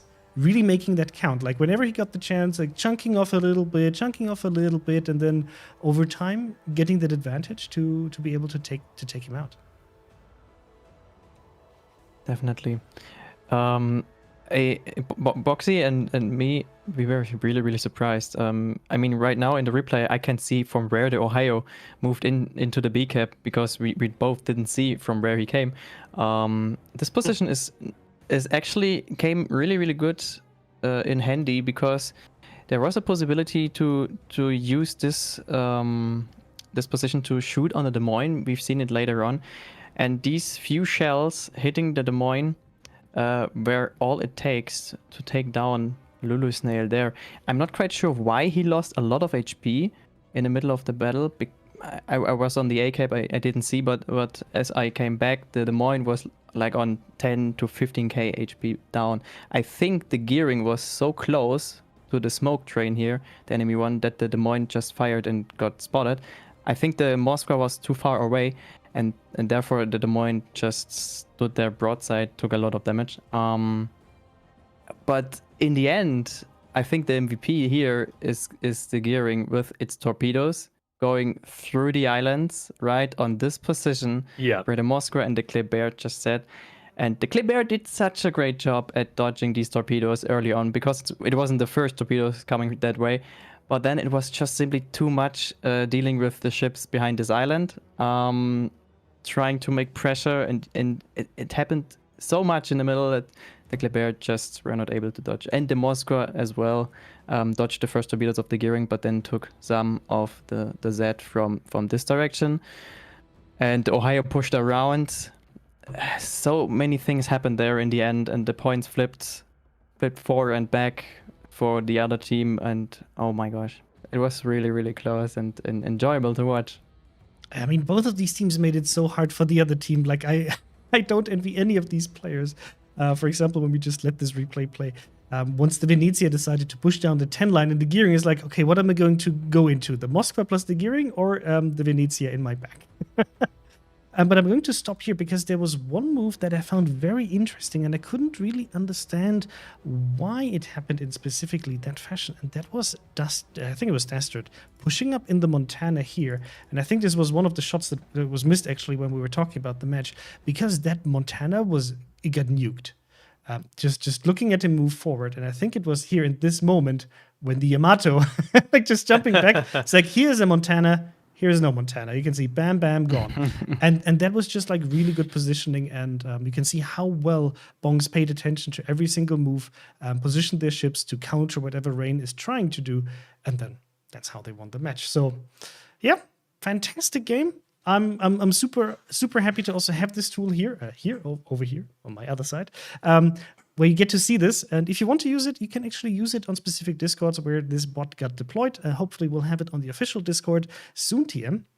But if you want to use it for now, head to the Dark Lab Discord, where you can find this by one of our community members, and Not Your Father, with this very cool tool. The name, exactly. He's not your father. Luke, do you want to jump in? Talking about Not Your Father. Yes. Yes, congratulations. Very, very. God, what's happening up here again? It's terrible. Conway's But no, hair, very, very well fighting for played freedom. by Bonks there. Rain is sulking in Horny jail right now, I'm sure.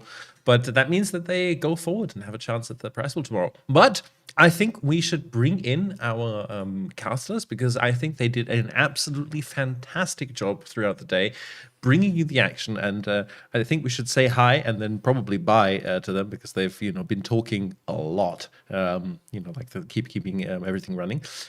So welcome back, guys. Nice to be back. Thank you. Indeed.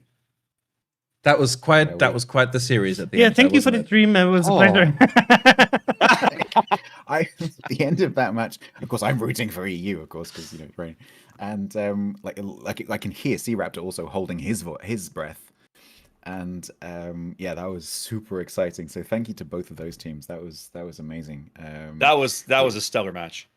It's like, honestly, this is the best seat. This seat right here is the best seat, because it's the front row. you've got control of the camera, so I can look at whatever I want to. Yeah, that's And, true. I'm super privileged, and I hope that Sea Raptor and I did a decent job for you guys of casting those matches. We certainly had a really, really good time. So Sea Raptor, it's been a pleasure casting today with you, and I can't wait till tomorrow. Yeah, I Absolutely, think- it's been a pleasure, sir.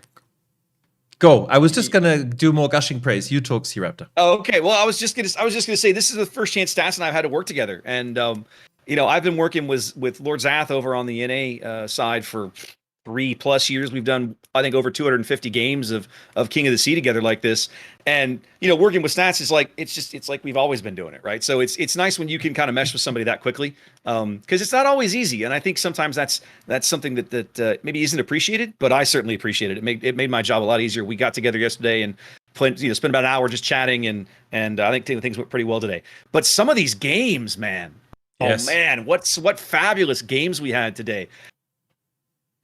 Yeah, I was quite happy that I had less technical issues to deal with today, so I actually got to spend a lot of the time watching the games happening, and it was quite good to see. But no, I honestly, I just wanted to say one more time, I think you guys did a fantastic job. There was a lot of insightful commentary. You did a great job highlighting all the things, and did absolutely fantastic. Best casting. Thank you Very much.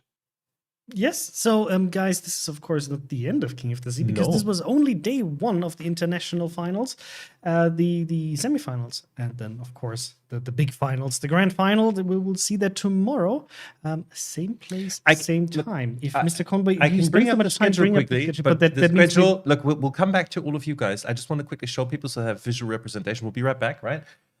So this is what it's going to look like tomorrow. We're going to play the first semi-final of Oh Boy, which is the EU second place team, of course, versus Asia, from Asia, which was Asian first team. Oh Boy, our last EU representatives there.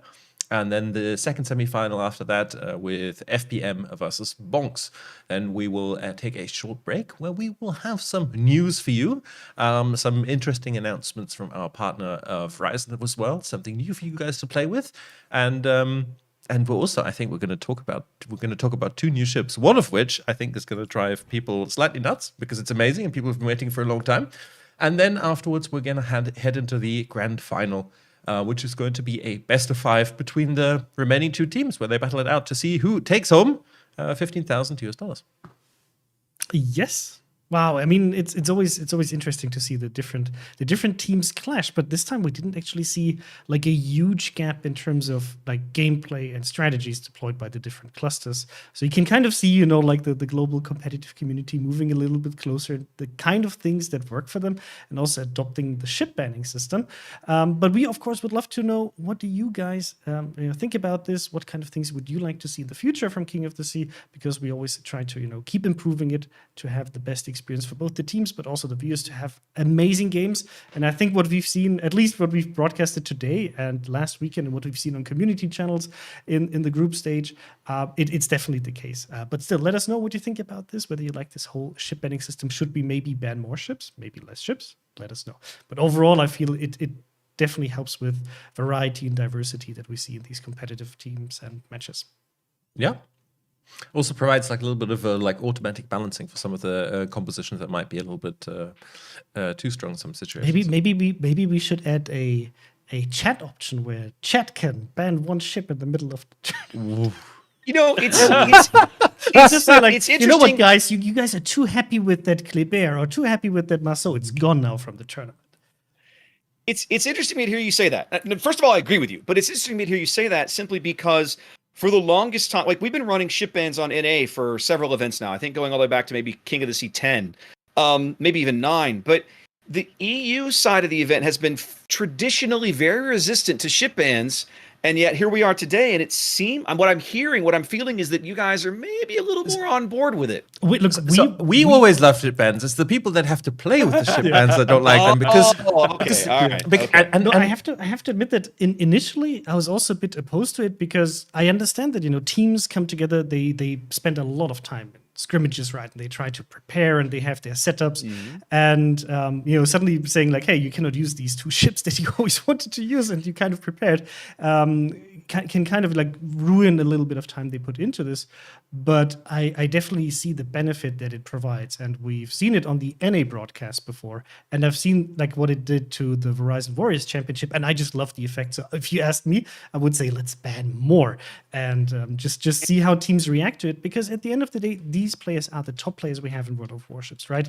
They've played for a very long time. They know all of the ships, and they are the kind of guys who can say, okay, you know what? You don't want me to play a Petropavlos? No problem. I switch to this ship. You ban this ship? No problem.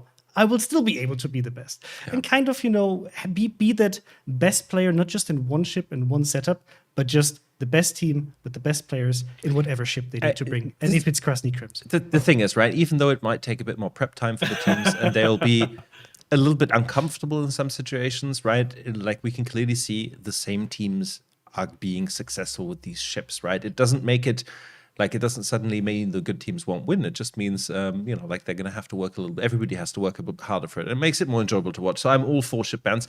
And I believe there was already a survey on the King of the Sea Discord, and the EU players actually liked this time's banning setup.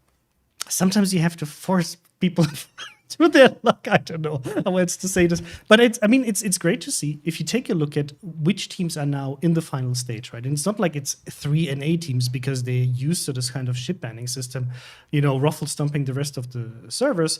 And it's also the EU teams did very, very well at this point, right? They adapted very quickly, and I think these players have it in them anyway to be able to adapt. And it's going to be interesting to see how tomorrow will go.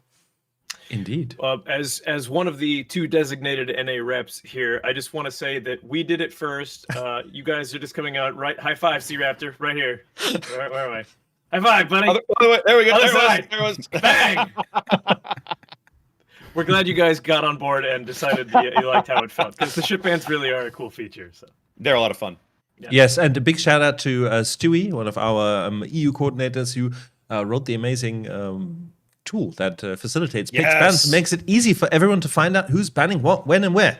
You want me to show it quickly over Pingu's face? You can, but if people are interested, if you want to have a look, you can always access it, and it's live and it's available during COTS, of course. Just bans.kingofthesea.eu. So I'll just quickly show this here, right? So you will. It's sorry, no Pingu. problem. Wait, do we Poor have? Pingu. No. Oh, we can't go full screen. Okay, we'll maybe show it to you tomorrow. Poor Pingu. It's the only screen I have available on this PC. Otherwise, I would put it over my face. Let me out. Okay. Let me out. He's banned in the banning screen. No, but it's a really fantastic tool where it actually shows you can click on any match that is happening, and it has all of the ship bans, it has all of the map bans, it tells you which team did what, which is a fantastic tool. And I can't applaud enough for all of the people who are working on this in the background. Yes. All of the volunteers, spending their free time and effort and helping with this. There'll be. You get a no, list. there'll be. Yes, The long tomorrow. scroll Tomorrow with the there'll long be. ways, like, Tomorrow we'll I do a want to list of thank shout these outs. 300 players. And, Exactly. 3 months till 10. Yes, we'll do that together tomorrow. Tomorrow. Yes. Okay, at the end. See, I'll give you guys already a shout out now, and tomorrow Mr. Con will do the big shout out. But really, go ahead. if you see these guys, adjudicators, the referees, the organizers, also the streamers and the teams, there's a lot of time and effort being put in by everybody to put up the show. And I hope you as viewers, you enjoy this as well, being able to sit here on your couch or PC or wherever you are on the toilet, we don't judge. And you get to enjoy all of these really, really nice matches and see the best players fight each other at the oddest times. Like, I don't want to, I always feel bad for NA and Asia being kind of forced to play at very early or very late times. And Yes. also on the EU server, because all of this is being conducted on the EU server, and pings might not always be the best. It's not that impactful on World of Warships, but still, great to see that it doesn't impact them enough to have apparently a disadvantage with 2 Asian teams being in the top 4. Yes. I think, should we, that little teaser we talked about, should we give an initial teaser? Oh, we Okay, could. so we chat, right? This and obviously our viewers as well. Somewhere in the ZF6 dockyard, we've hidden a bonus code. That's all I'm saying today.